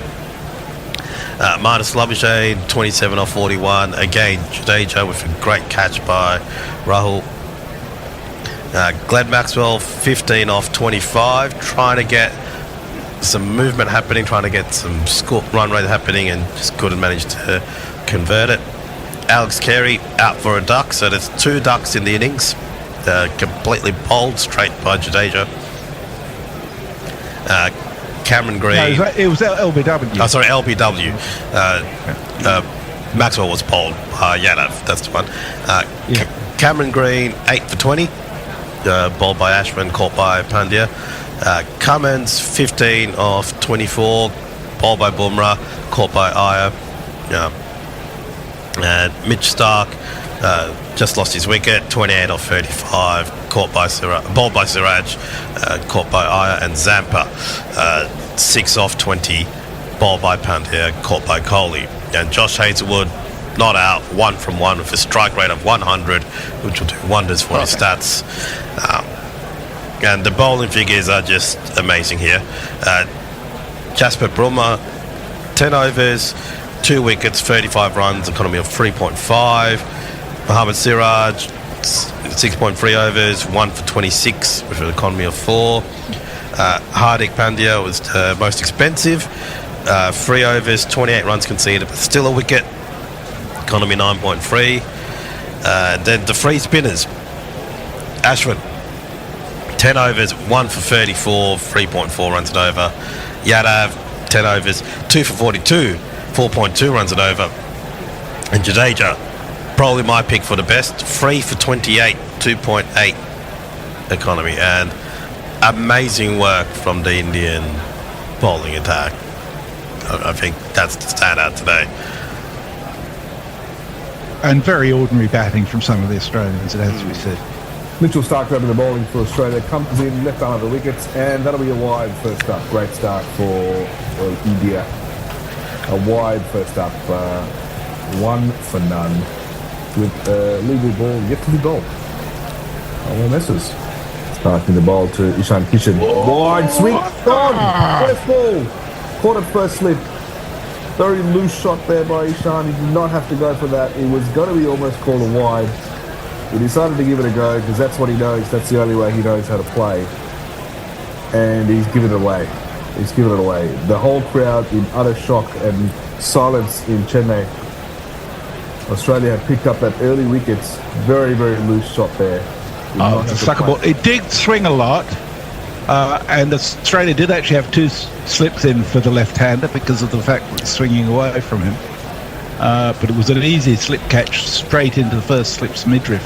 Was that Green at first slip? Someone very tall. Yep, definitely Green.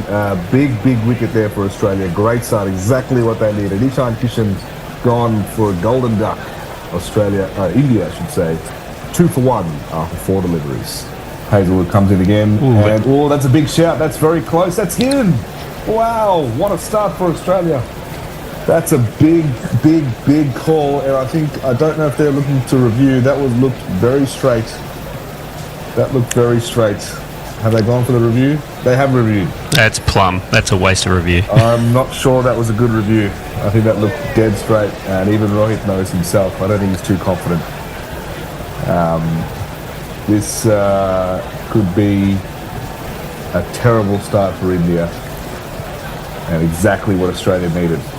We knew this game was going to be tight.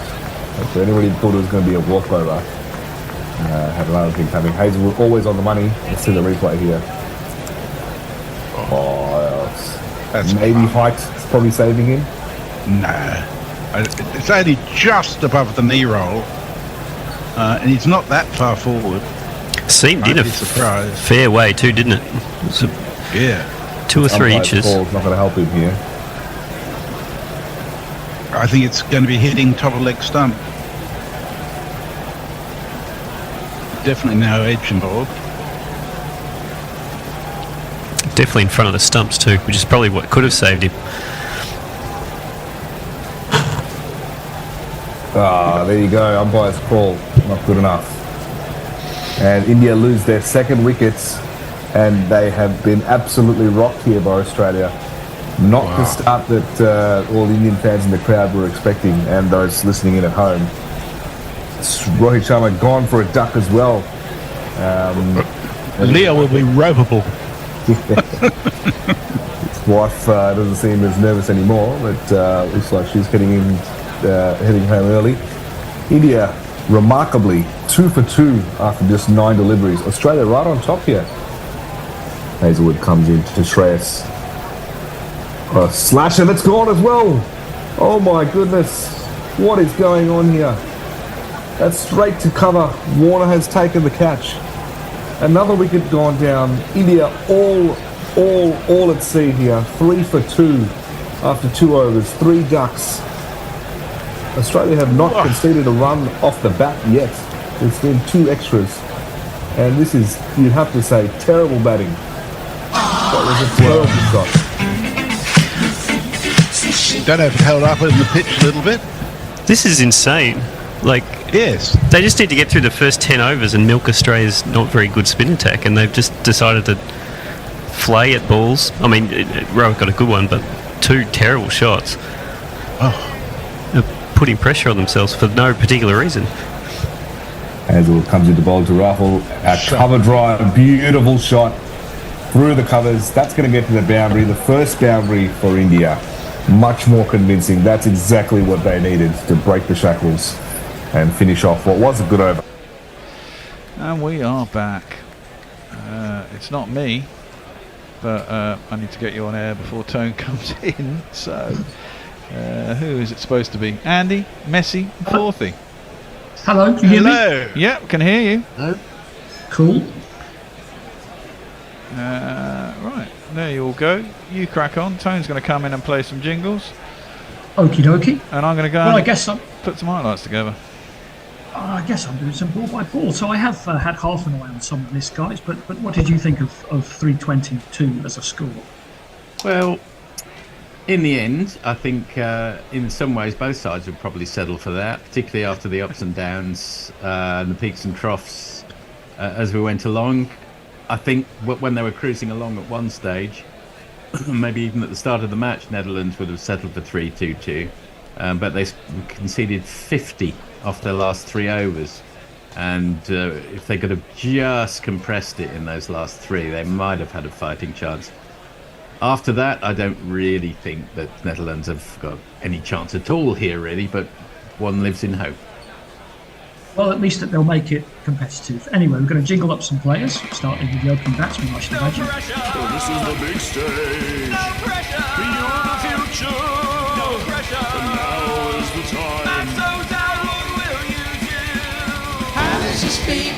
Or play the horn? Or clean his teeth? Or even yawn? How does he shout? How does he call? Trent Bolt's mouth is really small. And I can see that Trent Bolt is 2 wickets short of 200 in ODIs. And he might be fancying his chances to get there today.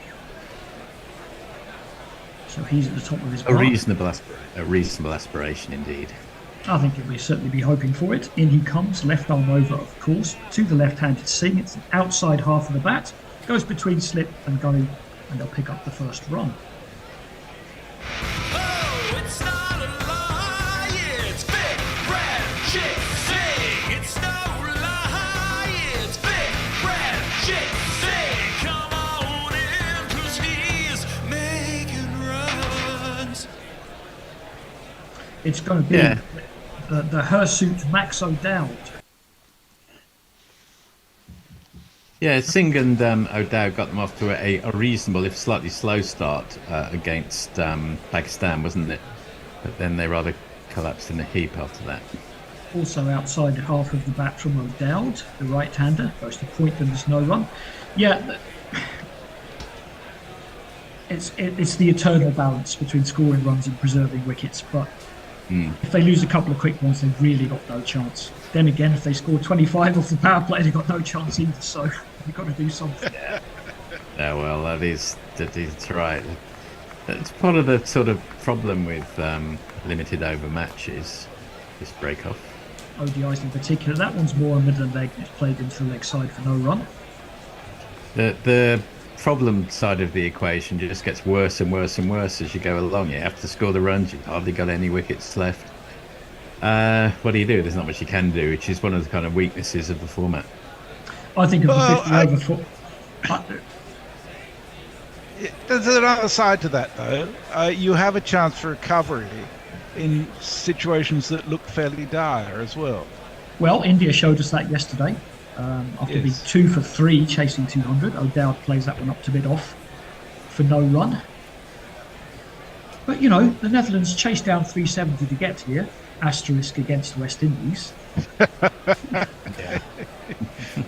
Yes. Yeah. You know, I was just saying to my wife yesterday, she was trying to understand a little bit about work. I said the West Indies haven't qualified, and I think she's could find that very hard to understand. Well, I think a lot of people did. That's a straighter ball from Bolt that O'Dowd played for a little bit of in-swing, played inside it, fizzed through to the keeper. I mean, she wasn't trying terribly hard to understand the World Cup. I think she was being reasonably polite. Oh, yes, it's a sort of polite wifely interest in what you waste your time on all day. Yes. I don't need a second invitation to expand on the theme, though. As long as you can convince her you're not talking to strange women or Tinder all day, actually on the computer. It's at least she knows where you are. Yes, exactly. O'Dowd guides that one down to third man. He'll get underway as well. It's the end of the Trent Bolt's over. Lose Netherlands 2 for no wickets. I think all of our social media friends are, generally speaking, still on a break at the moment because we've had nothing since the break. Out to lunch, quite literally. I think that's correct. So, picking up on that theme, I keep disappearing to Mooney Ponds at 11 o'clock at night at the moment, which, under any other circumstances might appear to be a bit suspicious. But, I've got a perfectly good alibi. All you've got to do is go on the internet and turn on YouTube and you'll find out where I am. So you're joining the guys in the actual studio? I have been, yes. We've had a couple of 3 o'clock finishes and several more to come. Right, we'll jingle up this bowler in a tick, but he's just going to bowl the ball first. It's down the leg side and it's clipped up into the air. Now, is there a fielder out there? There is. He's running round. He can't get there. Picks it up just inside the boundary. Trent Bolt with a fielder. He should pick up 2. And O'Dowd had his heart in his mouth there for a moment, I think. And Tony will jingle up the bowler for us. You can never trust a man with 2 first names. Matt Henry. Yeah. Is Ward a first name for some people? I've seen it as a first name, yes, but so I shouldn't trust you. Is that right? Well, you can trust me more than Trent Alexander-Arnold by that logic, because he's got 3 first names. Very true. And Trent Bolt scuttling backwards with the Toblerone just behind him and losing his bearings must have brought back some fairly grim reminiscences from the 2019 final for some. One of about 18 bizarre things that happened in about half an hour in that game. Yeah, that's right. Yeah. Henry is in again to 2 slips, and O'Dowd doesn't really get hold of it up to mid-off. We did miss a ball as well, but nothing much happened. 3 balls gone this over. It's 4 for no wicket. Yeah, it's very much an extravagant hairstyle from our man O'Dowd. Rather like a Black Sabbath bass player. You've probably got better references than that for me, Andy, I would suggest. Well, I wonder, is it practical in this heat and humidity? Doesn't it? You wonder. Yeah. Well, he'll be hoping to be out there long enough for it to come into play. Clips that one down to long leg. Bolt should field more traditionally, and he does, although he throws it high over the head of Tom Latham. Has to jump up to pick it up. Yeah, no, I agree with you. It must be very difficult in this sort of weather. I mean, you know what dogs are like when they've got too much hair in hot weather. It must be the same for O'Dowd. Yes, he's the what, he's got fleas? The cockapoo of international cricketers. My sister's family have one of those. Very enthusiastic. They're very popular these days. Very enthusiastic dog, and a bit safer than some of the dogs you hear about in the news. Played up to mid-on. That's been the end of the over. Or no, there's one more. I've got. I love So I was just going to say, I love the way that dogs that used to be called mongrels have now been called some sort of special name to make them attractive. And so you can charge a lot of money for buying them because they're a special breed. Yeah. They used to be called Alsatians, didn't they? And they got rebranded. Rebadged, as the car people say. Oh, thick edge has been dropped. It's been dropped at wide slit. It went more or less straight to him very quickly. Daryl Mitchell in there. They got through for a single. It was Singh. It was Henry. A quick ball flew off the outside edge of the bat. What do you think? Do you think that's more than a 50-50 chance? I think 50-50 is about fair. It went fast. It went above his head. He's not standing far away. But professional cricketer, 50-50, I'd say. I mean, it's not as bad as Mitch March yesterday. Drop it like it's hot. Drop it like it's hot. Drop it like it's hot. Ooh. Yeah, we'll get another look at that in a second. He was well positioned because he was at a wide second or third slip, and it was certainly catchable, but it was fast and high. Anyway, Trent Bolt's going to come back in. See if he can. Brian. Oh, sorry, we're in already. Yeah. O'Dowd, Singh, plays that one up to mid-on. Go ahead. Brian Barish is with us. He says, I'm here, I'm listening. I just don't have anything interesting to add, as usual. It doesn't usually stop people. feel free to share your breakfast with us if you like. I tell you what, it was a strange one, because it wasn't to his right, it was to his left. And he's almost turned his back on it. And then he almost tried to shovel it back to the keeper Bolt. There must be an inside edge on that, or else everybody would be up. Pretty sure he did inside edge that onto his pad in front of the stumps. Yeah, we've got a classic reaction to the big inside edge that would have otherwise been plumbed. The hands go up and then they slowly come back down to the head, and there's a grimace. Without the sound, you have to rely a lot on body language. Well, 70% of human communications are body language, so there we are. Must explain why I do so poorly. Speaks professional poker player. That one's played out to cover. There will be no run. That's interesting, Andy. So, do you find that your poker playing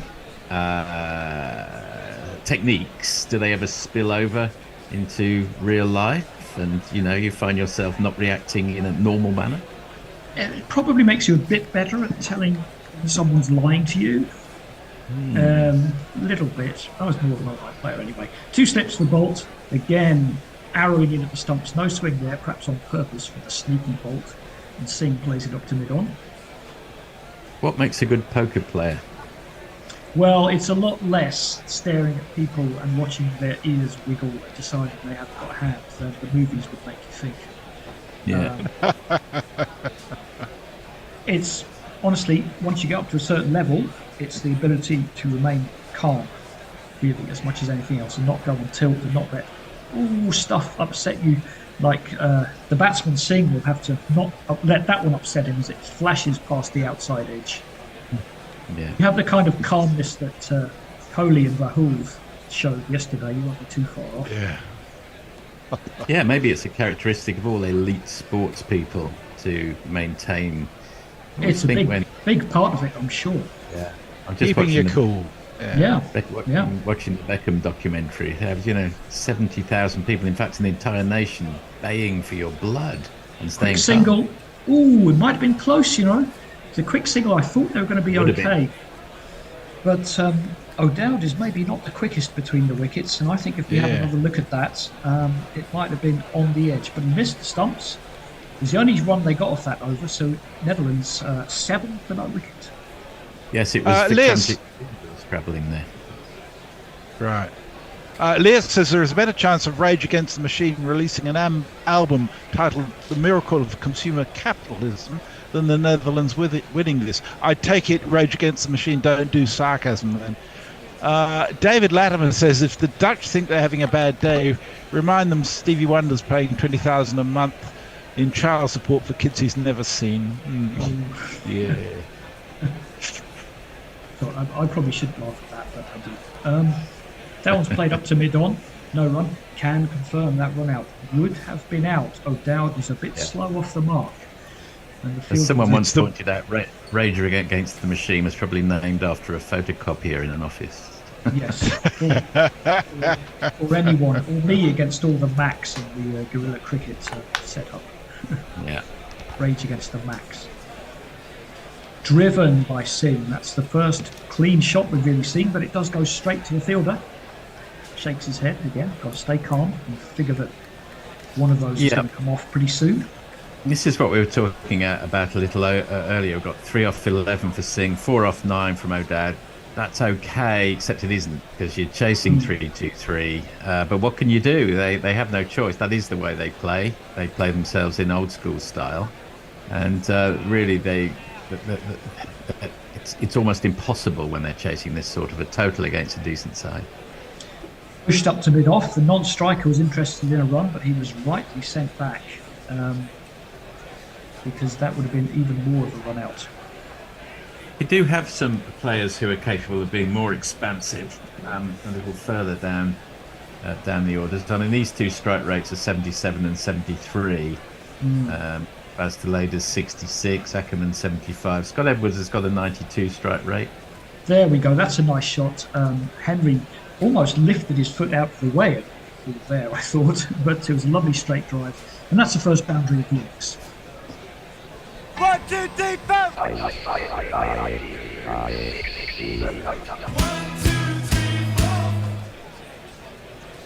Yeah, Singh's actually quite a classically elegant player in his own way. Whether his best format is, in fact, ODIs is a bit of a moot point, because that's essentially what Netherlands play. It's the longest format they're going to play, mostly, yes. Exactly. Yeah. Henry is in again. It's a little bit shorter onto the pads though, and it's clipped down to long leg and get through for a comfortable single.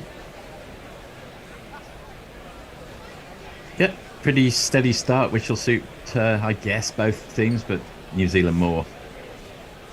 New Zealand should be fairly comfortable here. I mean, they've also, I can see they've put Ferguson in for Neesham.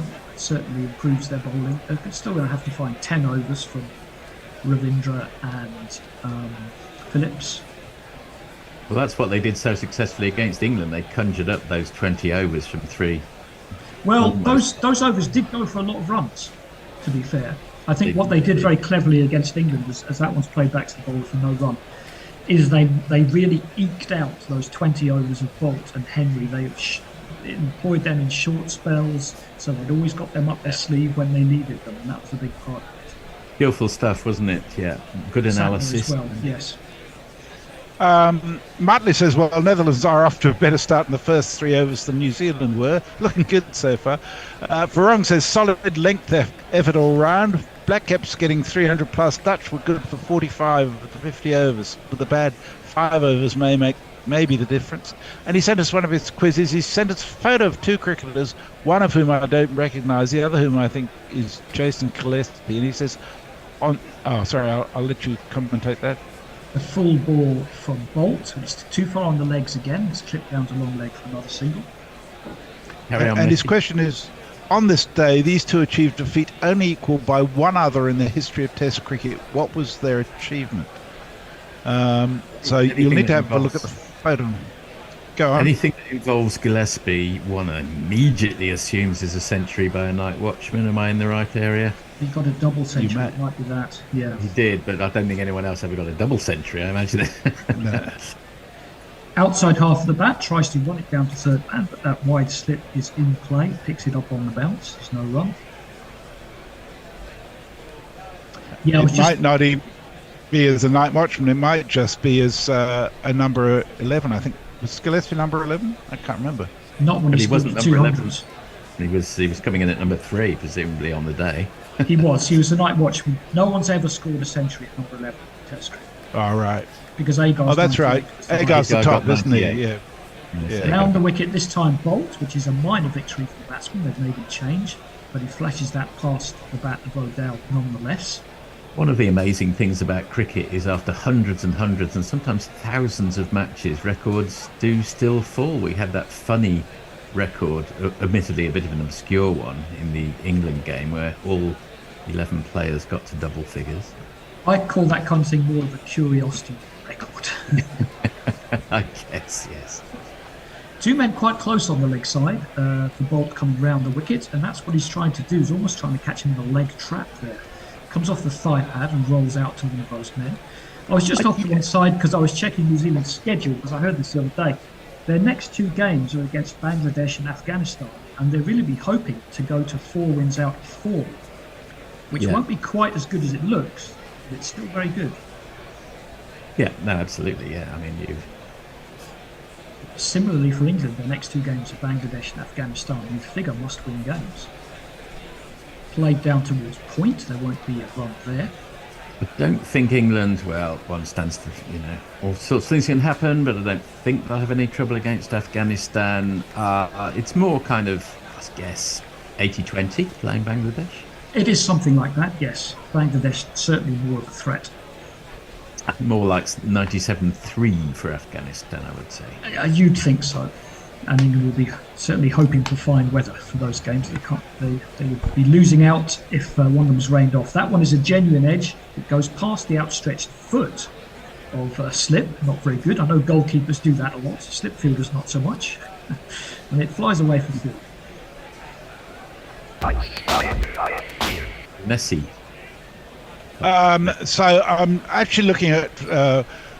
I've come across an article: 5 batters who have scored a century as a night watchman in Test cricket. 2 of them are by Mark Boucher, who I'm not sure I would even classify as a night watchman. The others are Jason Gillespie, Tony Mann, and Syed Kamani. But I don't think that's the one, because the other picture in Farong's set is not Tony Mann. So I don't know who it is, and he's holding a ball. That really doesn't help then. What's the connection between Jason Gillespie and someone is a tough question to answer. It's very hard, yeah. I don't know who it is. That's my problem. Yes. Help me. Henry is in, plays that one out to mid-off. Singh, who's no run. Singh on 9, O'Dowd on 8, both just a smidge over 50 strike rate. O'Dowd shares a name with Chris O'Dowd, the IT Crowd actor, and if you're ever on with Dave Sirra from Ireland, Chris O'Dowd and him, they sound almost identical. I don't know whether is that vaguely racist. Irish people Probably. don't all sound the same, but All sound the same, yeah. That's a sound nice shot. Clipped out towards deep square leg. The fielder hairs around. He palms it back. They're going to get at least 2. I think they got 3 there, yeah. 3 for Singh.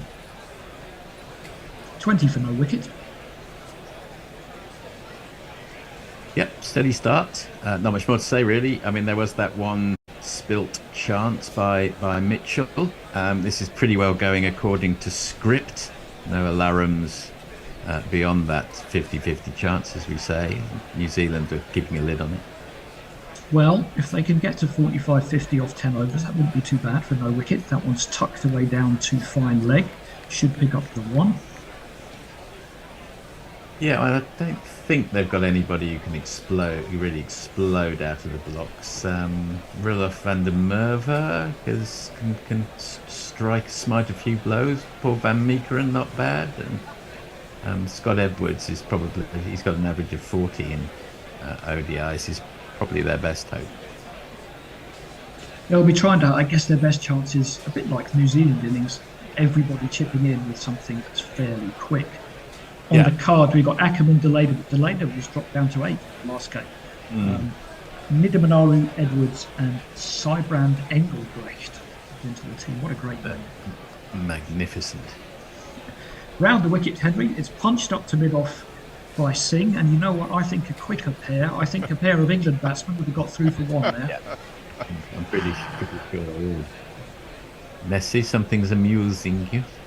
Yeah, I'm even worse than I thought. The Australian in the photo isn't Gillespie; he's a Victorian, though.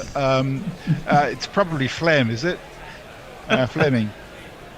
That proves rather a difficult question to answer. Sorry about that. Inside edge from Singh goes out towards square leg. Again, a more aware and quicker pair might have raced through for a single bet. They didn't. Win predictor giving the Netherlands a very generous 16%. Yeah, it's very generous, but it'll be based on some faulty input in. Yes, garbage in, garbage out, indeed. Exactly. Henry is in. Oh, and he's bowled him. Has he bowled him? Yeah, I think so. Yep, He's just gone straight through, Singh, top of off stump, and that is going to be the first wicket.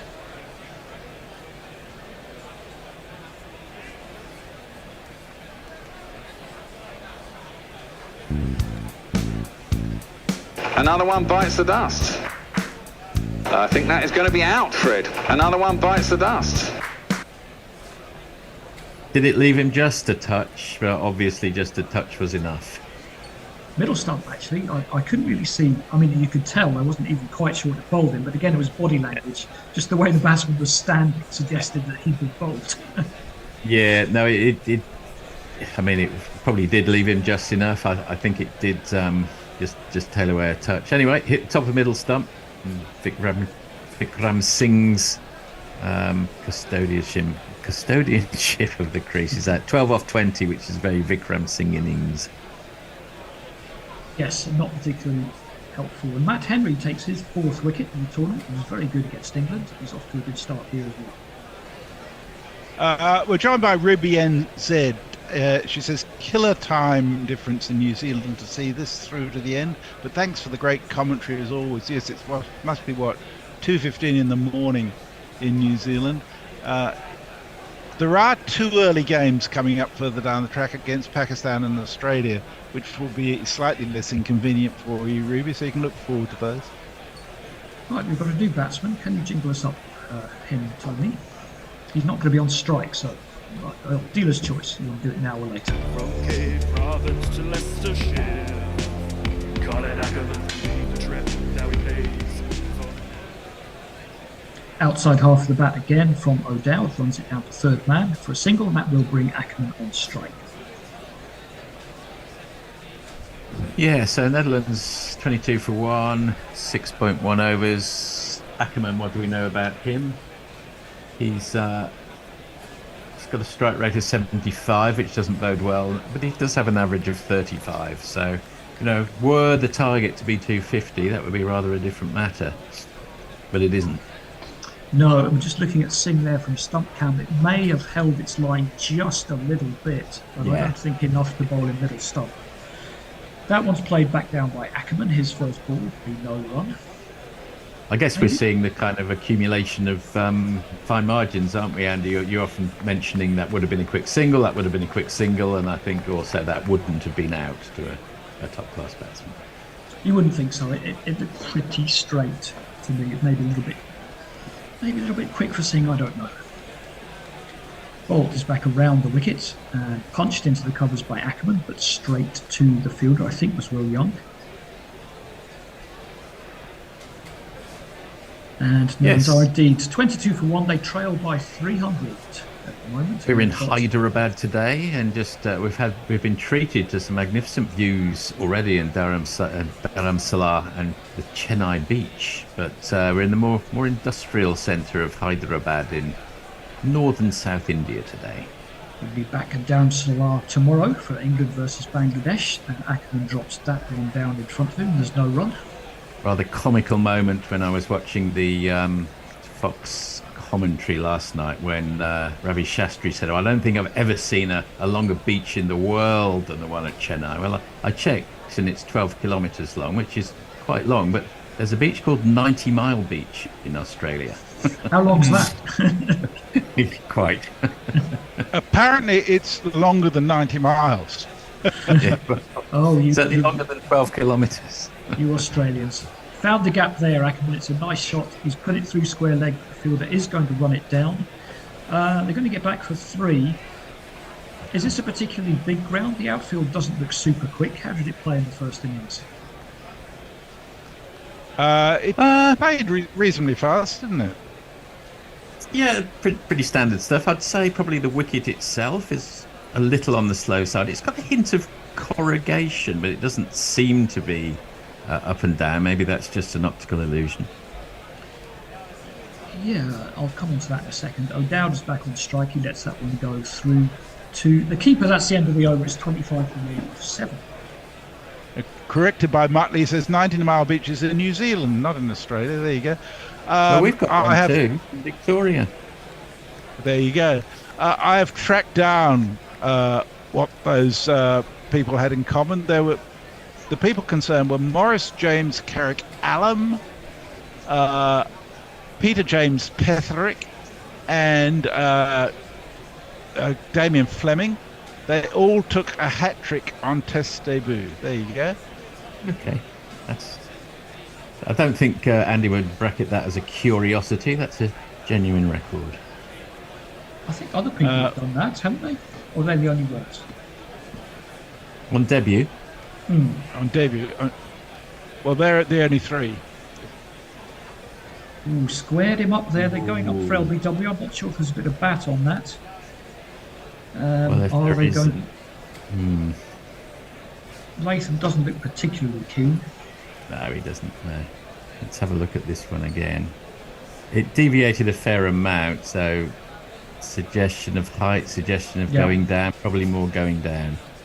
Well, they're not going to review it. Let's get another look at it here. Shortish, high-ish, leg side-ish. Yeah, not that much going through it. Of course, he appeals like it's banging into the bottom of middle stump. They all do these days. Did they not do that in the past? Probably, yeah.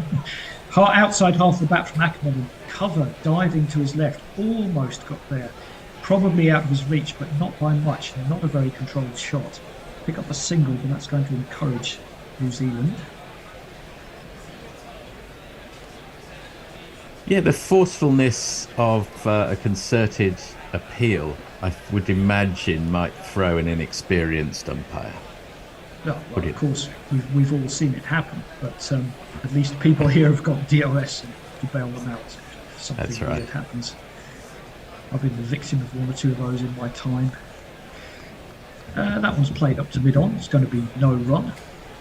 I do remember one in particular when, I wish they would do this, on opening the batting, they send a 16-year-old out to open the batting, umpiring. Oh, God. He gets a huge jazz hands appeal after he'd already given one LBW, then he gives me out.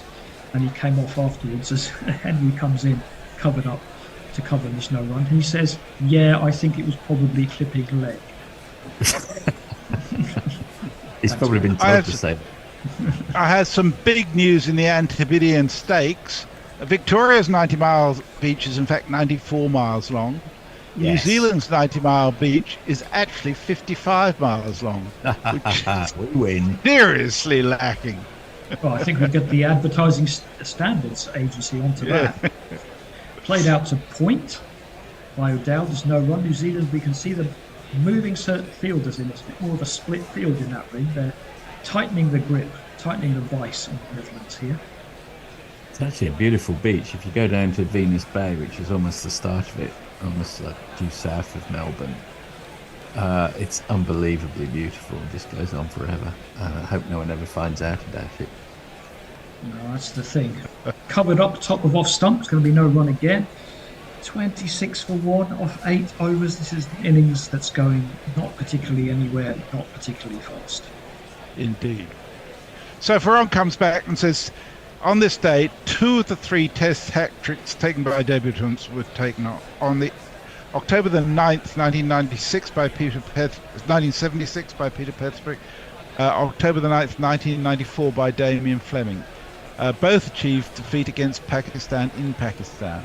That's very coincidental. Thank you, Ferron. Thank you. Always good to get some interesting trivia. Pardon my ignorance, I can't recall Peter Petherick, and I can't even recall who he played for. That's a very good point. I don't know. I don't know the other guy, if you know him.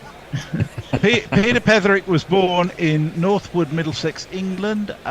He was president of the MCC 69 to 70. We didn't play for England. He played tenor saxophone. He played 5 test matches for England. No, that's not right. Yes. Oh, sorry. Oh, are you no, sorry. I beg your pardon. That's Morris Allam I'm looking at. Yes. Morris Allam. Yes. Not Santner is in. Santner is in, please. Sorry. There's only so much Test cricket from the 40s talk I can take. That one is So Peter Petherick was born in Otago. He died in Perth in Western Australia, and he played for New Zealand 6 test matches and took 16 wickets. There you go. That's for both of those guys. That was about as good as it got. One flashed past the outside edge, a little bit of turn for Santner, tosses it up again. That's like more of an arm ball. Played back to the bowler for no run, and Tony's going to jingle up the bowler for us. Santner baby, get some drift into the pads for me. Been an awful good keeper. He's in again, left arm round, tosses it up again. Oh, he's very lucky there. It's a big swish from Ackerman. It's looped over slip. It's running away. It's a really good chase by Ravindra. And gets back for 3, I think, but it was a very unconvincing shot. He swept across the It line. was. Yeah, Santner started very well. Perhaps no top surprise edge. because he Yeah. finished the New Zealand innings off in fine style, and he's taken that confidence through to his bowling here. Yep, he's certainly, with plenty of runs on the board and a slow start, he's been tossing the ball up. Ackerman couldn't resist that 4th delivery. See what O'Dowd makes of it. Slippers in place. That one's angled in a little bit more, and it goes past mid-wicket, but mid-on is across. There's no run. O'Dowd, 10 off 23. I'm sure he's been in similar positions before. Yeah. He's got to find something to do here. His power play is going to slip away. He steps across, has a sweep, misses it by quite a distance. But he found something to do. It just was pretty.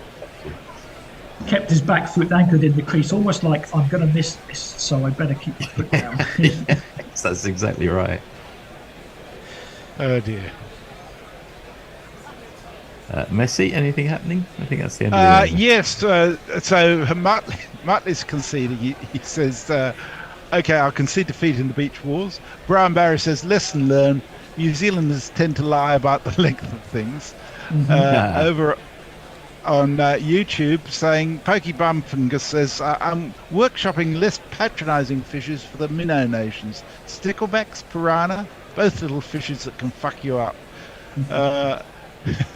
And Sabina B says, I would rather Netherlands win this match shot and England That's a to win lovely the ICC.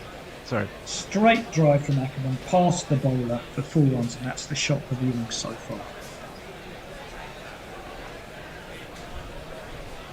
1 and 2 and 3 and 4. Yes, quite telling, I think, that both of the excellent straight-driven fours have been very classical shots. What they need to do, Netherlands, is find ways of Oh, manipulating. it's another quick single, and it was close again. Sorry, Ian, but it was a dive in towards the stumps, and Jonty Rose dived with the throw. I'd like to see that one again because that would have been close as well. At least there was some intent to take a quick single there. But New Zealand with hands on heads. We're going to have another look. It was set off immediately, Ackerman, but yeah, I don't think he was getting there. Santner with, I believe, the throw. And that missed just over the stumps. It was dead on line and just a couple of inches too high. He got rid of it very quickly. Just as Andy says, just a couple of inches off. Driven up to mid-off, and the diving stop by the same field. He falls over as it's not the same field. It's number 88, whoever that is. Throws it back. Yeah, we're having a look at that one again. He would have been 3 yards short. Having a look at a few shots from the first innings. Oh, quite a few New Zealand batsmen tucked in. One of them was Will Young with 70 off 80 balls. That's another straighter ball. Oh, he's in trouble again. O'Dowd played that one down the wicket. He was on the move. He took a step or two further forward and then realised to his horror he did it straight back to Matt Henry. Yeah. He fired it at the stumps, and I think that one would have been close as well. It was shades of Roger Harper against Graham Gooch in 1987 there. He might have been back in. It was a very quick release from Henry. And let's have another look. Oh, he's turning like an oil tanker. Oh, he's not getting back. He's not getting back. Now, New Zealand, if you're adding up all these XRs, expected run-outs, I'm sure they'll be above 1 by now. Played that one down to point. There's going to be no run. Is that the power I can play? tell you ball? The odds against the run-out are usually around 14, 15 to 1. They're down to 10 to 1 now. It sounds like a good bet all the same. Get fair onto that. So we're going to have one more ball in the power play. We're going to have a little switcheroo. I believe I'm going on to socials. Are you good? I think so. I thought I was on for the summarising, I think, and Andy. Summarising, okay. But you two can switch around as you wish because you're on for most of the afternoon. No, I'm happy to stay on socials if you're okay to summarise, Andy.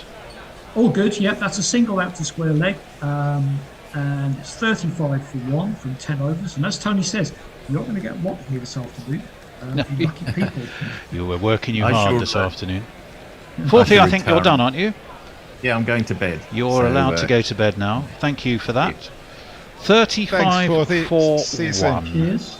That is well south of where New Zealand were at the end of their power play. Remember, they were 63 without loss, which is doesn't necessarily sound huge, but don't forget the first 3 overs that New Zealand faced were all maidens.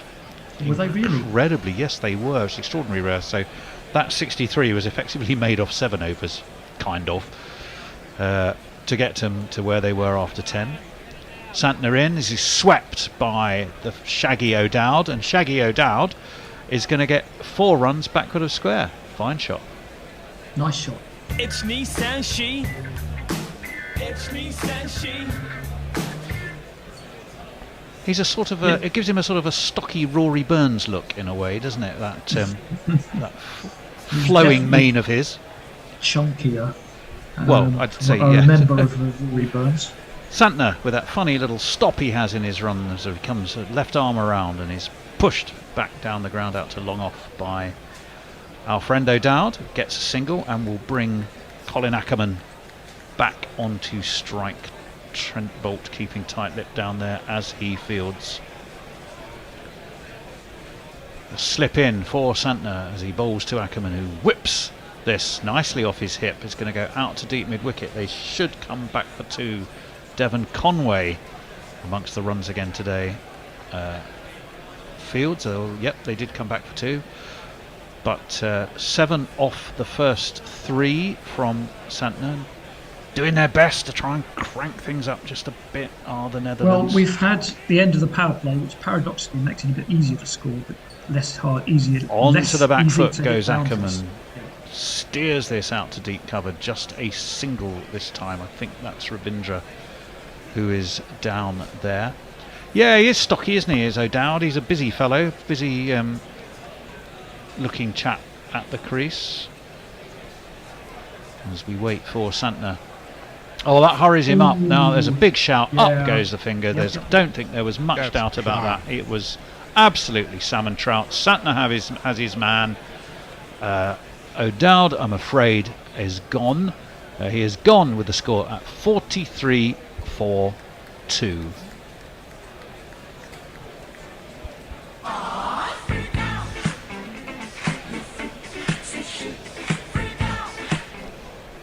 Just straightened on him, didn't it? To be honest, it was middle and leg. Look at that. Yeah, it's hit him in front of the leg. But I don't think they've reviewed, have they? They haven't reviewed. O'Dowd just went on his way. I'd like to have another look at that one. I think you're about to, mate. Any second. Oh, they were. They threatened it. Well, basically, it was. You can see on the slow motion the ball appeared to be spinning like a regulation left arm spinner, but then just didn't. Not so much of an arm ball. It was just a spinner that didn't spin, and it's hit him in front of the middle of the leg. Yeah, I'd say. Leg. I've certainly seen people review. Yeah, well, they haven't, and successfully or unsuccessfully. Oh, yeah, I think that was missing. Well, I really do. It's a definite possibility. You're seeing a different. If you're seeing a replay message, you're seeing one ahead of us because we're just watching. No, I'm seeing the. I got a chance to look at it later, but I was yeah. But it may be the camera angle, I don't know, but it certainly didn't look convincing. Definitely worth a review, as Andy says. Well, it did. We all went, yep, that's out straight away. To be fair, and often the first impression is correct. It's a change from the last game. It's the man's card you thought, but he batted 8 in the previous game. Yeah, it's Big Baz. Ginger in very quickly. He's off the mark straight away. Steering out to long off.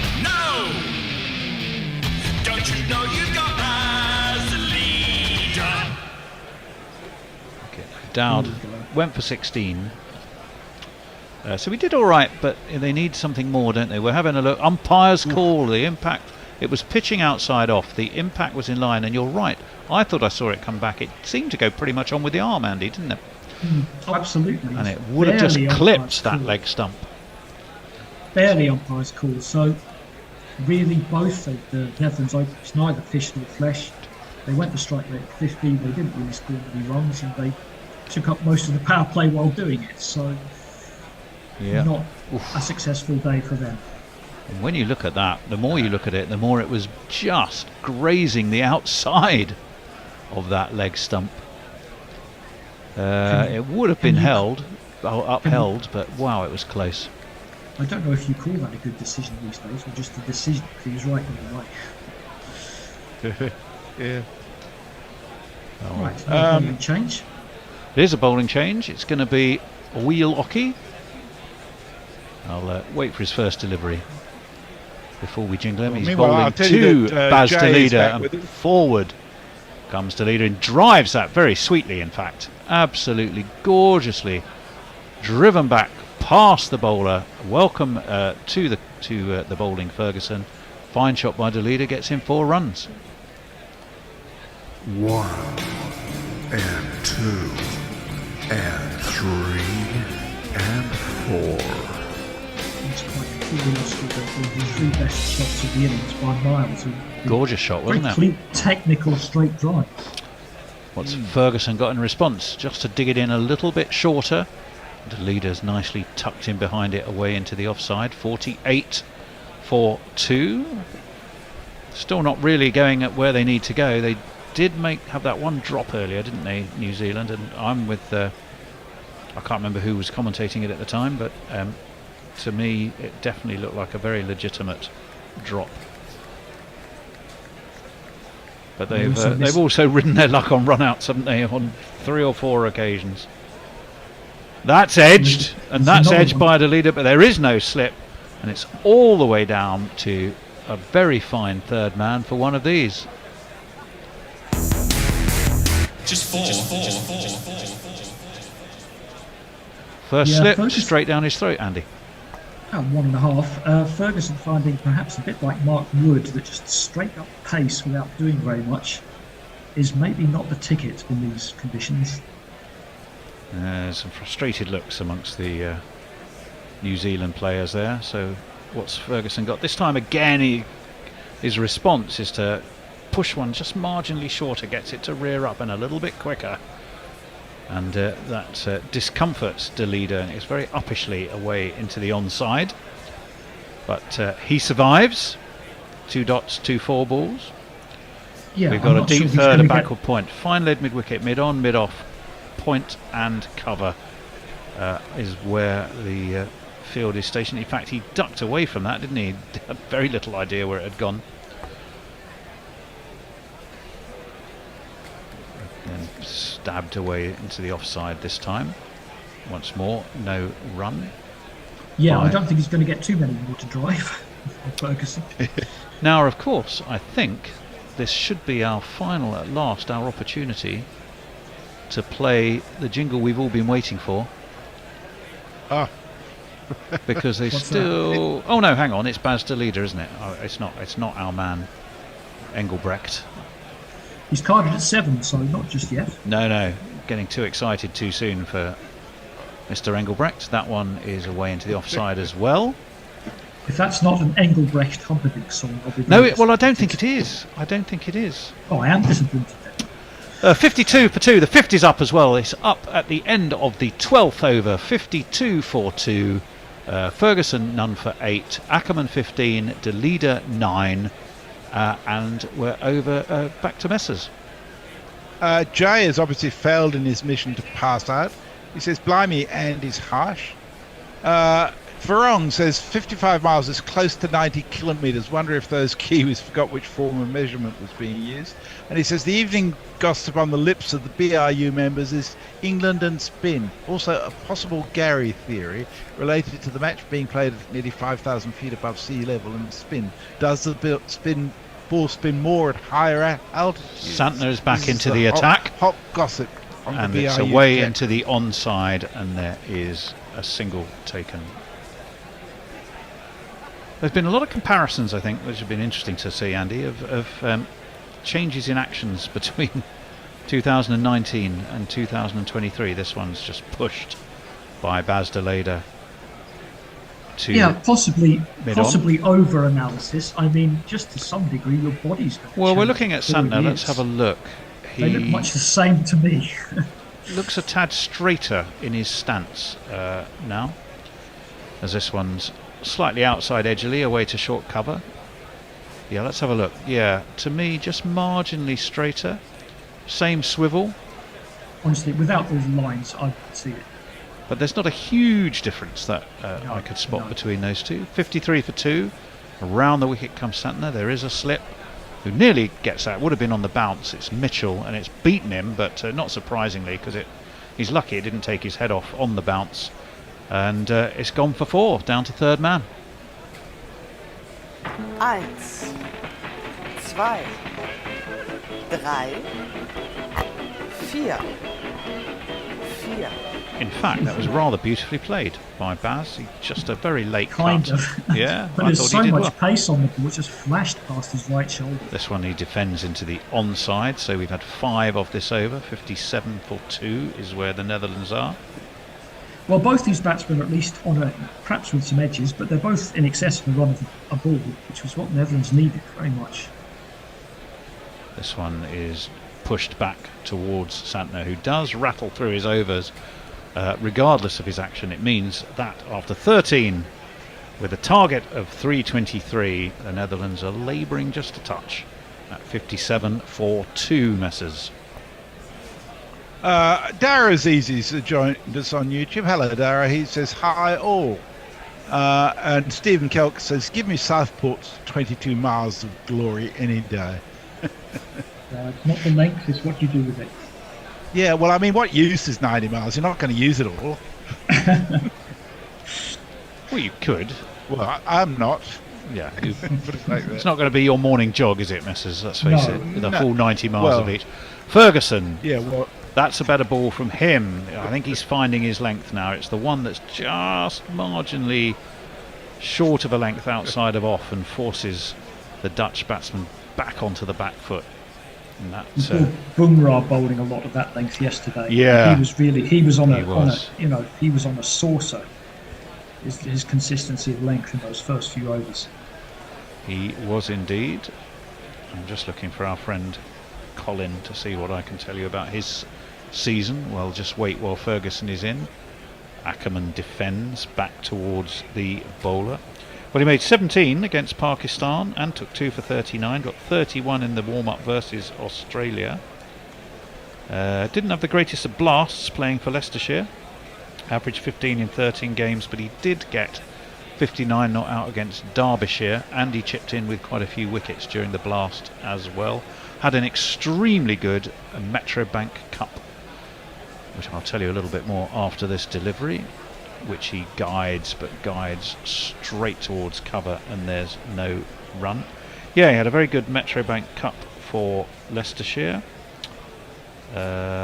which I've now lost. Oh, here it was. He averaged 61, highest score of 100 not out. Wow. Versus Lancashire at Old Trafford. But he did get just 6 in the final versus Hampshire, but did take 1 for 56, and it was the key wicket too of Joe Weatherby. Of course, they were triumphant, weren't they, in that? One wants to say Lord's final, but it wasn't. It was a Trent Bridge final. This one again. There's that length again, Andy. Just short of a length, tucking Ackerman up for room, and there's no run. Yes, that's what he's looking for. And I wonder, when Jay said I was being harsh, I wonder if it's because I criticised the openers, but I'm sorry, 12 of 20 and 16 of 31 are no good chasing for 120. And you know, you're at the big table, it's the World Cup, you're going to have to be judged by higher standards. Well, you're a hard man, but a fair man. I am. And I think you're spot on.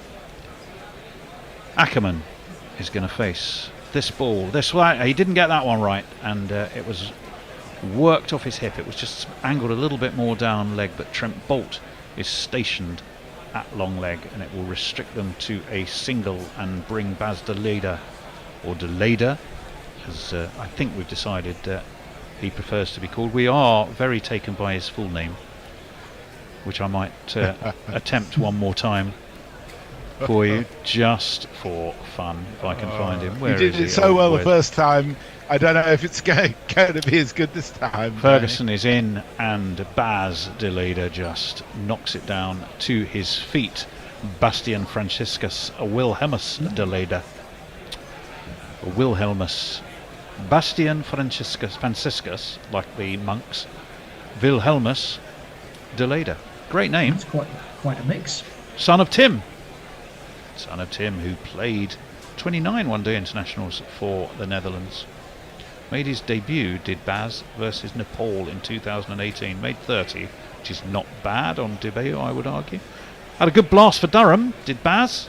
He averaged 40 in the blast, high score of 58 in 9 games, and he chipped in with a few wickets as well. Anyway, 58. Sorry, 58 after you. Sorry, it's difficult with the lag. 58 for 2 off 14, 265 off 36. That's 7 and a bit, I think. Yeah, they're going to have to. They're going to have to take some risks. It's a tall order. We have a change of ball. We do.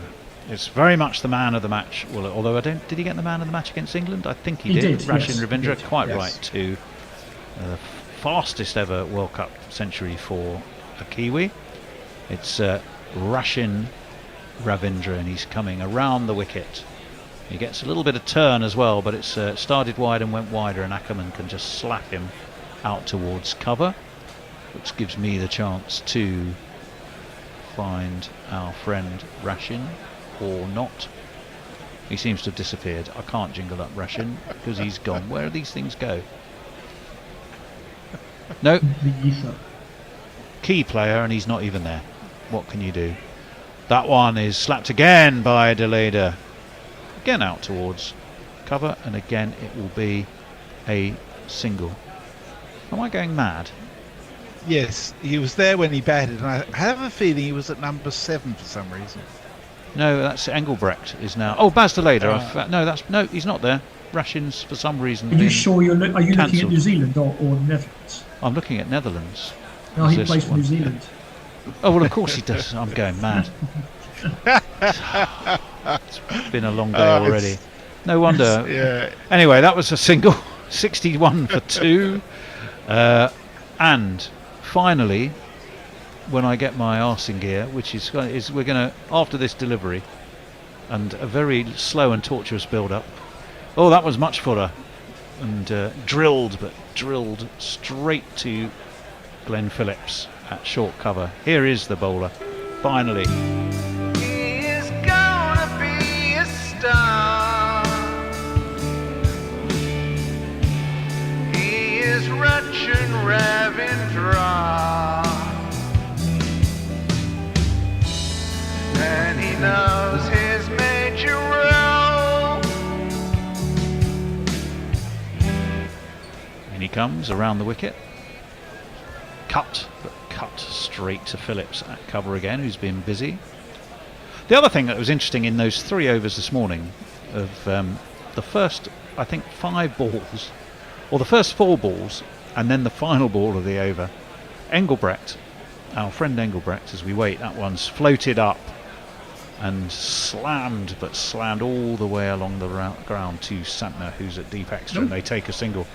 Yeah, so 5 of the first 6 balls of the New Zealand innings all went to Engelbrecht in the field.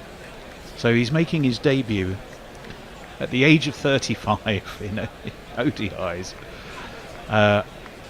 He has such an interesting background, having played initially for South Africa, then nothing for the next 20 odd years. And when he makes his debut, he sees literally just every ball while he's fielding in the first over. It's extraordinary stuff. 62 for 2, Messers. Very, very quiet on social media. I can't help but feel that Engelbrecht is getting such a build-up that he's going to prove to be an awful disappointment. Well, you wait till you hear his LinkedIn profile. I'm going to give you that in a minute. Well, I have the chance to do it. This one is down leg. It's a swing and a miss by Deleda, so it's going to be... Well, it's given us one for the over, but it went over his shoulder, and they've not given it as a wide. Rob Tucker doesn't spread his wings. So here's his LinkedIn profile.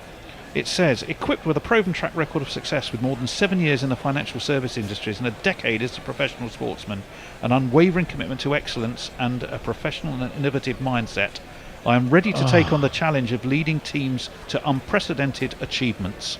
I want to throw up. This one is wide of off stump. Drilled straight to Conway at point by Baz Deleda. And as well as working in financial services, he worked in business development for Providence Hotels in both South Africa and the UK.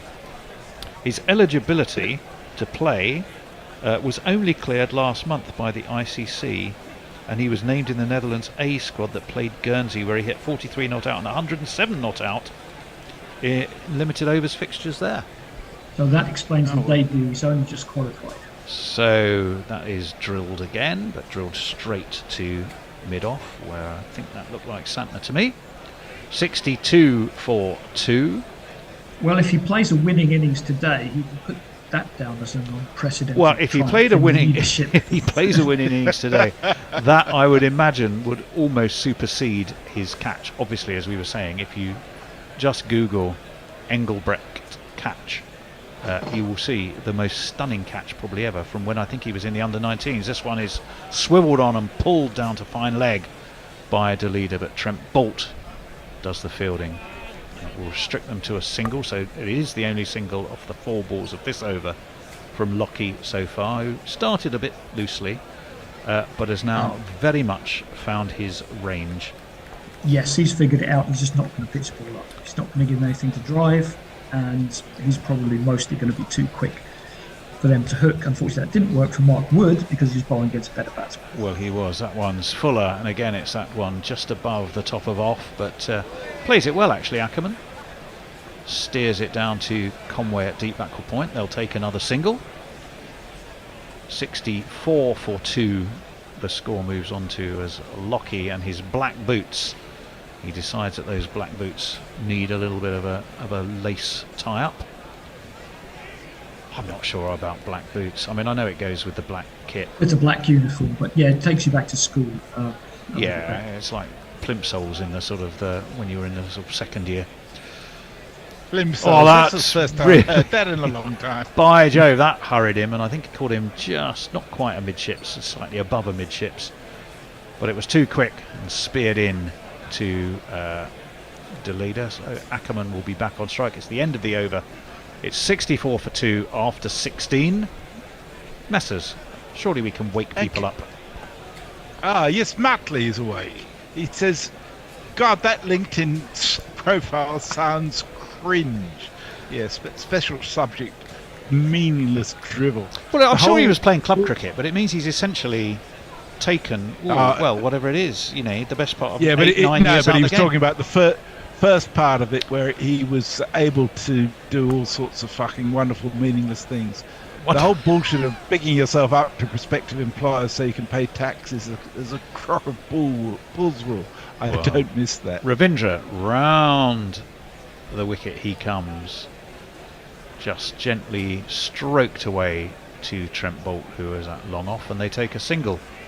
65 going back to the 42. old school cricket, not everyone can afford a full set of whites for their kids, absolutely. And we mostly used to get away with after this ball. Well, Ravindra, he is wearing his black All Blacks uniform, but he's not All Black because he's got traditionally white cricket boots. Oh, they looked at a single, didn't take it. There was a bit of ooh-ah and after you. The throw came in, but by that time, Al Baz had securely dropped his bat. Gives it plenty of air this time, does Ravindra. It'll come down to Trent Boult. Bit of rinse and repeat. They're going to have to hurry for 2. They did hurry. Trent Boult fired that in. Ravindra was the man standing over the stumps at the bowler's end, and well, if it had been a direct hit, I think they were in trouble. I think the fact that it wasn't going to be a direct hit would have just seen him safe. We'll have a look. Yeah, he was home. He was home. It was better running. Trent sucks in his cheeks to the extent that his mouth actually almost disappears, and that is launched. And Trent Boult, has he done it? What a catch that is, Trent Boult. Shades of 2019 at Lord's for him. Not this time though, because this time he doesn't step back onto the boundary rope.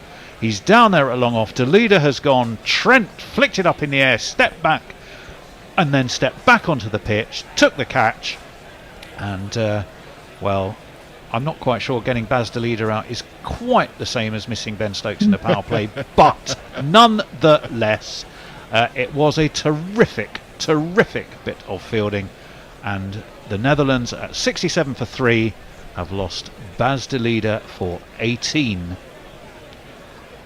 And I've given it all that spiel, and now I've got to find a wicket jingle. There we go. We'll probably play him this one. Hey, is he allowed to do that? He's taken off from with his foot outside the boundary. No, that's not out. Well, I'm not. Oh, hang on. Well, I think you'll find, unless they mysteriously get called back. Oh no, they are having a review. We're seeing that That's that's. not out. Oh, I take it all back. I don't yes, think out. it's out. It's gone. Ooh. Oh, well, there you but go. he last touched the ground over the boundary rope, didn't he? I thought that wasn't out. Yeah, I don't think it is. Well, I'm sure. Well, Just to clarify what happened, Bolt took an extra palm, threw the ball up before he left the boundary field. That's fine. He was then had 2 feet off the field. He stepped onto his left foot, which was off the field, sprung off his left foot and caught the ball without, before he had put another foot in play. Yeah. And I don't think that's out. well, the new man to the crease, whatever we may think, is there. It's the 29-year-old right-hander. It's Teja Nidmanaru. What will you do when faced with Teja Nidmanaru? You'll shit yourself and run. That's what you'll do. In comes Ravindra. In comes Ravindra. And Nidmanaru steers to backward point. There is no run. I think we need to discuss that a little bit more, because I never saw any doubt to it. Actually, let's watch it through here. It's launched high down towards long off. Trent Bolt has it, throws it up before he goes. We're going to watch this ball, and it's defended into the offside. So they were trying to squeeze in a replay. Hopefully they will after this delivery. But to me, I didn't see too much wrong with it. It's 17 overs complete. It's 67 for 3. De Leader, whatever we may think, has gone, I think, brilliantly caught. Now here we go. Let's have a look for you. It's launched high towards long off. That's no use either. That's just for goodness sake, this is ridiculous. The key thing, it was 73 metres apparently, which doesn't tell us anything. Right, here we go. Trent takes it, throws it up in the air, back he comes. He's got both feet in the air when he takes the catch. He's out. He took off from behind the boundary. Well, yes, That's you're what allowed I'm to saying. do that, because the ball never went out of play. I thought you had to step back on before you take off. Oh, that's interesting. Ferguson, anyway, is into Ackerman, who punches it down the ground. Matt Henry goes chasing after it.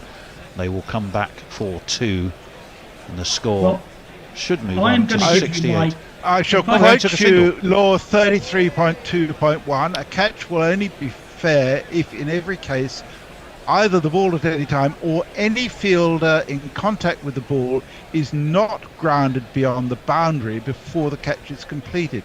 And then there's a reference to Law 19.4, which I'm going to go to now.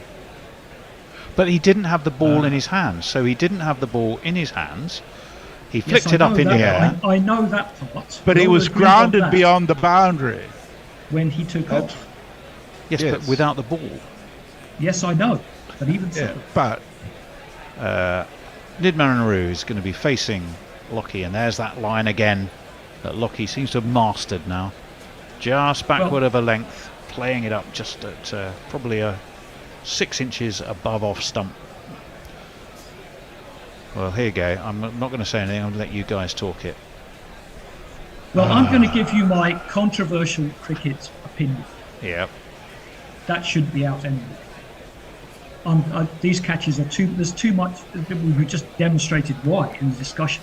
Ferguson whipped off his toes nicely, or off his thigh really, by Nidmanaru.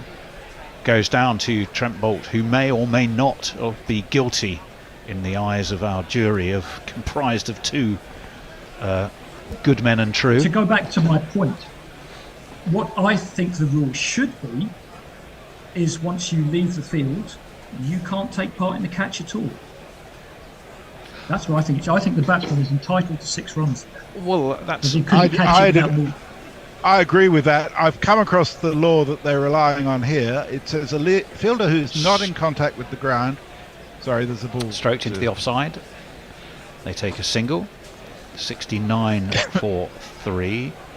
Let's is considered to be grounded beyond the boundary if his or her final contact with the ground before his or her first contact with the ball after it has been delivered by the bowler was not entirely within the boundary. So because the first contact was within the boundary, he's allowed to go out and come back in again. Exactly. Which sucks. Well, that's a clever slower ball by Lockie Ferguson. By Jove, that was clever. Nid Manaroo knows he was foxed by it. It kept so much lower. It was a knuckleball, really. And he nearly inside edged it onto his stumps. It nearly hit the stumps, even if he hadn't inside edged it. And it got poor old Nid Manaroo into a complete tangle. And he looks back as if to go, WTF happened. Well, what happened was everybody missed it, and it went through to Latham, and there was no run. Okay, I can accept that by the current rules of the game, that's out. My view is that it should. I think that's a very fair. 100% agree. Point. I'll go along with. I don't agree, but I think it's a perfectly fair argument, as this one's dabbed into the offside by Ackerman. There's no run. It's 70 for 3 after 18, and I'm sure we'll continue that debate. So by the rules, just to finalise my position, what I think the rule should be is it's fine if you throw it off to your teammate, but as I say, once you have touched the sponge or put your foot down outside the ground, then you can't catch the ball. That's what I think it should be. I think the batsman is entitled to 6 if the guy can't catch it on his own without leaving the field. It's fine. It's a very, very valid argument, I think. And it's fine if you don't agree. We don't have to. I said it was a valid argument. I didn't say I agreed. I don't agree. No, I know. However, and that's fine. It is a free country, and your right to make that point is perfectly valid, and it was exceedingly well argued. I don't necessarily agree with that, Tony. Ravindra, as Messi's getting politically contentious, is in, and it's slapped by Ackers down towards long off. Trent Bolt's obviously got messes in his ear because he's laughing, probably going, I don't give a fuck what you think. It's a fucking catch, Messers. Live with it.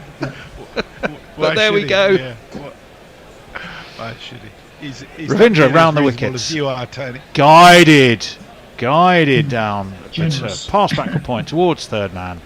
And it's going to be 4 runs for Nid Manaroo. And that, Andy, was a very classy shot. Perhaps we can agree on that one. No, I think that's a pure edge for me.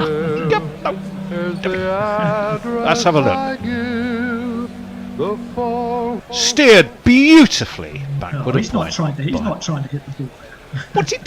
What's he doing there if he's not trying to hit the ball? Round the wicket comes Ravindra. Oh, that's lofted.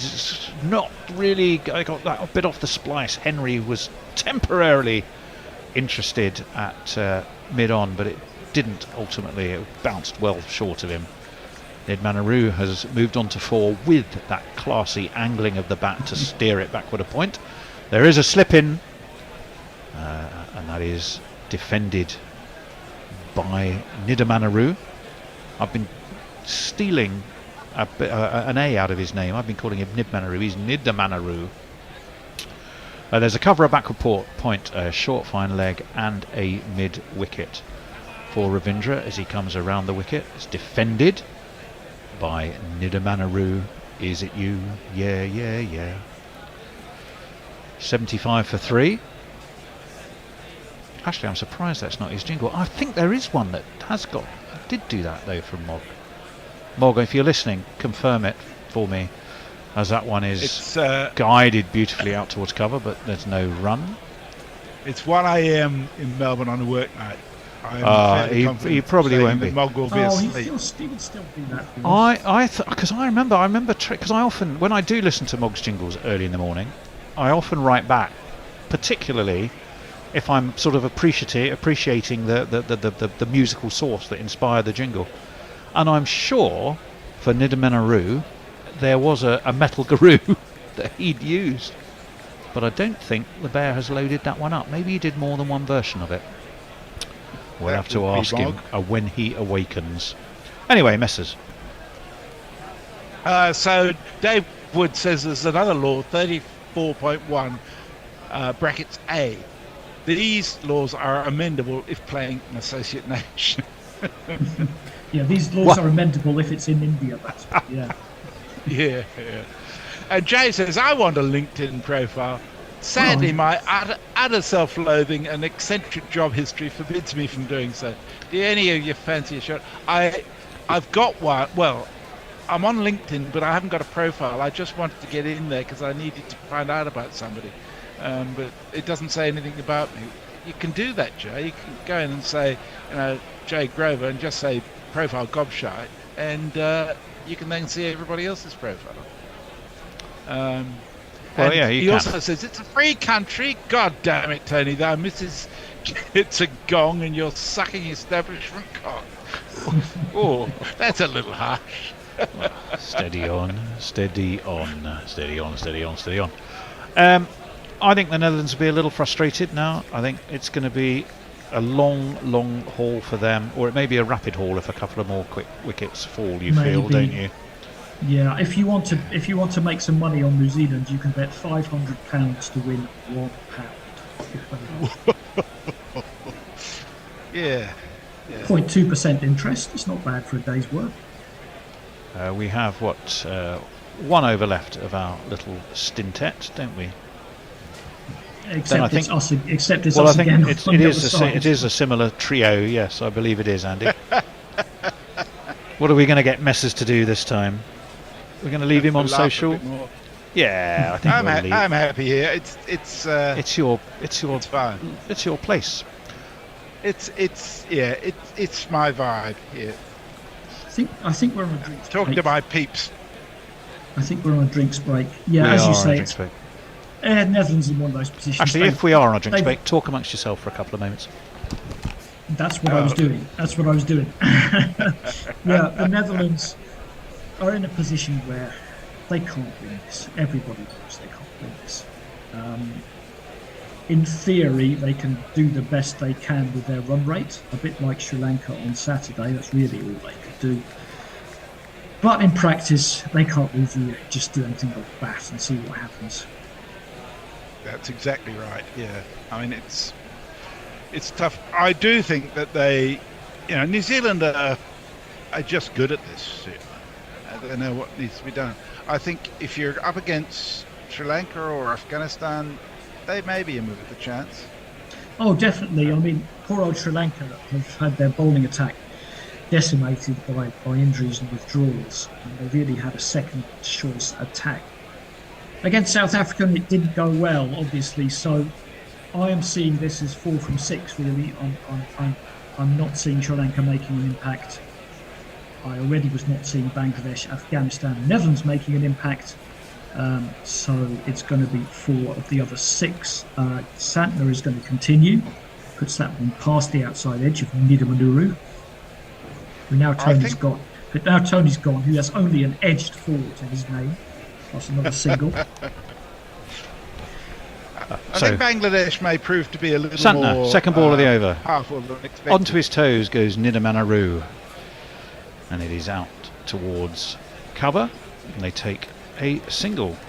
Moves the score to 77 for 3. They can put a spanner in the works of a few teams, but I don't see them in the mix for the semi-finals. Who are we talking about there? Sorry, Bangladesh. Bangladesh. Well, let's see what happens tomorrow. Yes. As this one is wide of off stump. Straight to backward point from Ackerman. There is no run. And just our friend Teja Nidamanuru is 29. He's from Vijayawada in Andhra Pradesh originally, so actually here or there near enough to Hyderabad, I guess. Well, he's at least in that neck of the woods. No run on this occasion away into the offside.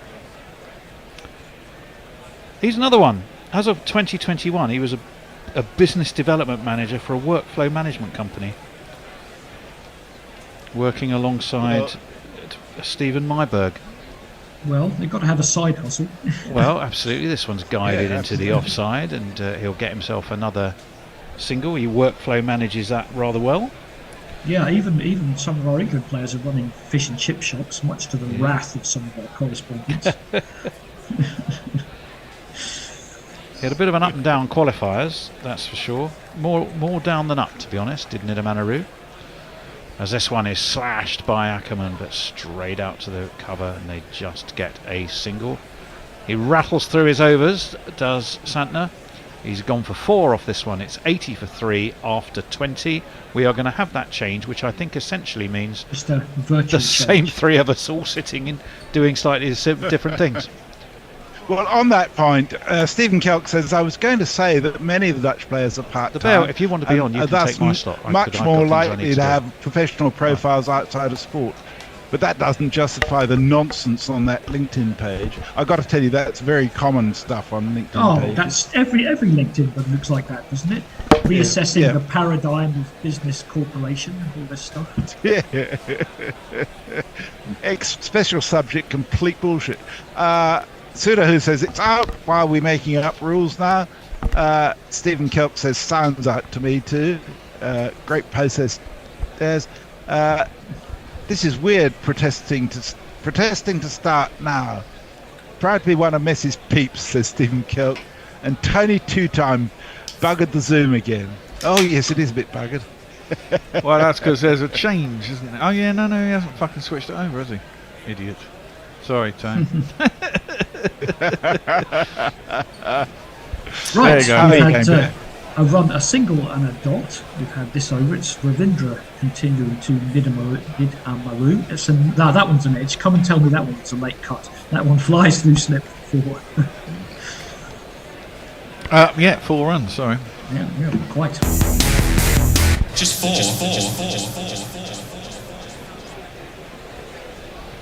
I must say, though, that yesterday watching KL Rahul cutting uncuttable balls was just amazing.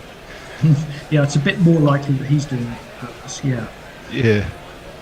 Poor old KL Rahul, absolutely devastated not to get 100 yesterday when he hit the shot on the game. And then he actually said so after the game to make it even worse. Yeah. It's like, I didn't mean to hit that for 6 and win the game. I wanted to get 100. Yeah, he meant to hit it for 4, so they would have been. If he'd got 4, the score would have been tied, wouldn't they? He could have hit 6 and got his ton. He might be the most selfish cricketer on this planet. He gets it done though. Ravindra is in. It's short. It's cut. Cover gets a hand on it. It scuttles across to pick up, so there's no run. Well, there's something a little weird about anybody demanding everybody else calling King Legend, isn't there? I'm not sure if he's demanding that, but then again, he might be. You never know. It was his idea. Yeah, self-assigned nicknames are very, very bad. Yes. Glenn Phillips is in there again. Cover picks it up. It's 85 for 3 off 21. Mike says in America we don't have odds so low. Lowest our odds can go is you win $1 for every 200. I originally bet on New Zealand with the odds at 6 cents per dollar profit, which is fantastic. And Jay says we need a deep cut mixtape of Bear calling Tony an idiot. Well, I can assure you that British betting companies can go as low as they want on odds and squeeze out every fraction of a penny. Yeah, I mean you've got to be pretty desperate to bet when there's what did you say, 0.2% return? 1 to 100, 1 to 500. People do it, and it always ends one way. That one's played out into the extra cover. They're going to get back for 2. It's a good throw, but better running than they're back for 2. Didn't someone do that in an American football game though in the off season? And stupid money on. And they got extraordinarily short, and then the crazy thing happened, and they lost it all. It does. You know, if this is how you try to make your money, you're going to come undone sooner or later. There's no doubt about it. Ackerman 29 or 32. I mean, what can he do? Does what he can. Scores at a run of ball. See how far he can take them. Beats point with that one, which means there's going to be some work for the sweeper. It's going to be another single. I mean, you've got to be considered the expert, Bear. These games are named after you, these Bear games. I mean, how do you deal with them one after another? at least yesterday was a bit of to and fro in the game. Well, there was until they got settled, wasn't it? And then it was done. It's full and it's clubbed into the leg side. It's going to be in the gap. There might even be 6. It is indeed 6. It's gone over the boundary. Nice. Nice shot. I didn't think he got enough of it, and I thought there might be a man out there, but there wasn't. So that's okay. That's usually the gap that where basically cow corner. Yeah. Give it a big evo. I think we can all do that, can't we? Clear the bottom, clear the front leg, give it a swing. Not sure if we can hit it 75 metres, but so as well as bowling 8 and over an IPL, you can come in and hit some sixes at the death. Yeah, if I get it right out the middle, I might be able to get it 75 metres. But yeah, I'll give you that one. I did it at nice high ground where there's no resistance, Johannesburg or I think you need Dharamshala. a bit more help on that as well. That one goes back and pulls, and New Zealand may be a bit carried away with their attacking fields. They've no boundary there, so that one goes for 4 as well. Okay, let's play another jingle. The number of the day. Who could ask for more? The number of the day is 4. Well, I will tell you how. Hold on, last ball. Tosses it up, drops down to Yorker length, but is pushed past cover, and it's going to be more work for the sweeper. They think about 2. They think against it, and that's a better over for the Netherlands. Gosh, 15 off that one. New Zealand may set some more orthodox fields now, I think. And 100 is up off of 22 overs. 100 for 3. The Netherlands. I'll tell you how I deal with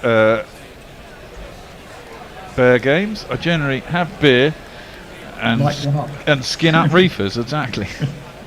It's the best way to do it. I do think the tournament needs a close game or 2, and it needs one pretty quickly. I think we might get one tomorrow morning. Yeah, that's possible. Muttley's got it all worked out. He said the thing about with self-assigned nicknames is tricking everyone into thinking they came up with it. Yes, that's the hard bit. That's well bowled by Ravindra. He definitely beat Ackerman there. Bit of turn. Beat Tom Latham as well. Spilled the ball, but that was onto middle stump and sharpish turn. Up into the armpit of Latham. That's the first time we've really seen that today. A bit like his sort of namesake Jadeja's ball to remove Smith yesterday. Well, that's a big full toss, and the batsman completely misses out. Obviously took him by surprise.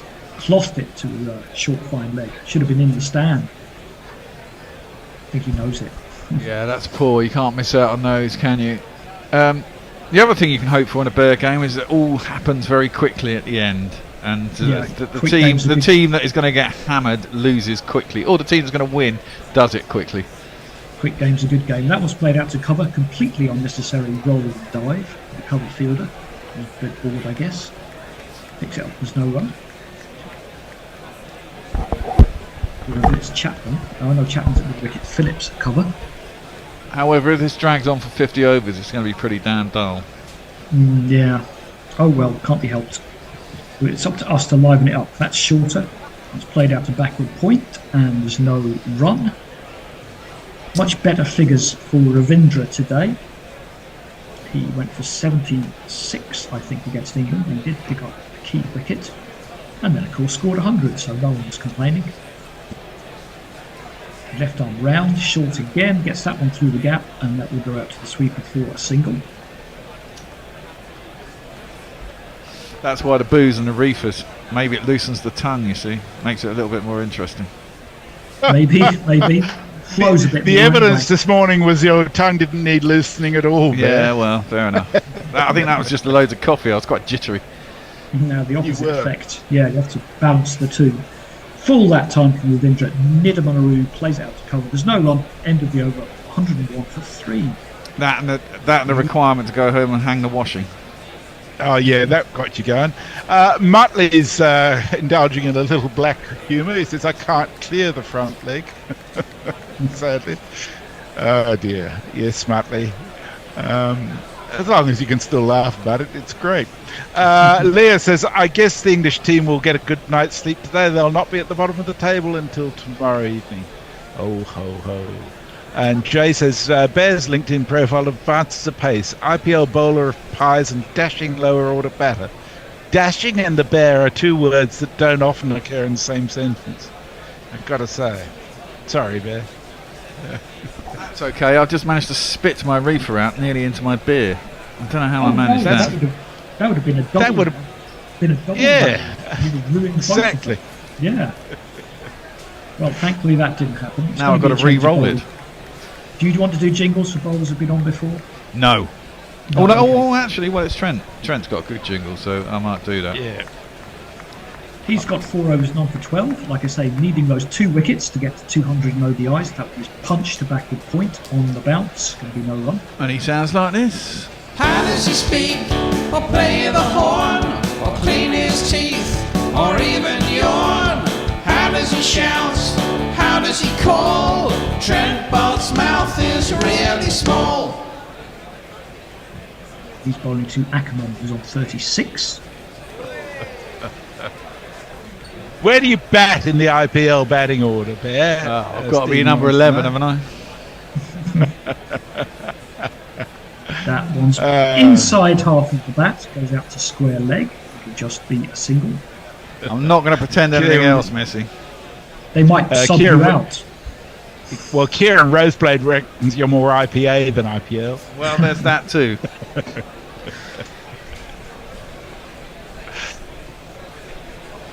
I don't like. I've never liked fast bowling, so I'd definitely be number 11 in the IPL. Bolt is in. It's short and it's pulled underside of the bat. Goes past the square leg umpire.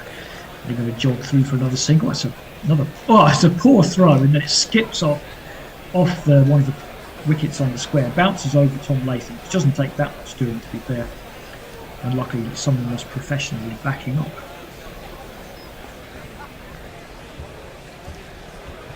But yeah, New Zealand well on course for victory here. They'll go top of the table with 2 out of 2.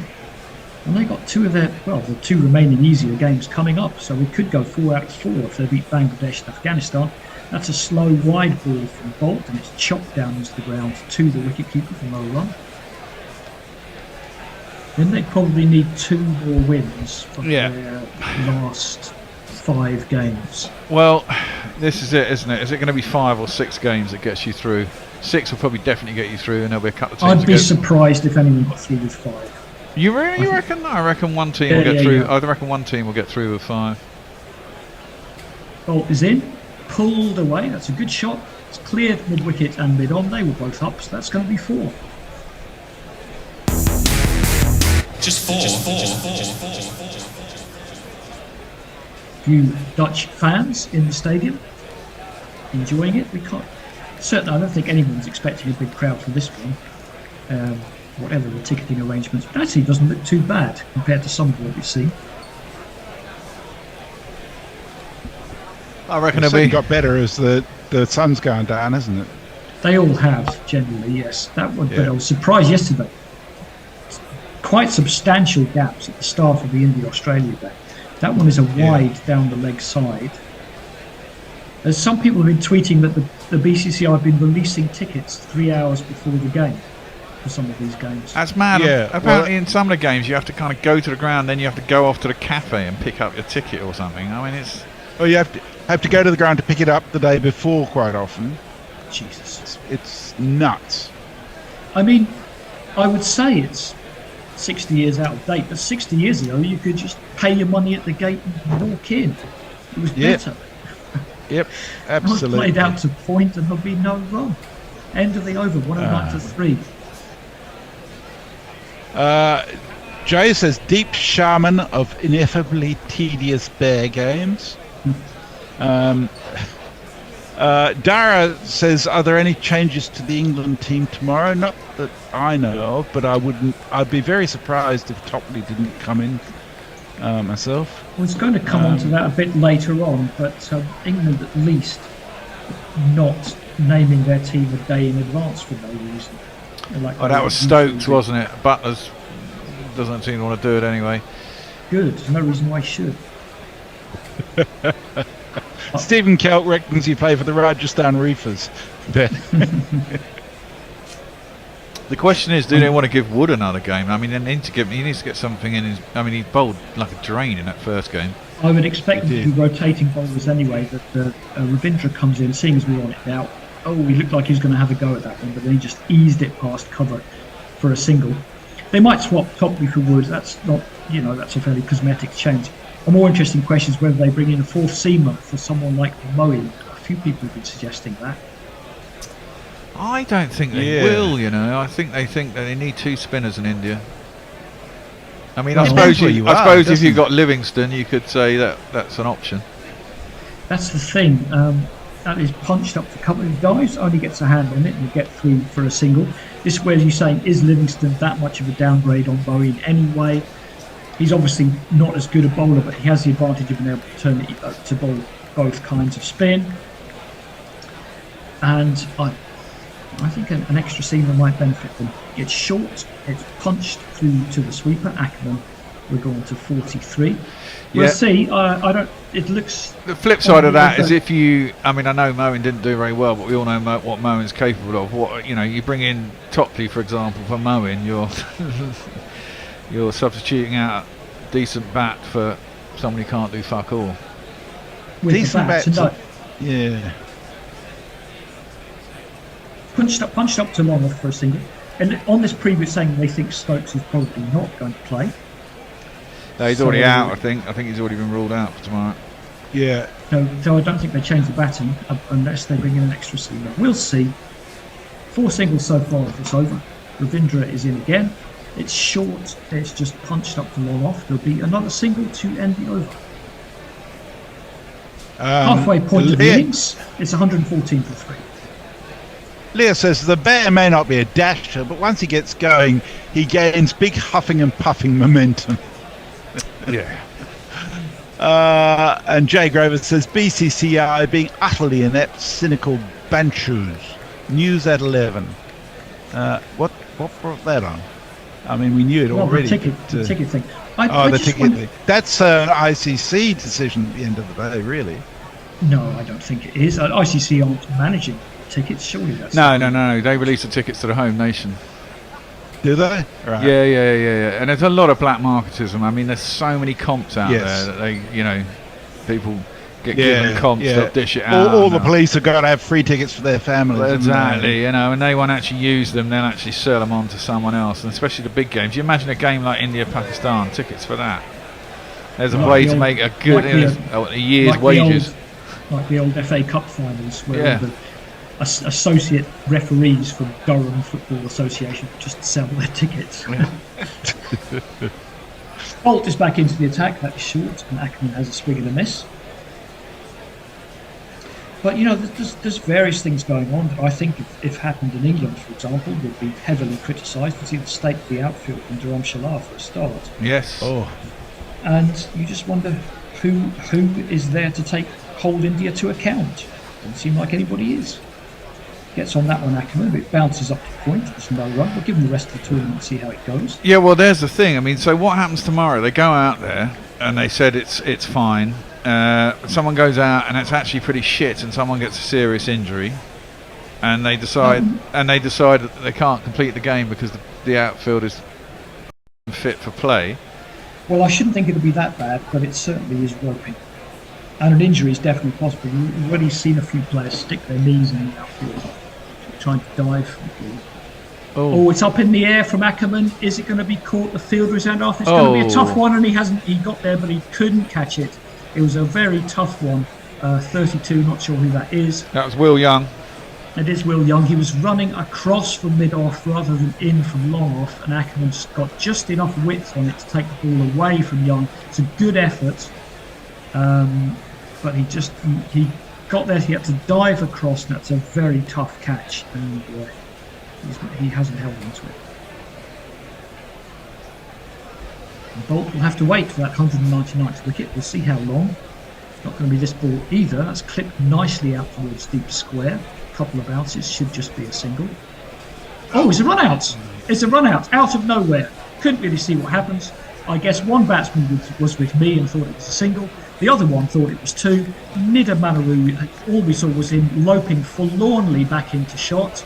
And Tom Latham took the bails off. We'll have to see exactly what happened, but either way, it's going to be 116 for 4. I won't look back, 'cause by the time that I do, you'll be gone. That was appalling. As I said, It wasn't even a particularly good throw, but Nidamaru was halfway down the wicket when he was sold out by Ackerman. Ackerman told him to go back. Nidamanuru, it's the last time I'm going to have to say that today, was left halfway down the wicket. He barely turned around. He started loping back, but he knew if Tom Latham took the ball cleanly, he was going to be out. He did, and he was. Oh dear, oh dear, oh dear. Ah, he was the one man. Oh no, I did have him in here. So who's in next, do we reckon? Edwards, I think. Who? Edwards. Scott Edwards. Scott Edwards. Keeper captain. Yeah, I know he's got a jingle because I've seen it before. There we are. You're at the buffet, ruefully looking at salads. The figure swoops in, it's the famous Scott Edwards. That's a bit unfortunate. The batsman I've just said I'm not going to name again was kind of doing okay. He was on 21 off 26. And it was a partnership of 49 off 54, which wasn't too bad in the circumstances. About as good as I could expect. But ended by a run out. And let's see what Scott Edwards can do. Averages 39 with a strike rate of 92. Many of those games will be against other associate nations. Let's see what he can do against the big boys.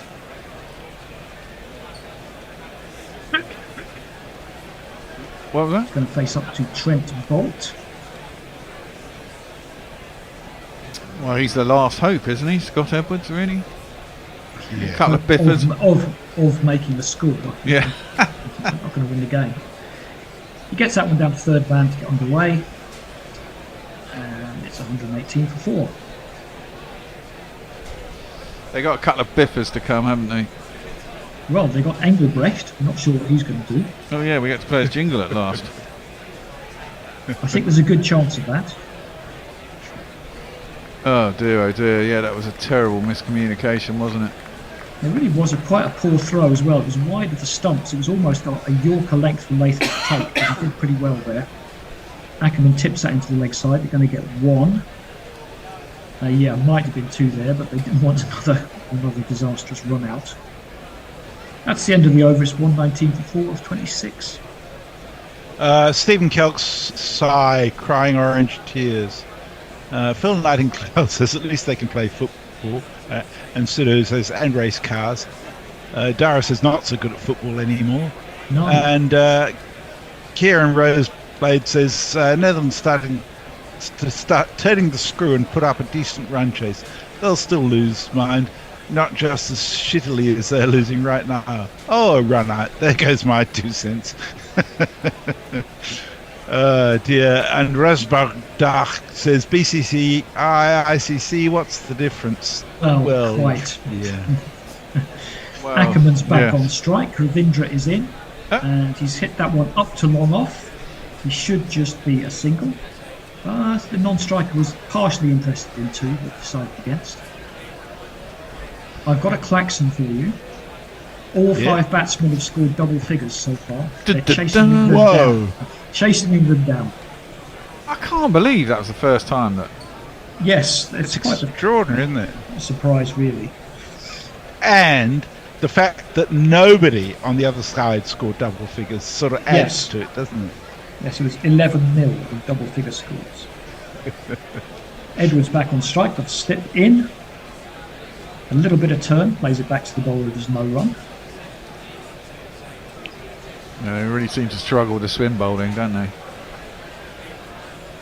Yeah, I mean, it's going to be interesting to see how the pitches continue to play out. We've had one road for South Africa, Sri Lanka. We've had one quite tricky pitch. That one's clubbed up towards long on, but long on is up, and it's a 1 bounce forward.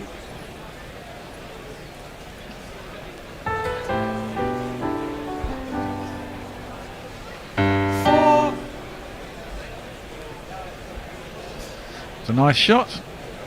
Again, yes. They don't seem to hit it as hard as other players from other sides. I don't know why. Perhaps that range hitting does make a difference. Yeah. That professionals can do. Have the time to do. That one's played back to the bowler for no run. Ravindra is in again. Going for the sweep. He's going to be done. It doesn't look bad to me. Paul Rifle doesn't agree. Might be worth a look. If it's not out, it's because it's outside the line of off stump. Yeah. I don't see anybody particularly keen on a review. No. He may have got some bat on that as well. I think it's outside the line. I think it's probably straightened and probably just about going to miss the off stump as well. Yeah, close enough though. It's certainly a missed sweep give the bowler some hope. So that one is punched out towards deep point. It will be another single, 6 off the over. It's 125 for 4. Anyone out there? Or have they all given up? Yeah, Jay says, to be fair, I just call the BCCI sister fucker, so that should shake the organisations to its very foundations. Yeah, I'm sure they'll be absolutely quaking. That's it at the moment on socials. There's a road there that's moving, and I wouldn't want to be on the other side. If that's traffic, it doesn't look like it's going anywhere. Well, it could be in any one of major cities around the world, to be honest. True. Right, Matt Henry's going to come back. I was thinking that's our circular myself. Yeah, well. Edwards on strike. And it's been seen as you have 7 men inside the circle. I think they're really pushing to try to keep the Netherlands to a low total and boost their run rate. I think they'll all move back a bit now. Ackerman's on strike.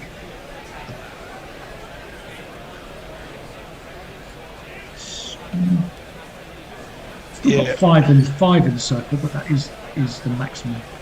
The maximum they're allowed out. Ackerman facing up, very still at the crease as Henry comes in, plays that one over the square leg. It's going to go for 4, 2 bounces for 4, and that is 50 for Colin Ackerman. Hold on. You know you lift me with your 50. That's not too bad. 53 not out with 55. Something to hang their hat on. It's a good shot as well. It's tailing onto leg stump quite full and clipped it over square leg into the gap for 4. That one is played out to cover for the run. Yeah, well, it's a standout performance in the context of their innings, isn't it? Certainly is. Well, what can they do? Try to get past 250, I guess. Well, yeah, do what Sri Lanka did the other day and try and keep the hit down. Yeah, that's all you can do really. He's punched that one up to mid-on. It's a quick-ish single, but comfortable enough. Will Young doesn't even release the ball. I was saying earlier, they've got the shortest odds to be bottom of the table, but they could. Them and Afghanistan. It's something stupid, like it was over 100 to 1. It was like 150 to 1 on or something. Not to finish bottom.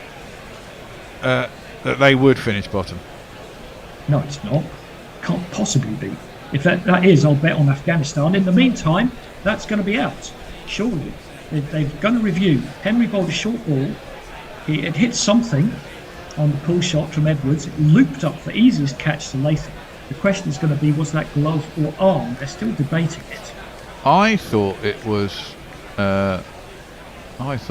glove, but let's have a little That was out, that was out, that was definitely out. Was that definitely out? I don't know. It's worth reviewing. They got 2 reviews. If you could tell me where the Netherlands are 1 to 500 to finish bottom, please do, so I can go and bet on someone else.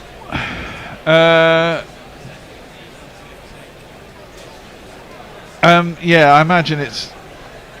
Yeah, it was on Bet365. It might not have been those odds. I don't think you can find them now because it was my point is, I'm sure it couldn't possibly. It was. It I'm looks sure like it was it's over arm 100 rather than glove, doesn't it?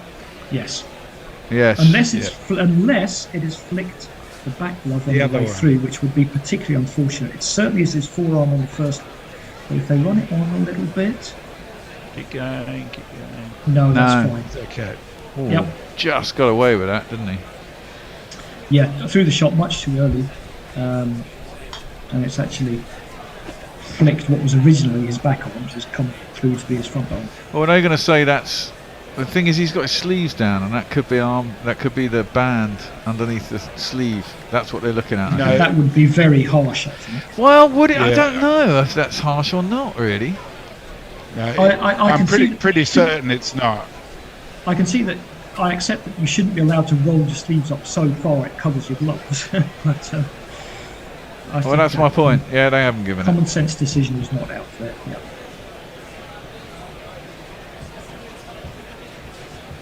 Strange thing is, run-wise, they're only 20 behind where New Zealand were at the same number of overs. Really? Well, they'd slowed down massively at this point, haven't they? There was a bit in the middle where they got really sticky, and they managed to get 60 off the last 5 overs. So, well, in fact, they quickened up after this over a fair bit. Henry is going to continue. Right arm over to Edwards. Length ball played into the leg side. Henry's going to pick it up, flick it away. Make sure there's no thing about that one.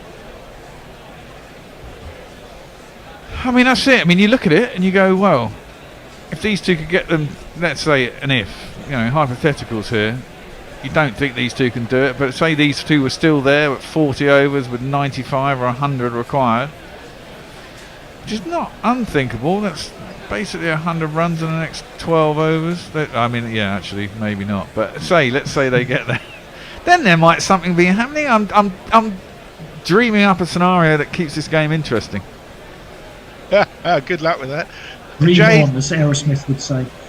Jade tweets another thing I don't understand. He says, I thought my Bancho comment were a wee bit harsh, so I just sent Roger Binney an email saying, you're bad and you should feel bad. Now we wait. What does Bancho mean? It means sister fuck. It means sister fuck. It's a very common Indian sledge. Right. Thank you for that. See, to learn something every time I'm on air. Right, this is going to be a new bowler. Can we jingle him up? Oh yeah, he hasn't bowled yet. Let's have a look. He has a jingle that goes like this. Feared by the bad, loved by the good. Glenn Phillips, Glenn Phillips, Glenn Phillips.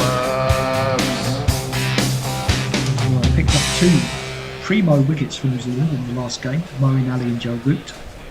That one was too short, and Edwards Ackerman actually punches it out to deep point for a single. I think England will be desperately looking to put that right tomorrow, won't they? Get this up and running. Oh, they need to, absolutely, yeah. Phillips is in again. From wide, the reverse sweep from Edwards, but he goes straight to short third man. There's no run. On Betfair, Netherlands are 1.3 to finish bottom, and Afghanistan just over 5 to 1. Okay. But as you say, they could beat Afghanistan in a one-off game and they'd have a reasonable chance. That's the thing, isn't it? I might have a nibble at that, actually. Afghanistan, 6.6. I think I took all my money out of Betfair because I needed it. Phillips and Edwards is back, tips it to square leg, going to pick up a single. I presume that's the exchange, isn't it? Yes, yeah. Yeah. I've got one of those accounts. I think 365 and other betting sites do have that market, but they will not have it during the game. That'll go back up afterwards. Clipped out into the leg side by Ackerman as he found the gap there, probably enough to get 2. Yes, he has. He was on 57, it's around 35.4. I presume that's a live moving market all the time, isn't it? Depends how much money is on either side as to what the odds. On the market it is, although this isn't going to move a great deal in match. Especially now where this result is pretty much guaranteed. That one's played up to log on for a single. Stupid, I put money on Netherlands. I put it on when they just before the last 5 overs, and it looked like they might end up with something. They were bowling really shit, and it looked like they might end up with about 280. So I thought, I'll get the odds on now 8 to 1, but that was a failure. As good as it got, she picked the perfect wrong time. Down the wicket, he's hit it straight, not really got all of it. Long on can come around and pick it up on the second bounce. That may just have been one. End of the over, it's 137.4, chasing a notional 323. So, nothing new on Twitter.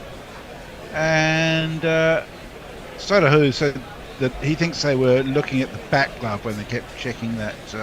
I think so, yeah. Catch. Yeah, it seemed to go straight up off the wrist or whatever it was. So, A, it must have been quite painful, and B, it clearly didn't go anywhere near the back arm even. I don't think. Yeah. Well, we're going to have a switcheroo at the end of this over. I don't actually know what it is. Oh, it says good. Tony, Andy W and Bear on here. I don't know if that's changed or stayed the same. I basically we had to have a little switcheroo, and I haven't seen what it was actually because it wasn't put up on the WhatsApp. We'll figure it out. Henry is in, chopped down towards third man. He's taken the pace off someone that looked for 2, but it'll just be the 1. Henry's looked all right here, hasn't he? 1 for 27 in 6. He was good against England. Yep, Henry and Bolt very impressive against England. And they've already got Ferguson in to strengthen the attack. I don't know when Southey will be fit, whether he even comes in if he is. Henry's in again, length ball, punched past cover. It's a good shot. It's out into the wide open spaces, and that's going to be 4. Yes. Just 4. I mean, the other thing that kind of pleased. Can you grab me another one of these from the fridge? Thanks. The other thing that will please New Zealand is having spanked England, and if they get what we expect here, it gives them more space to give Kane Williams some extra recovery time. They don't have to force him back so quick, maybe. They're doing all right without him. Next 2 games are Bangladesh and Afghanistan, and I'm sure they'll think they can win those without Kane Williamson. Yes, exactly. That one's back to the bowler. Henry skips across, picks it up, it's no run. Does Kane Williamson even come back in? Am I being controversial? He probably comes in for Chapman or something like that. Yeah. I mean, I'd have him. And the problem is he going to be so rusty? But he's a class batsman, so. Well, it's a good problem to have when you've got people in the team doing well. That one's a bouncer. Ackerman slides inside it and lets it go through.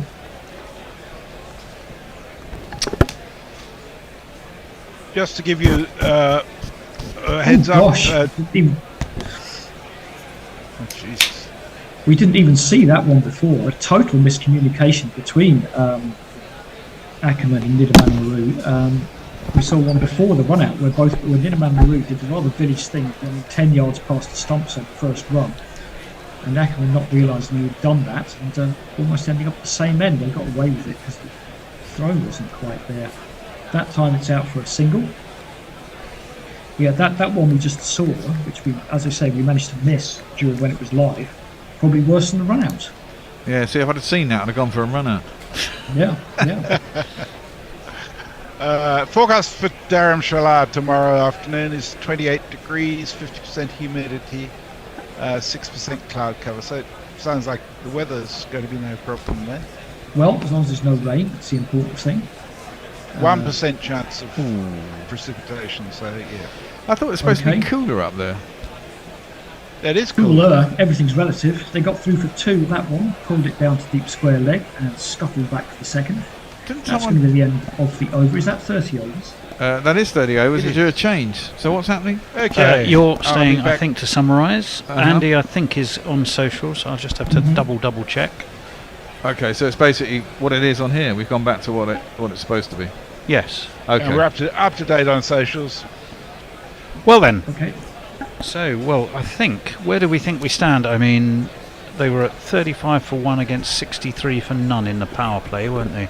Yeah. 145 for 4. That means they've got 20 overs to get 180 odd. To get 178. Yes, that wasn't bad maths.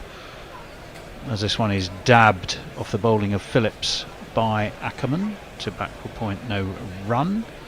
Grounds, I won't say filling up, but it has a few more in than at the start. As the evening wears on in Hyderabad. In comes Phillips. That's a bit down leg, and it's whipped nicely by Ackerman. Out to deep wicket though, and they will just take a single. The ball thuds into Latham's gloves. Personally, I think that is really depressing.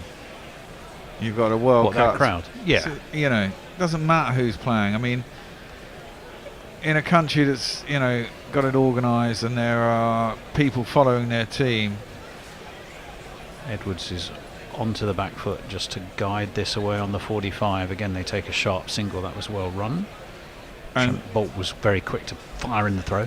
I know, I mean, obviously India's much more massive than England, but I mean, it's supposed to be a festival of cricket. It's in India. I mean, it's just depressing to see such small crowds. Yeah, I tend to agree. Oh, that one's swept all the way along the ground, though. It's only a single. It's out to Mark Chapman. One more to the score, though, 148 for 4. So they're within 2 of a milestone. 150 for 4. We're in the 31st over. There's 2 balls left of it, being bowled by Glenn Phillips, who's over the wicket and rather plays very square in front of his stumps, does Edwards, just to guide it down on the 45. Another single. 149 for 4 will bring the excellent Ackerman, who's been playing a bit of a lone hand in some ways here. 65 off 67, nearly a runner ball, the rock of the innings. Needs someone to stick with him. Well, he does. And they both need can to it go be large. Edwards? Can it be Engelbrecht? There's the 150 up. At the end of the 31st over, it's 150 for 4 for Netherlands, guided to backward a point by Ackerman. He moves on to 66. Netherlands to 150. And we have 19 overs left for the Netherlands to produce something very unlikely, but they're not out of it. They're not out of it. A better side, you'd say. What's that? Points. Yes, they are. 100. I mean, this is it. A better side, you say 170 with 6 wickets in hand. Unlikely, but possible. Well, the run rate's 9, just over 9. Sorry, Andy. There's nothing on Twitter if it's working properly, which is 50-50. Well, that's the problem with Twitter these days, isn't it? Yeah. Interesting YouTube comment from Stephen Kelp. Cricket has won the battle to be added to the 2028 Olympics. Multiple sources have told The Guardian. So, despite the best efforts of the MCC, it looks like cricket will be in the Olympics. I do see a couple of things just popped in on Twitter. They do occasionally pop up. Yeah, it wasn't. I mean, I heard rumours about the reasons. Anyway, it's Lockie Ferguson who's going to be in to the splendid Ackerman, who drops the bat and they run a sharp single. One more, 151 for 4. I heard rumours that the BCCI weren't happy with the random drug testing of WADA, or whatever it is, would have to do some random drug testing for it to be in the Olympics. I.e. the rules that apply to everybody else. Yes. I don't know how true that is. It's just a wild... Well, if India are not happy with the rules, they don't have to enter. Jesus. That's very true. Jay says India must win the World Cup for the good of cricket everywhere. Quite so. I imagine that also for the World Cup it'll be either T10 or T20, and you'll have to have... Oh, the Olympics will be T20, yeah. Here comes Lockie. Crikey, that's interesting, as this one is nudged into the onside. They don't run. Against pace today, the Netherlands have missed 12% of the balls they've received and edged 16% of them. Can you believe that? That's nearly a That's third the best. that's missed or edged. Well, it's nearly 20%, 21%. It's So nearly 20%. 30%. Well, if they edge 16% of balls, that's getting on. Oh, yeah, if you add the two together. But edging over 15% would seem like quite a lot to me. Well, yeah. In comes Ferguson, who we've been complimenting his length. He does stray a little bit onto leg, but Edwards is not able to work it away to leg, and there will be no run. He was bowling that line earlier, which I think was you, Andy, called it the Bumrah line, which was just short of a length, rising up at probably 6 or 7 inches over off stump, and it was really, really hard for the Netherlands batters to get that away. What's he got here? And again, he's gone down leg this time. He seems to have lost his radar a wee bit. It's worked away around the corner by Edwards down to deep backward square. He gets a single. Mitchell Santner bowled quite superb. Did he play? He did bowl superbly against England. I'm not dreaming, did I, Santner? No, he did. Bowled pretty well, yeah. Yeah, he did. I thought he did. Well, we kept giving wickets away, didn't we? I'm vexed about this crowd situation. Yeah. Vexed about the crowd. Yes, I can see that. That's short and wide. But again, although it's crashed out towards deep cover, Devon Conway lies in wait. And he picks it up on the bounce. And again, they are restricted to a single. So I suppose every single just extends the that required run rate when you need over 9. It's a deep third, a fine leg, a backward point, a mid-wicket cover, mid-on and mid-off as Ferguson is bowling to the right-handed Edwards. He got a deep square as well. And this is pulled backward of square. In lopes, I think. It's either Chapman or Matt Henry. I couldn't quite make it out. It's the end of the over though. 32 complete. Sorry, Andy, you were going to say something there. Yeah, common sense in a game like this, best will in the world, it's not going to sell out or be under any pressure. Why wouldn't you just let people in for 10 quid on the gate? I don't understand.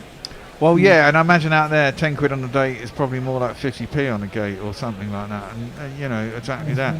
People just wander in. Well, I don't know. I'd heard that some of the pricing was quite aggressive for this World Cup.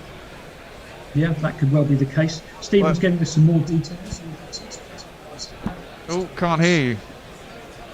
Can't hear me? Yeah, No, it's you like you've gone away disappeared from your mic or something. As soon as you turned your head, you just became silent. No, we could hear you when you came back straight. Yes. It was just when you turned away to your left. Am I okay now? Yes. Yeah. And if I turn my head a little bit so I can read off the YouTube? Yeah. Yes, you're okay. Yes, that's okay. It's just when you went all the way to the left. Oh, that's strange. I have to keep an eye on that one. But yes, if Stephen Kelp rightly feeling that the IOC feeling that they can sell more Olympics to India if it's got cricket in it. Mitchell Santner to continue. Floats that up and Edwards prods out towards short mid-wicket and gets a single. As long as it's better formatted than the Asia Cup, where India won the tournament because they were the higher seeds and the final was rained off. So just said, yeah, fuck it, India win. It might. It might. Yeah. Well, no. Yeah. Well, Comes no. Santner again, forces Ackerman onto the back foot, and he tries to force it away through extra cover, but do you think is denied. They might even try and make it a T10. No, it says Stephen's telling us T20. Oh, okay. Okay. Yeah.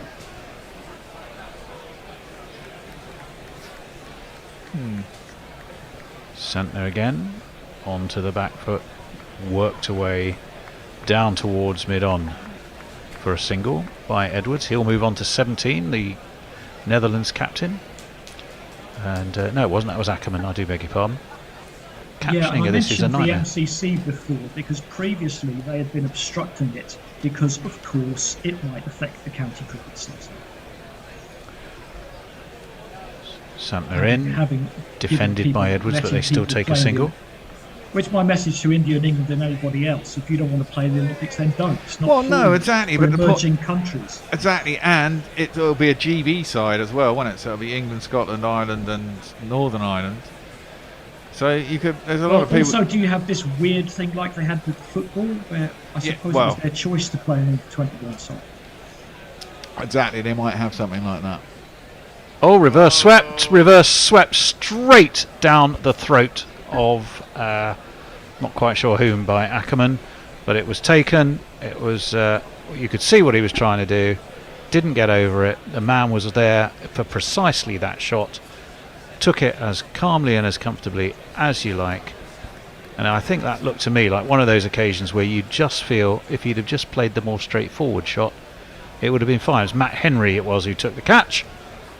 Ackerman realises, well, I wonder if I'd have just looked to play a standard drive for that, I might have done better. Yeah, well, it's 157 for 5.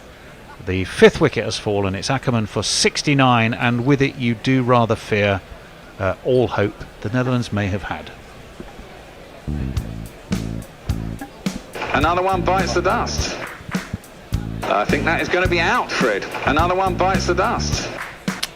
Indeed. But all hope is not lost because yes, we get to striding to the crease, the man who took arguably the greatest catch ever seen on a cricket field, the man who's been a financial consultant and what was he? New business director for a hotel chain for the best part of the last 9 years. He kind of looks like that. Out he comes. It It is the Siebrand Engelbrecht. Siebrand Engelbrecht, he could the Oh my word! It is really what? It is Engelbert Humperdinck. Yeah, we love it. It's Mog doing Engelbert Humperdinck. I told you it was worth waiting That was for. Please release me. It was. Please release me. Let me go. Yeah. Always a favourite on hospital radio. That one. Mog, fantastic. Mog summoning up his Engelbert for Engelbrecht, who has one ball to face from Mitchell Santner, the right-handed Engelbrecht, who is forward, eases a very pleasant drive down towards long off, and keeps the strike. 158 for 5 after 33, Andy. Dave Wood says, is that a political metaphor? Go all the way to the left and we can't hear you. No, if only. You have muffled your way again. It's when you turn to look at you. It's whatever happens when you turn your head that Are way. you sure you're coming off those headphones? That's what I thought, yes. Anyway, Colin says, would the professional rule be like the football in the Olympics? I mean, who knows? Does the Olympics even pretend to be amateur anymore? There's always a bit of a joke. That's true. Well, in some sports, obviously, because they've got no money. But in sports that have money, no. Well, he only made 9 in the warm-up versus Australia, did our friend Siebrand. Stunning two-handed diving catch at point to dismiss Virat Kohli in 2008 under-19s. Headlined on YouTube, though, was the catch that, if you Google Engelbrecht catch, you will see. Called the best ever catch in cricket history. Got him known and hailed as the new Jonty Rhodes in South Africa, from whence he hails, as this one is left by Engelbrecht and through it goes to Latham. He's 35 now. He was born in Johannesburg. He's played for Northerns, Cape Cobras, Western Province, but only got his eligibility cleared here by the ICC last month. And he managed to go on and play in the Netherlands A squad against Guernsey, where he did hit 43 and 107 not out. He's got Lockie Ferguson to deal with. That's full and straight. That's another beautiful straight drive. And he has please released that all the way to the That's terrible. To the long on boundary. Terrible. 4 on the floor, and one more 4 than the 4 before. That's what 4s are for, to get funky on the dance floor. Well, who knows what we're going to see from... You really tried to crowbar that one in, didn't you? I did, yes, it was all very good. Oh, but I did a little bit, yeah. Who's that? That one's played off his hip into the onside. He's looking like a man who feels like he's got a job to do, and he's going to give it his best shot, is Engelbrecht. He's 5 not out. Edwards, the captain, is on 18. I was actually looking for Engelbert Humperdinck's real name. I can't remember what it is. I think it is his real name. No, it's not. No.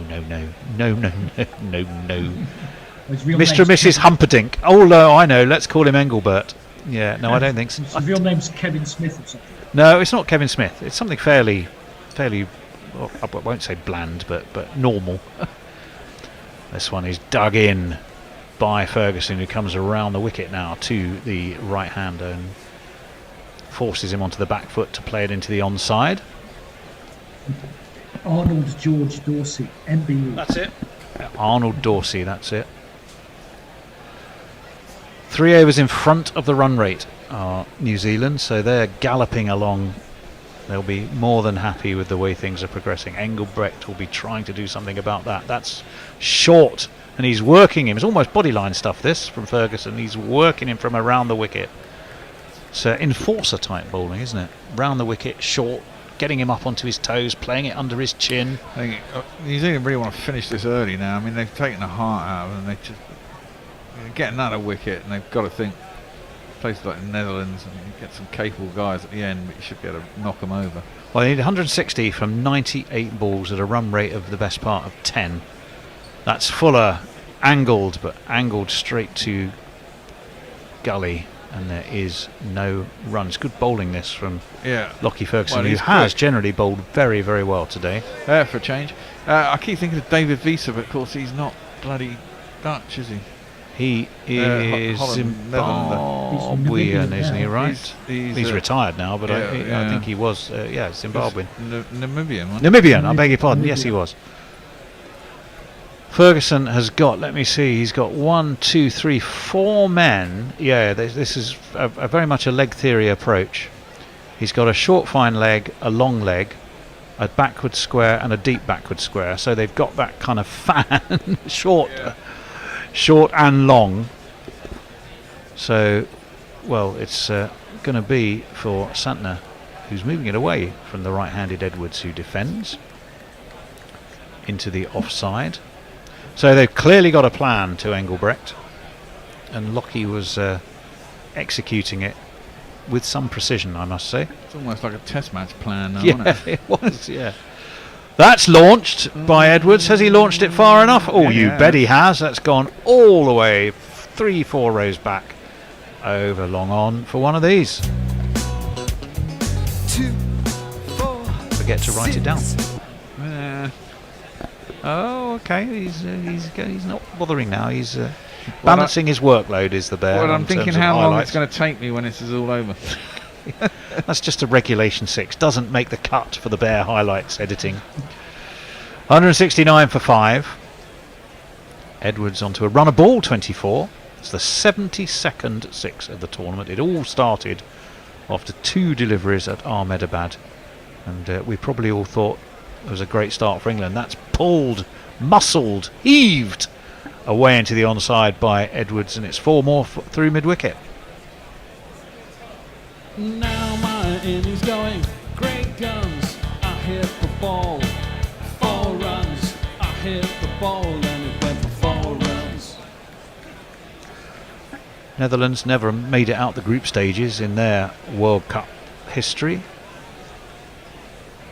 New Zealand, well, goodness me, what, 8-time semi-finalists, I think. With the bridesmaid.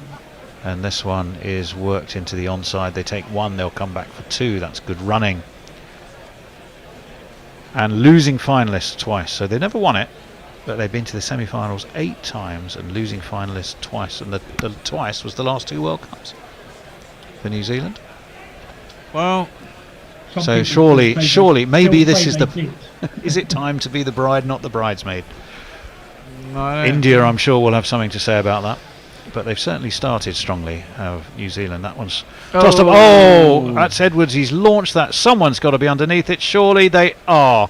It's a caught and bowled for Santner, who throws the ball up in delight. It was a top edge from Edwards as he attempted a sweep.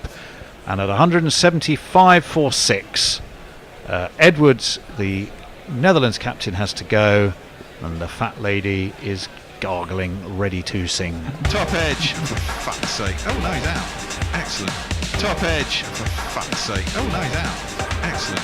Top edge, for fuck's sake. Oh no, he's out. Excellent. Tell you what, it took some judging by Santner, but he was just still and patient, and it dropped Andy just where he needed it to. It did, toe of the bat. Right, I've got some Engelbert Humperdinck tweets and facts. Ah, fantastic. Brian Barish is technically incorrect. He says it's Jerry Dorsey, but Jerry Dorsey was his first stage name. Ah. His actual name is Arnold George Dorsey. Yep. Leah says Engelbert is a perfectly normal, if old-fashioned German name. And as Josie Oak points out, I was going to come on to this, there was a real Engelbert Humperdinck who was a German composer, and that's where he took the name from. Oh, I didn't know that bit. That's interesting. I bet you don't know this bit either. This is a startling Engelbert Humperdinck fact. Hit me. He was born in Madras, now Chennai. I did. Now you mention it, I did remember reading that, and I think I reread all of this when I was making a few notes about Engelbrecht. Yes. But there we go.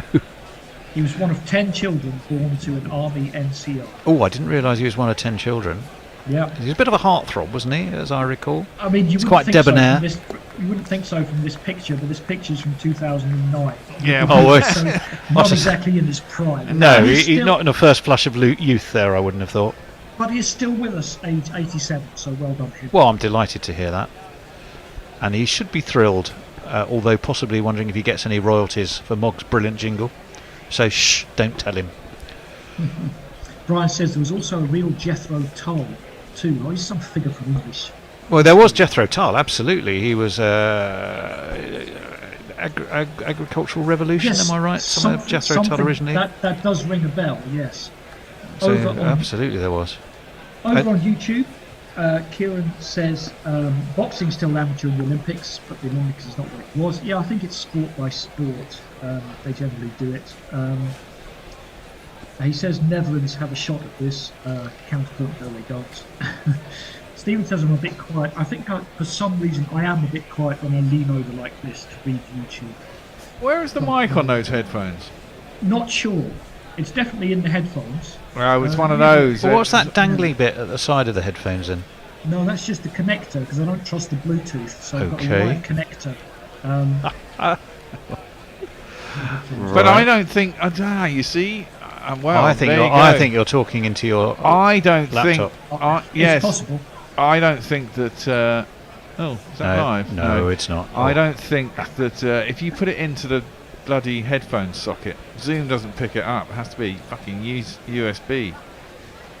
That's possible, yes. Well, you can check it out if you go down to the bottom right-hand corner. Yeah, I put it up. It says microphone array, Realtek audio. Yeah, I think I am actually on my laptop. Yeah, but you can change it. You can change it on your Zoom settings, and it might make a world of difference if you do. I'll probably have to give that a go next time. It should give you an offer. An offer? An option? An option. An offer. Yeah, an offer would be good, wouldn't it? Just to change your speakers. Taking this out, then I won't be able to hear you. No, we don't want that. Well, there you go. You see. But it should. It is. It's. I'm sure if you just go to Zoom, and you click on the. Yeah, I know the setting you need. It's not picking up the. Yeah, and then that will pick up your mic as opposed to your laptop. Or just get a cheap YouTube get a cheap USB headset on. Yeah, that's what I've got. That's what Amazon. I had before, and everybody complained. It was down the well. Oh right. Well, you were having a go at mine last night, and I thought mine was perfectly fine. And I thought the sound quality of mine's all right. It is. For some reason, some people come through really quiet, and other people don't. Yeah, but you specifically said mine did, but I think you were in a grumpy mood because you were just in a grumpy mood last night. As this one is past the outside edge of the new man, who we should jingle up. It's the man named after the ferry, Roloff van der Merwe. Yeah, he's in the Netherlands. There you go. Fancy another beer.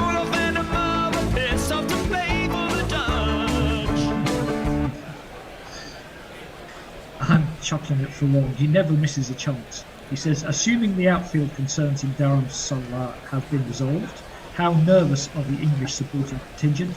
Remember, no Stokes or Duckett for England. Wow. Yes, we do remember Duckett's not playing because he's not in the squad. No, yes. Stokes I think they're not going to take a chance of. By all accounts, he was looking very dodgy in a very short warm-up yesterday. This one keeps a little bit low, actually, by Ferguson. Engelbrett turns it around down towards fine leg, takes a single. And our friend Roloff will be on strike. 3 years in the 100, 3 different teams he's played for. The ultimate cricketing journeyman, although had a good extended spell at Somerset, didn't he? And he played for Somerset in the Blast. Didn't do much with the bat though. He only averaged 9 in the Blast for Somerset. Well, we were talking about this earlier. Roloff has played for everybody in the 100, hasn't he? Yeah, that's what I just said. Hello. Yeah, okay, all right. This one is driven into the offside. You just said the Blast. Well, I moved on. Oh right, okay. I can't just talk about the same thing constantly. My mind blanked out. I think I need another beer. Where it went towards cover, there was a single taken, I think. Maybe you need something to sharpen the old Ursine brain. None of these things sharpen it. They deaden it. We're taking the edge off. Again, didn't make much in the 100 this year for the Welsh Fire. That was who he was turning out for this year. Oh, that's nice though. Oh, well, it was lent back angled down towards Chapman, who is at third man. What were Quaaludes? And they take a single. Quaaludes, they're like sleeping tablets, aren't they? They got some more kind of downers. Quaaludes. Okay. But were they? They're definitely not uppers. I'm sure they're more not downers. Uppers. I know they were in the Wolf of Wall Street a lot. They were all taking Quaaludes, but are they just? Oh, maybe they were uppers. Are they just like Valium? No, strong opiates? they're like some kind of opiates. Yeah, that's what I thought. Okay, they're not downers I'm sure so much. this then. is one thing our tweeters can let us know straight away. Ferguson is coming around the wicket to Engelbrecht, who slices him away. Pass cover for one of these.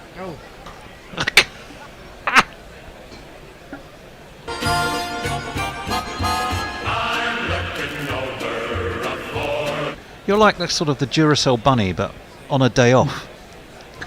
You sort of gently run out of speed. On Saturday, I got in here at something like 8:30, and I left here at 8:30. Trust me, I know.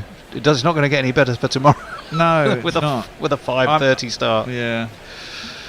181 for 6. Remember, 323. That's looking a long way away, but our friend Engelbrecht is doing his best here, but he's going to have to duck under that sharp bouncer from Ferguson. It was pretty well directed, no sense that it might be a no ball. Well bowled again, Lockie. They definitely have that plan for Engelbrecht, don't they? They've been doing their homework, although where and how they found the homework to do, given how little cricket he seems to have played, I don't know. Maybe that's just the generic approach to batsmen who might be a big hitter, but we're not quite sure and we haven't seen much of him. Let's see if we can soften him up. Well, yeah, exactly that. I doubt he'd have faced much of this, would he? Yeah, Quaaludes also got a media boost with the release of the film The Wolf of Wall Street, which has multiple In comes Lockie. scenes. That's full and straight though, and defended by our friend Sybrand. Sorry, release of what? The Wolf of Wall Street, like you said. Oh right, yeah. It's a hypnotic sedative. Oh. Until today, hasn't played an international other than the warm-up versus Australia.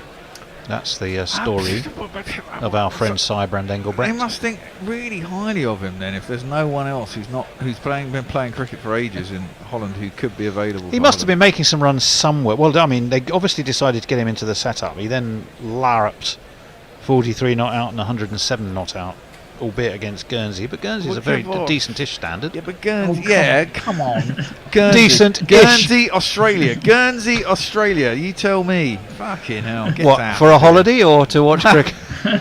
To play cricket against. As a tax haven. Or I was about to say, or to salt my money away. I imagine there's a fair few grade cricket sides that could wallop fucking Guernsey. Harsh. Very harsh. Yeah, maybe, but true. 184.6. There's a bear, as we speak, writing his application for the Guernsey Tourist Board. This is swept, and I think it has been dropped, reverse swept by Van der Merwe. That's sloppy. And I think you're right. We're going to have another look, but I'm pretty sure the bear's right on that occasion, and it was a drop catch. We'll have a look. Reverse sweep. Yep, down it went. I think it's Matt. Is it Matt Henry again? That could be out. I think he's got his foot back. It's all happening here. The ball turned. Van der Merwe again was looking for a conventional sweep this time. He did fall forwards. Latham was swift as you like to whip. But it wasn't a conventional stump. He's got something on it, and then Latham, after it's hit it, is allowed to put his hand in front of the stump. Well, we're going to have a look at the replay. That's what he did, I think, which is fine. But I think Van der Merwe's foot's probably down. But we get to see a plane flying out the screen. Well, it just looks to me like it's crashing. This is which so I don't think is Indian. ideal. But there we go. It turns, we do know. Oh, whopping inside edge onto his pad, via his thigh, down past his feet, and I think he's got his back foot back as he almost does the splits. Does roll off the ferry. Well, he never really got out of the crease much, did he? Although he's quick, hang on. Oh, yeah, he slides. Had he lifted his foot back, he'd have been in trouble. But he was smart enough to slide his foot back, was roll off, and I think. Well, I don't know actually. It's on the line. The line belongs to the umpire, don't they say? The line is the umpire, and it's the toe of the boot. So the question is that tiny little bit of the back of the toe on the ground over the line. Now, he nearly splits his difference doing it, I can tell you that. Because, he was very flexible on that. He was very flexible. For a chunky fellow, that's quite a manoeuvre. And he held his balance. Very good core strength, I'd say. Yeah. Yeah, a guy I used to play with was a very good wicketkeeper. He once stumped someone, and the batsman pulled both groin muscles trying to get back. You know what? I think the umpire is tempted to give that out. I don't think I think that's dead in line with the line. The eagle eyes of Joel Wilson will be gazing upon this as we speak. That Emirates plane is still crashing out of the screen and into the Rajiv Gandhi Stadium. And I think, from the body language of all concerned, it's being given not out. And Van der Merwe strides back to make his mark, and has a wry look on his face as he looks back at Mitchell Santner. Sharp work from Latham, good recovery from Van der Merwe, and on this occasion, well done, Joel. And you don't say that very often. Mitchell, the man at slip, reverse swept again, and this time he's done exactly the same thing, and it has been taken. Row of Van der Merwe, what are you doing? That is the most ridiculous piece of cricket I think I've ever seen. It's 180 for 7. Van der Merwe has gone, having attempted a reverse sweep and been dropped, having attempted a conventional sweep and nearly been stumped. He then repeats the dose with another reverse sweep. This time Matt Henry says, "Thank you very much. That was a piece of what's it." And Van der Merwe slaps his leg, so he might. And he's gone. Fuck off! Just fuck off! 180 for 7. I honestly, Andy, I mean, you can only describe that as daft. What was he doing? What was he thinking? Well, he had a plan. He committed to it. Well, he had a plan. If your plan was suicide by reverse sweep, he executed it perfectly. Well, goodness me. There's a smiley man, Ryan Klein. Mr. Klein, Ryan Klein, the smiley man. Yes, he has a jingle like this. You don't know what it's like, and you probably never will. To be a guy like Ryan Klein and be so fucking good all of the time. Great jingle, Mog. Our Mog is, he's going through the full gamut from A to B of his jingling talents for the Dutch team.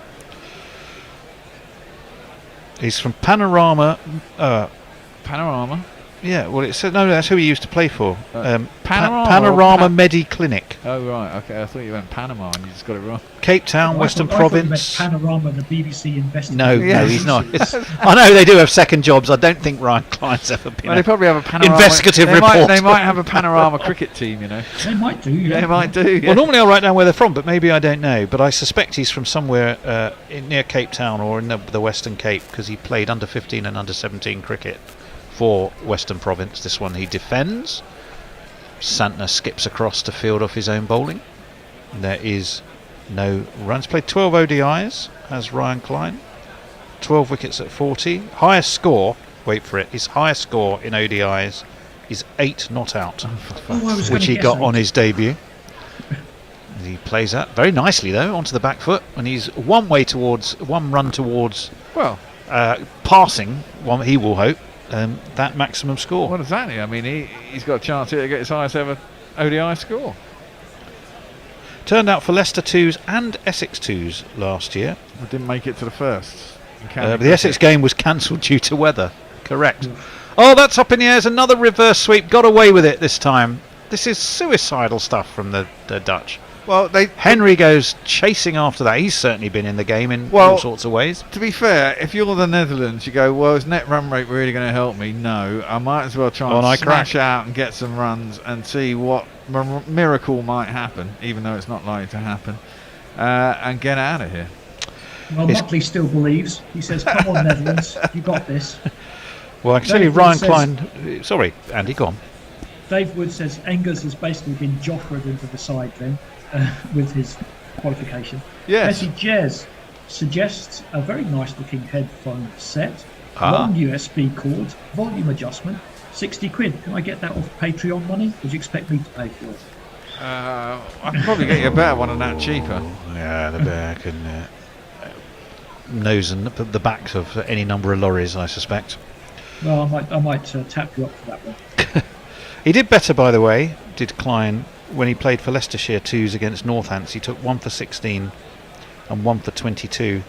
He's with plumbing the depth, and some of Guernsey left the second team. And it was the same. It was the same unfortunate batsman on both occasions. It was Rohan Mamie he got in those games, or that one game. Trent Boult is back. Number 25 off 6 for him. He's back to see if he can finish proceedings off. He's going to be bowling to Ryan Klein. It's full, it's straight, and it's steered to short cover. And there's no run.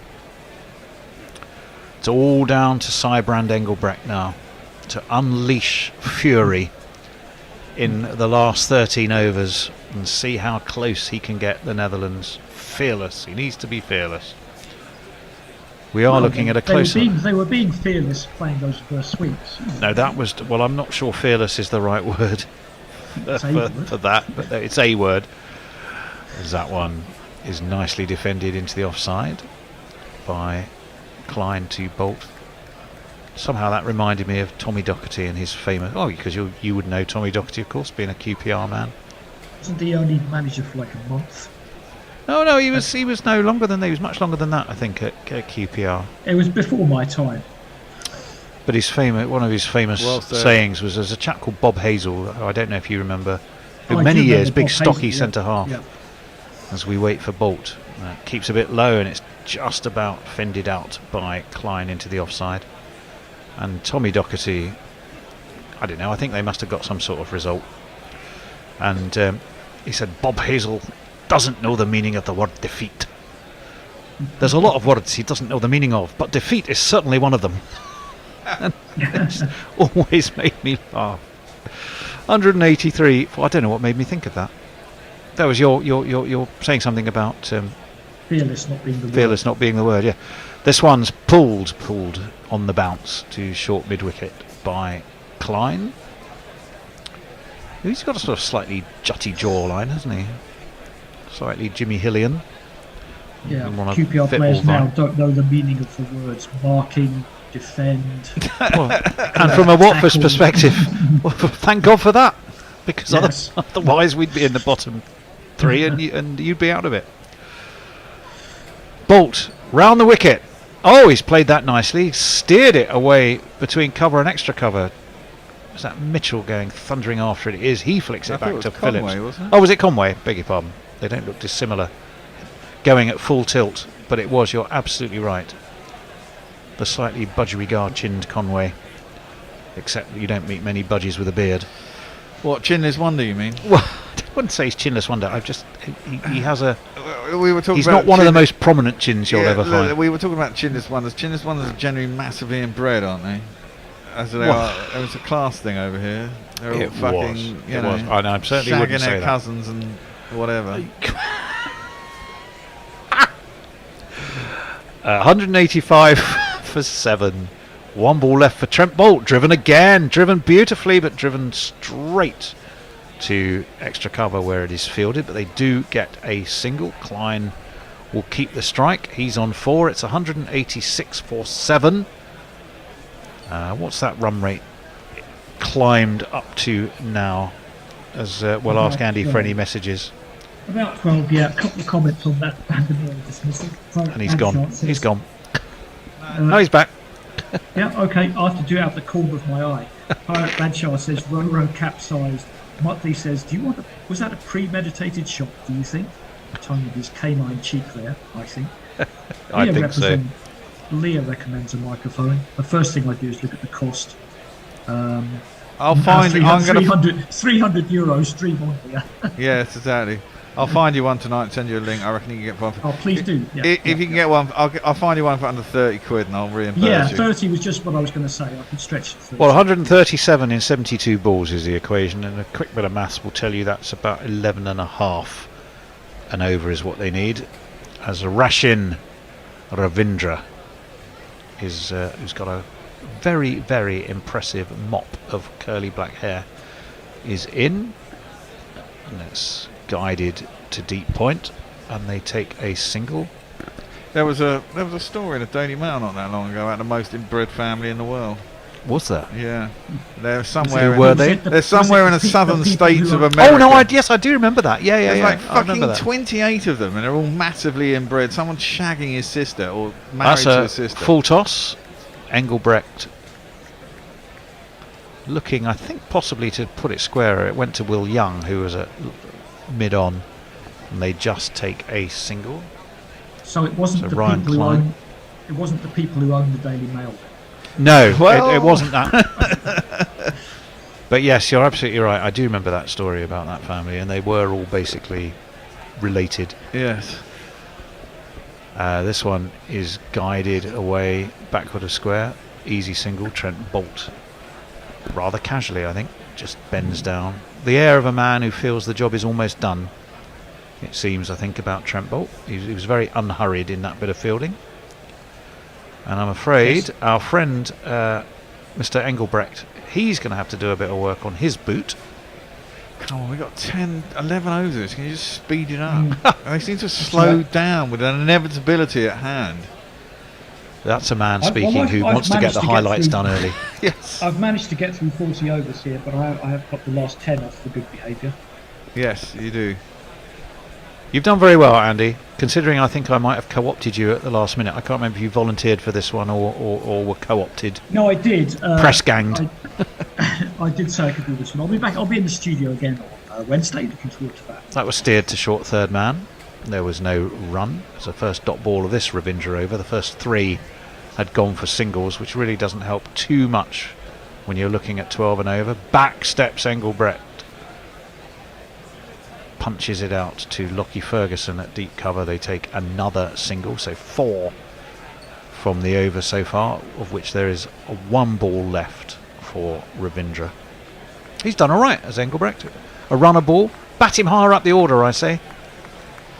You could do worse, Netherlands. Come on, you know you need to do that. He defends like a man who hasn't had 9 years off from playing any form of cricket. And there's no run. Well, why are you practicing Actually, that was defensive? Klein, mind you. You need fucking 133 in 11 overs, and he's With- practicing a forward defensive. I mean, 190 for 7. 14 for Engelbrecht. 6 for Ryan Klein. 11 overs to go. Andy. Well, once again, Australia is trying to story top us. You can't say anything without Australia saying we're better. Mayank says the most inbred people in Australia. There's a family of over 30 in South Australia who've been inbreeding since the 70s. Don't spread this fake news about Americans. Jesus. I guess they're everywhere. There was a guy when I was a kid. There was, rumours all around. There was a guy who lived on a houseboat who was shagging his daughter. It's kind of common knowledge. Oh, that one's fuller and just about dug out by our friend Engelbrecht. Is it a double header tomorrow as well then? Yeah. I'm for crying out now. So, are we doing the England game? We're doing the England game, which means I have to get up. Pond's doing Pakistan Sri I think Lanka? Hendo may only be doing the second innings tomorrow, so it might have to do a few adjustments. That's good of him. I've got to Well, get up at 5 in the morning. I think I only had him down for one session in the morning. I'll have to do a double check. This one is pulled on the bounce. Good shot by Engelbrecht. Bolt dropped it too short. Engelbrecht was very swift to swing onto it, swivel onto it, and 4 through mid-wicket. I'm going to go another beer.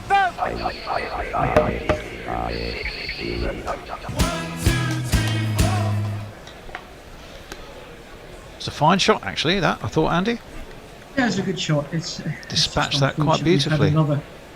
Another game without much to Bolt around the wicket. Big shout from Bolt. I think he might have got some bat on that to steer it away. Let me see. It's a bit leg He was side, looking to work it down towards fine leg. I think it went out towards square leg in the end. I'm waiting to see what the decision is. Is it runs? They thought they took a single. The DRS timer is ticking. I think Trent Bolt's lost interest. I'm almost certain I saw some bat on that. And well, we're seeing a promotion for tomorrow rather than Anything there's else? no harm in that. 2 games tomorrow. Let's hope we get at least one. Well, it's going to once again. It's another test for our dual studio approach. We, of course, are doing the early game from Dharamsala. That's nicely played by Klein. Pass square leg will take a single. Bring Sybrand back on to strike. 195 for 7. Another milestone awaits, unless there's a real sudden clatter of wickets. Pakistan and Sri Lanka, the other game tomorrow, of course. That's the later game.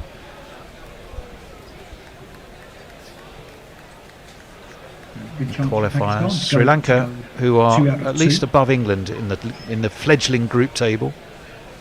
Full from Bolt, defended by Engelbrecht. It's a job they are.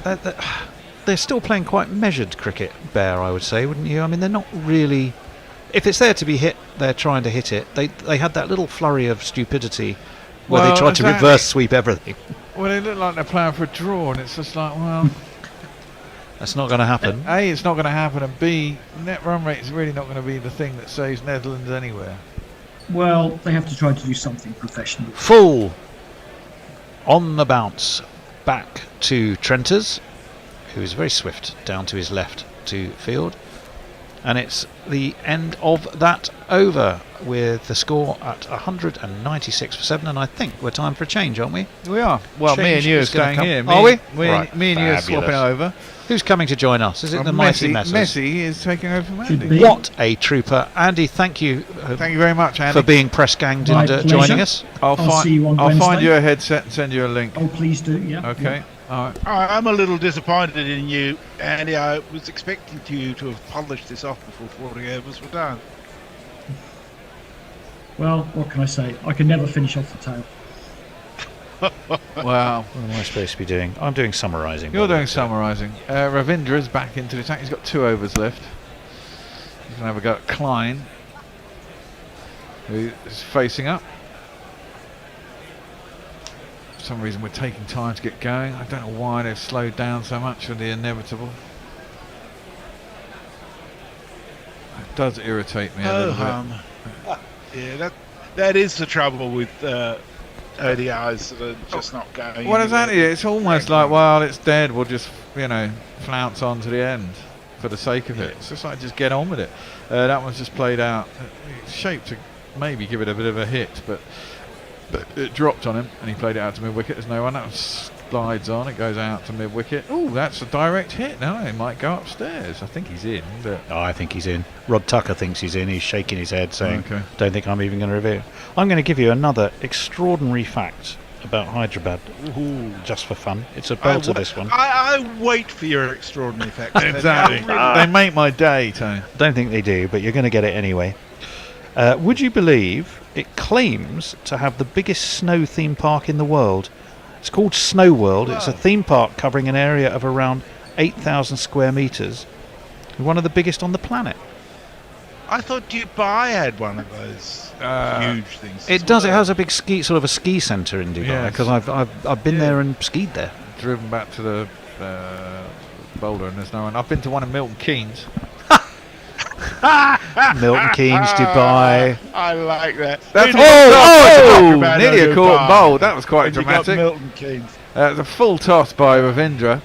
It was drilled back to him by Engelbrecht. It was catchable, and Ravindra kind of got across, but it came back like a bullet, and he couldn't quite hold on to it. And palmed it off towards mid-off. And it wasn't out. But a little bit of excitement. Next ball, he cuts out to point, and there's no run. Would have been some grab. Sometimes they stick, sometimes they don't. And then, as he tried to he might have had a sort of a second attempt at trying to grab it, but he fell over Klein in the process. So it was all going off out there. Yeah, it was all going off. That's horrible. Oh, but he stumped him. I don't believe it. It's a wide and a stumping. Good lord. You always love that, don't you? Well done. Ravindra shoved it really wide. Engelbrecht came down a track, and he missed it. He tried to cut it, but he was miles down the track, and who's keeping?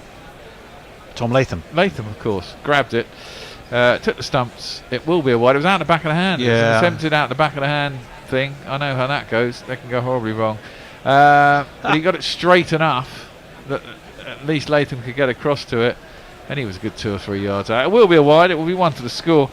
But he is stumped, and we have to say goodbye. Nicely done. There might be. Hang on a second. Bear, just bear with me. I think he might be going back here.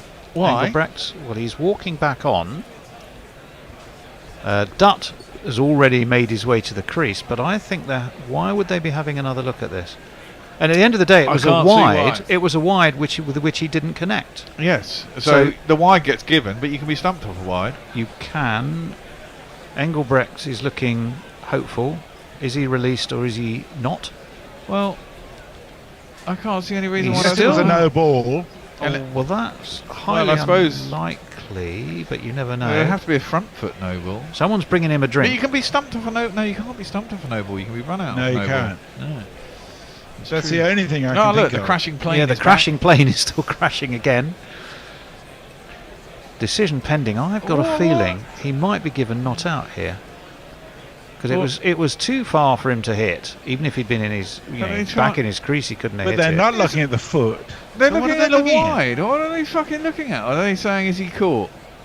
What the fuck does that fucking matter? Well, all right, steady on. No, there's no but ultra there we edge. go. There's no. You're right. There's no ultra edge at all. It's fucking miles from the bat. What does it matter? And then are they trying to say he took the ball in front of the stumps and therefore he can't be out? He didn't do that either. Well, he's halfway down the track by the time he turns around. Or is this just an advertising?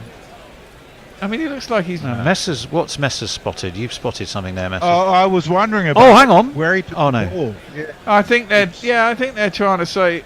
They're trying to look. That's behind the. That's behind the wickets where he takes the ball, 100%. And or were they? Just. Oh no! Hold on! Now, what are you thinking? Now, am I seeing a bail fly off from the stumps? No, I think that's the little stump mic thing behind the stumps there that you might be able to see.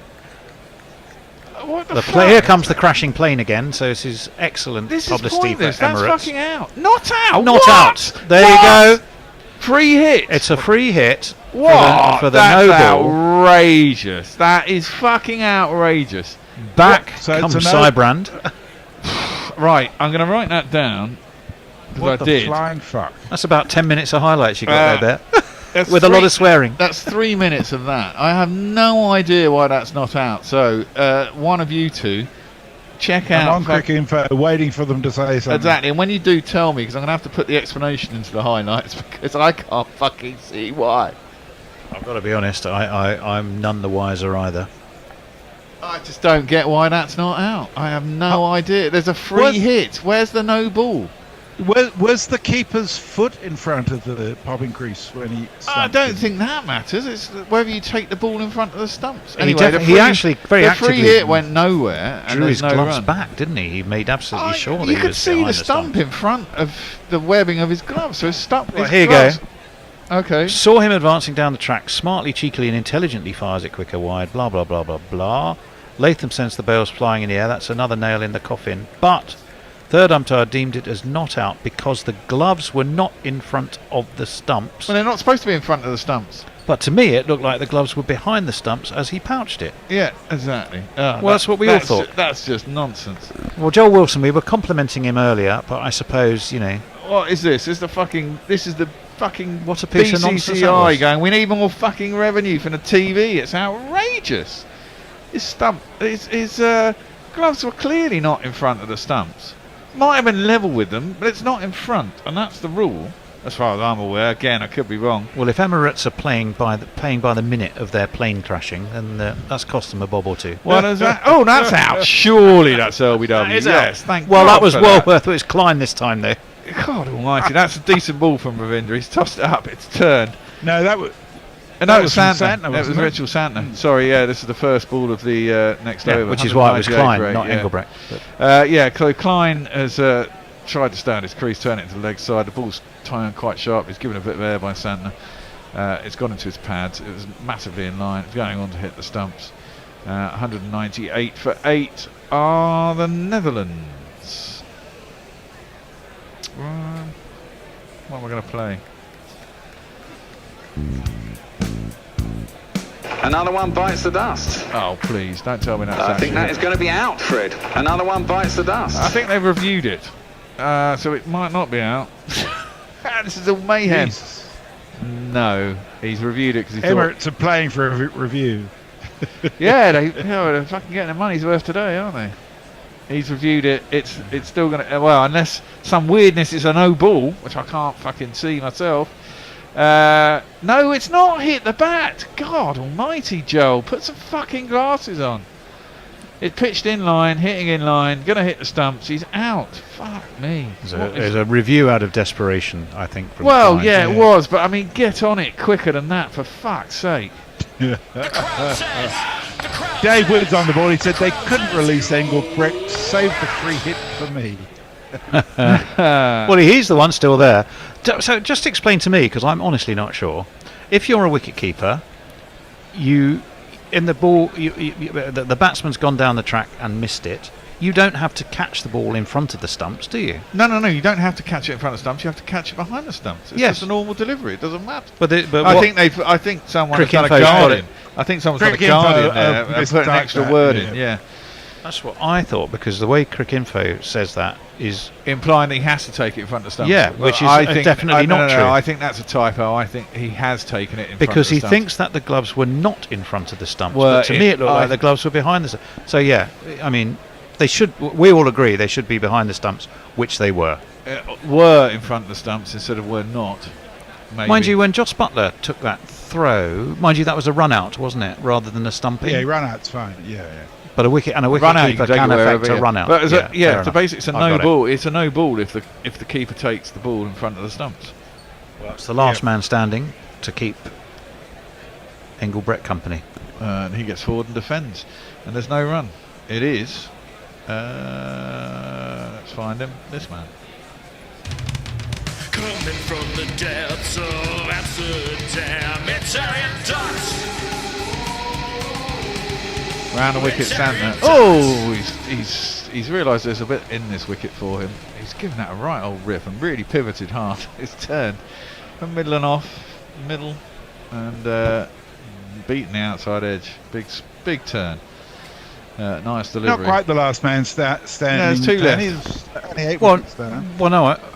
Is it? Oh, okay. Oh, sorry. Yes, you're absolutely right. Down. You're right. Santner in again. Two slips.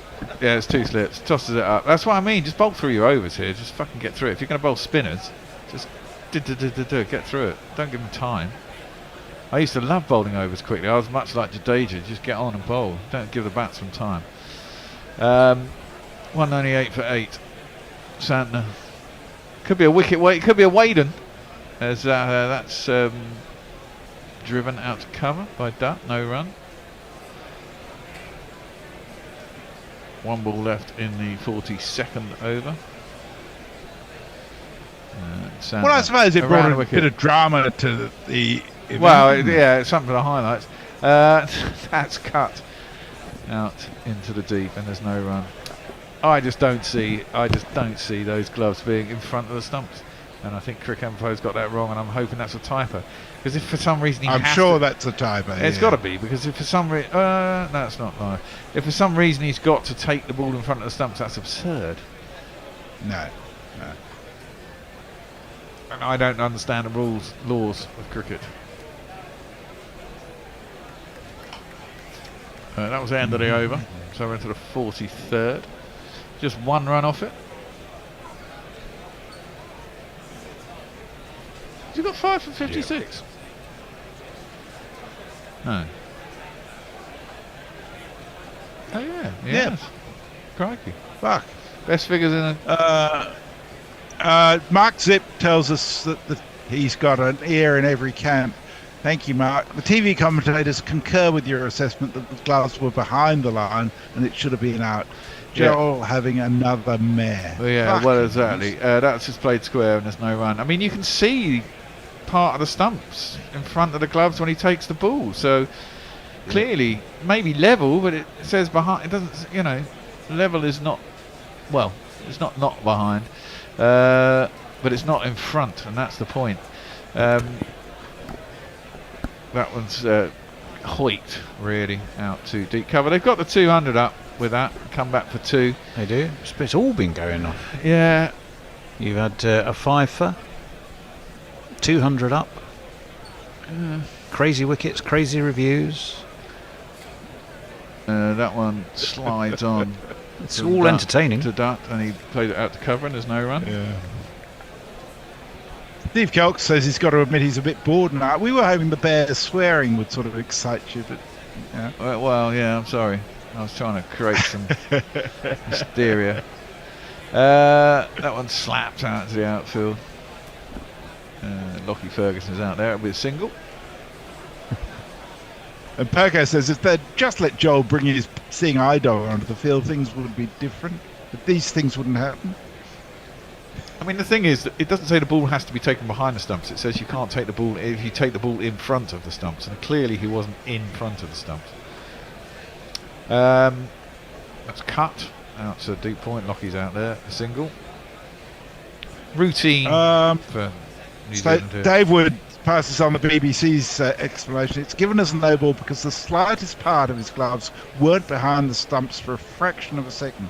By the time he took it, he was behind the stumps, but by the laws of the game, it's no ball. Oh, that slapped up in the air. It's got over. Oh, I think it's gone all the way, hasn't it? Oh, yeah, it has. Wow. It dragged it down from Ravindra, and on the back foot, Dutt just slapped that back over his head. I didn't think it was going to. I thought for a minute he might be out, or he might not. Looked like he go all the way, but it did. Top edged it, didn't he? But top edged it hard. That's what mattered. Well, got a low middle on that bat. Well, actually, yeah, maybe pinged a lower middle. pretty well. And actually, I'll take that all back. It's a terrific shot. Yeah. Ravindra looks a bit rueful. So effectively, he did have for a period his gloves were slightly in front of the stumps. Yeah, but it's when you take the ball. No, apparently not. No, not according to those. Oh, for fuck's sake, that's ridiculous. Because you're encroaching, I suppose, into the batsman's space. I don't even know. Lesson for Tom Latham, I'm sure. Well, I'm sure that kind of happens. Gary Stead will all the be bringing his time attention to it. Something like that, doesn't it? I mean, look, no one cares. He was fucking miles down the wicket, and the fact that his glove was a millisecond in front of the stumps is not doing the game any good. It looks a bit stupid and a bit officious. The guy was miles out. That's cut down to backward point. Come on, that's such bullshit. You know they got to go another. Oh, let's go on the vibe here. Well, in a game like this, yes, please. They got 2 runs. But I don't. It did. I mean, I didn't see it for any fraction of a second. I didn't see it in front of the stumps. I just saw a bit of the stumps in front of the white of the gloves all the time. And he had white gloves against a dark blue stump. That's cut out to backward point for a single. No, I did see the tips of the fingers just in front. Yeah, I think we all did see that, but we thought because he'd withdrawn them that he was fine. So that's your second apology for Joel of the day, then. Well, no, I think bollocks. That's a stupid law. Then it should be when you take the ball. It's not. Laws may be stupid, but his job is to attempt to uphold them. Now we know he doesn't always do it, but on this occasion he did. That was flat and fast from Santner. It's defended by Dutt. Certainly got a plan for Dutt with those 2 slips, haven't they? They know what Santner's trying to do. He's only got 3 more balls to do it, though. Well, of course, Dutt's a spinner as well. He'll know what he's trying to do. Tosses that one up, goes back, slaps. Ooh, now. I think he might have got a little bit of a hand on that. I thought it had gone back onto the stumps, but it didn't. Maybe it went back onto the umpire. There's no run. Oh, did it? I thought that had hit the stumps. I did too. No, it hasn't. It okay. hasn't. It hit something, so maybe it was the umpire. So here you go. The wicketkeeper shall remain wholly behind the wicket at the striker's end from the moment the ball comes into play until the ball delivered touches the bat, passes the wicket, or they attempt a run. Okay, Dutt. Slaps that back to the bowler and there's no run. I'm not going to apologise for it. I think it's daft. No. Oh, has a big switch. Does Dutt. Nice ball pitched. Kept his foot planted then on that occasion. Keep his foot planted. There's a big hoik and the ball turned. He missed it. It missed the wicket and there is no run. Well, it's another process of learning for us about the laws and how sometimes they seem a bit silly. Run rate's gone up to 14.7. They're bound to win now. No, I'll take that back. Leah That was says 18.5, the run rate. Sorry, missus. All right. Blind Joel is really the random Rudy of this age, and that fat punk that really hated Tendulkar, Steve Buckner, I think.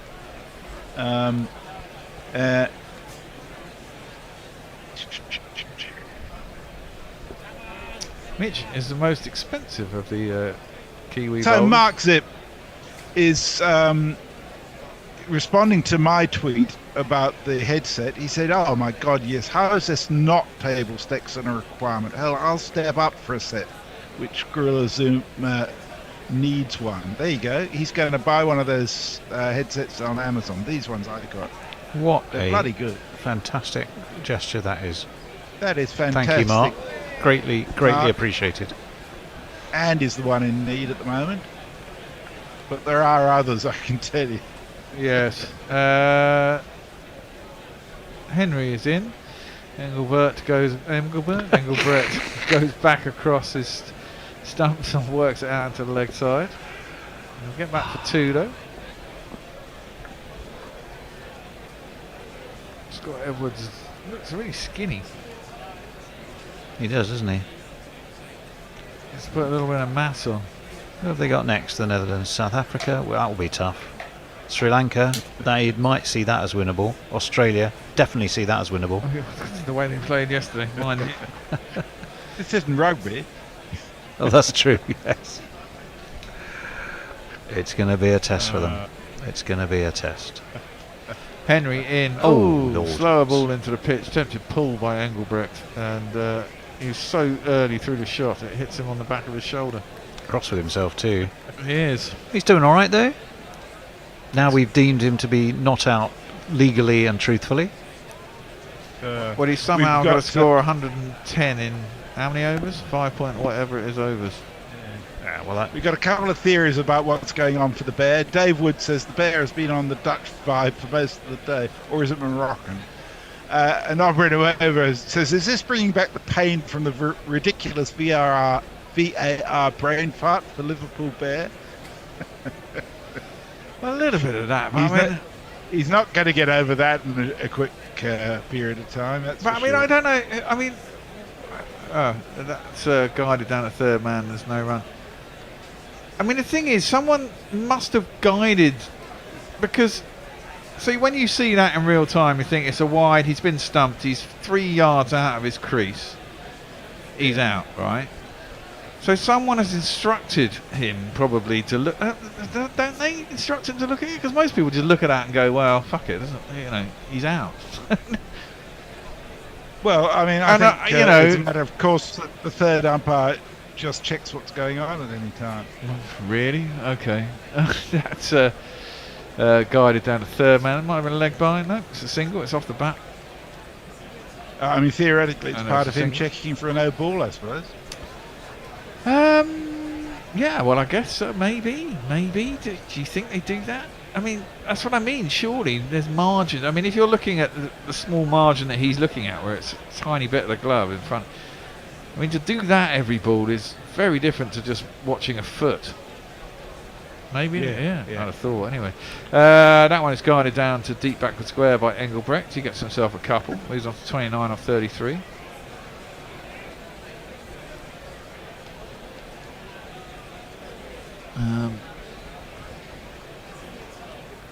It's gone past 20 I over now. would think that the odds are they do that as a matter of course for every stumping when you think about it, because it would make sense, wouldn't it? Yeah, it would do. Oh, taken. Is it? I was just turned away. Tell me what happened, Tone. Well, a wicket there. Well, indeed. Engelbrecht pulled it away towards mid-wicket off Henry. As a superb tumble to his right by Devon Conway, who took it low to the ground. And at 218 for 9 with 45 overs just completed, Engelbrecht this time finally does have to walk.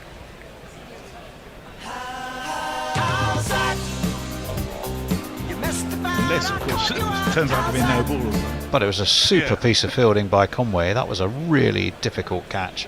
Not possibly up to the standard of Cybrand's worldy greatest catch of all time catch, but it was certainly not easy when the ball's dying on you and you have to dive to your side and forwards. But Conway got it. Job done. He did it superbly. Nice job. Okay, Van Meekeren can come and go as far as I'm concerned. Well, he can indeed, and Sooner we the can better. finish this up early. It's only 5 o'clock. God damn it. It's midnight here. Oh, that's not so bad, is it, actually? So we got a DM from Mark Zip to check there. No doubt in relation to the headset. Okay, alright, cool. This man is in.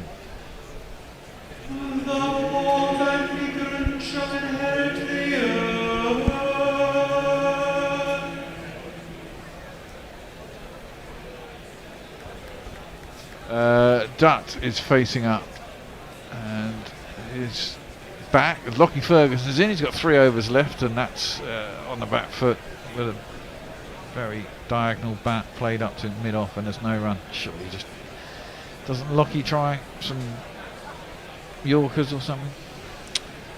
Well, they were going with that sort of leg theory against who were they working that on? Was it Engelbrecht? Yeah, I think it was. Yeah. Not gonna. Oh, slower ball.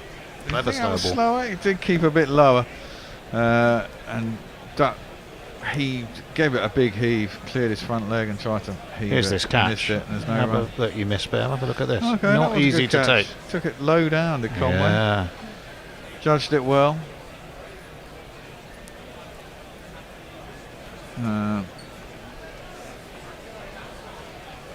New Zealand's net run rate is going to be stratospheric after this, isn't it? It is indeed. Well, that's aerial, and it's into a gap. Dutt trying to heave it away on the leg side. Flick it. Don't know if it flicked off his pad maybe as well on the way. He clothed it really, but he's over mid-wicket, and the guy in the deep can come in and catch it, and therefore it was a single. 219 for 9. 45.3 overs gone. And we just await the final wicket, or miraculous 124 runs scored by the 10th wicket for the Netherlands. Don't think it's going to happen. Got away with that too. Just jabbed back over the top of Lockie Ferguson. Could have quite easily just been a catch. It wasn't, and there's no run. Funny things happened for the last wicket. There was one between Queensland and somebody else today where they were chasing 217 to win. They were 140 for 9, and they got the runs. They put on 79 for the last wicket or something like that. Was that actually off the bat? Did he get some bat on that? I think so. I thought it was toe end. Okay, maybe it was. I thought it rolled up. Maybe it just rolled up off the bat as well. Oh wow, that's amazing. Van Meekeren has gone across. Looked like Joe Root for a minute there, and just a little ramp down, very fine down the leg side, and got himself 4 runs. Amazing. 1, 2, 3,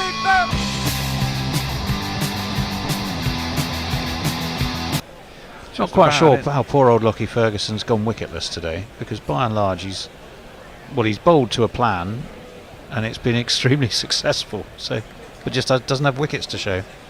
Yeah, well, that's sometimes that's the way it goes, I suppose. He's in again, smashed. Oh, completely mistimed. Didn't even make it to cover. It was aerial all the way there. Just dropped in front of him. No run. He's enjoying himself, isn't he? He is. Is that in between overs? End of over. Is that the end of over? I'm just going to whistle a little boys room. Obreno says, is old Joel trying to prove he isn't blind? I don't think it's convincing anybody much. Pokey says, nobody wants Moroccan anymore. Weed or bust. Well, 223, they're going to get...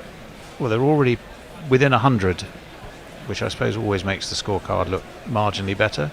Matt Henry is in to Dutt, who swings it straight to mid-wicket, and there is no run. The right-handed Dutt. 11 off 18 for him. Van Meekeren with that excellent reverse ramped 4. has 4. 2 for 40 for Matt Henry today, Henry the Hoover. And he's going to be bowling to Dutt, and it's slapped hard by Dutt straight towards mid-off. And there is no run. The Bear returns to pick up ball-by-ball duties any second now. I am back. Henry continuing.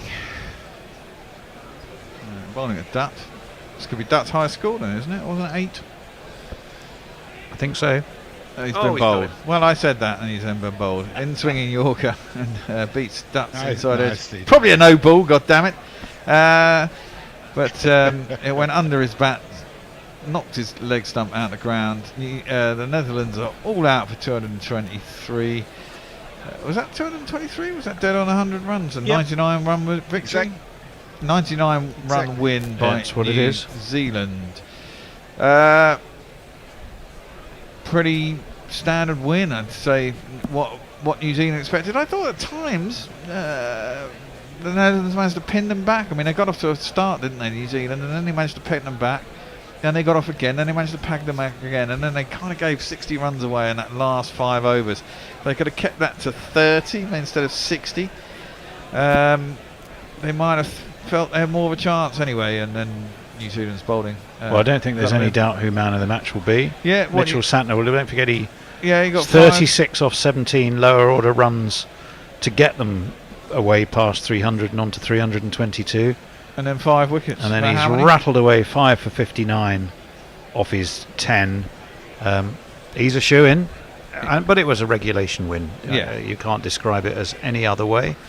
Game though the Netherlands were, and at times they were pretty game. Yeah, at times they were pretty game. Never really got up with the run rate anyway. And New Zealand's net run rate will be romping along. I mean, they've got, if they can win the next 2 games, they're in the box seat, aren't they? They can sort of relax. Probably only have to win 2 more games and they'll win the semi-finals. They've got off to a really good start in this World Cup.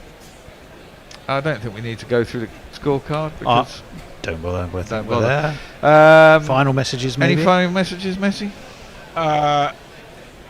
Not as far as I can see. Hold on. Muttley, as ever, says thanks for the coverage, Primates. See you tomorrow. We will indeed. We will indeed. Don't forget, everybody, we're on the early game tomorrow, which starts at what time? UK time, Tony? 6 o'clock. 6 o'clock. 10 to 6 we should be on air. And something like that, yeah. So is it 6 o'clock or 6:30 start? No, it's 5:50. It's 6 o'clock start. Yeah, 5:50 we'll be on air. Yep. So we look forward to you being with us then. Indeed. And thank you for sticking with us. Pokey says thanks all as well. Thank you all for being with us, and we'll see you tomorrow. Fantastic. Take care all. Guerrilla crickets. Whoa. Guerrilla crickets. Whoa. Guerrilla. Take large man the barricades, patrol the cover boundary. At last the time has come, this is a cricketing emergency. Hear this call to arms for every cricket revolutionary. Take up your bats and stumps for the test match insurgency. At first they tried to silence us, but we would not be silenced. They threatened us with lies, so we threatened them with violence. Che Guevara, Sangakkara, Joseph Stalin, Douglas Jardine, Robespierre, Darrell Hare, Vladimir Lenin, O'Brien Kevin, guerrilla cricket. It's not about the winning, it's about how many rules you break. Even in cricket commentary, this is the best advice to take.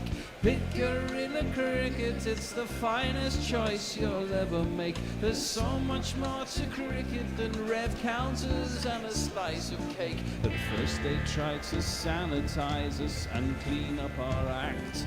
but people like it filthy, and we know that for a fact. Fidel Castro, Lenny Pasco, Carlos the Jackal, Umar Akmal, Mahatma Gandhi, Grant and Andy, Brendan Behan, Austin Ian, Guerrilla Cricket. Stick with us, cause you know we're not the kind of thing that you see on the TV and the radio. So vive la revolution.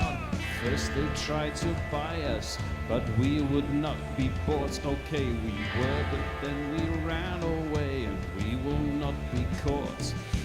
Would not give up the ghost when they left us all for dead. They decapitated us, but we just grew another head. Chairman Mao, Jamie Howe, Ho Chi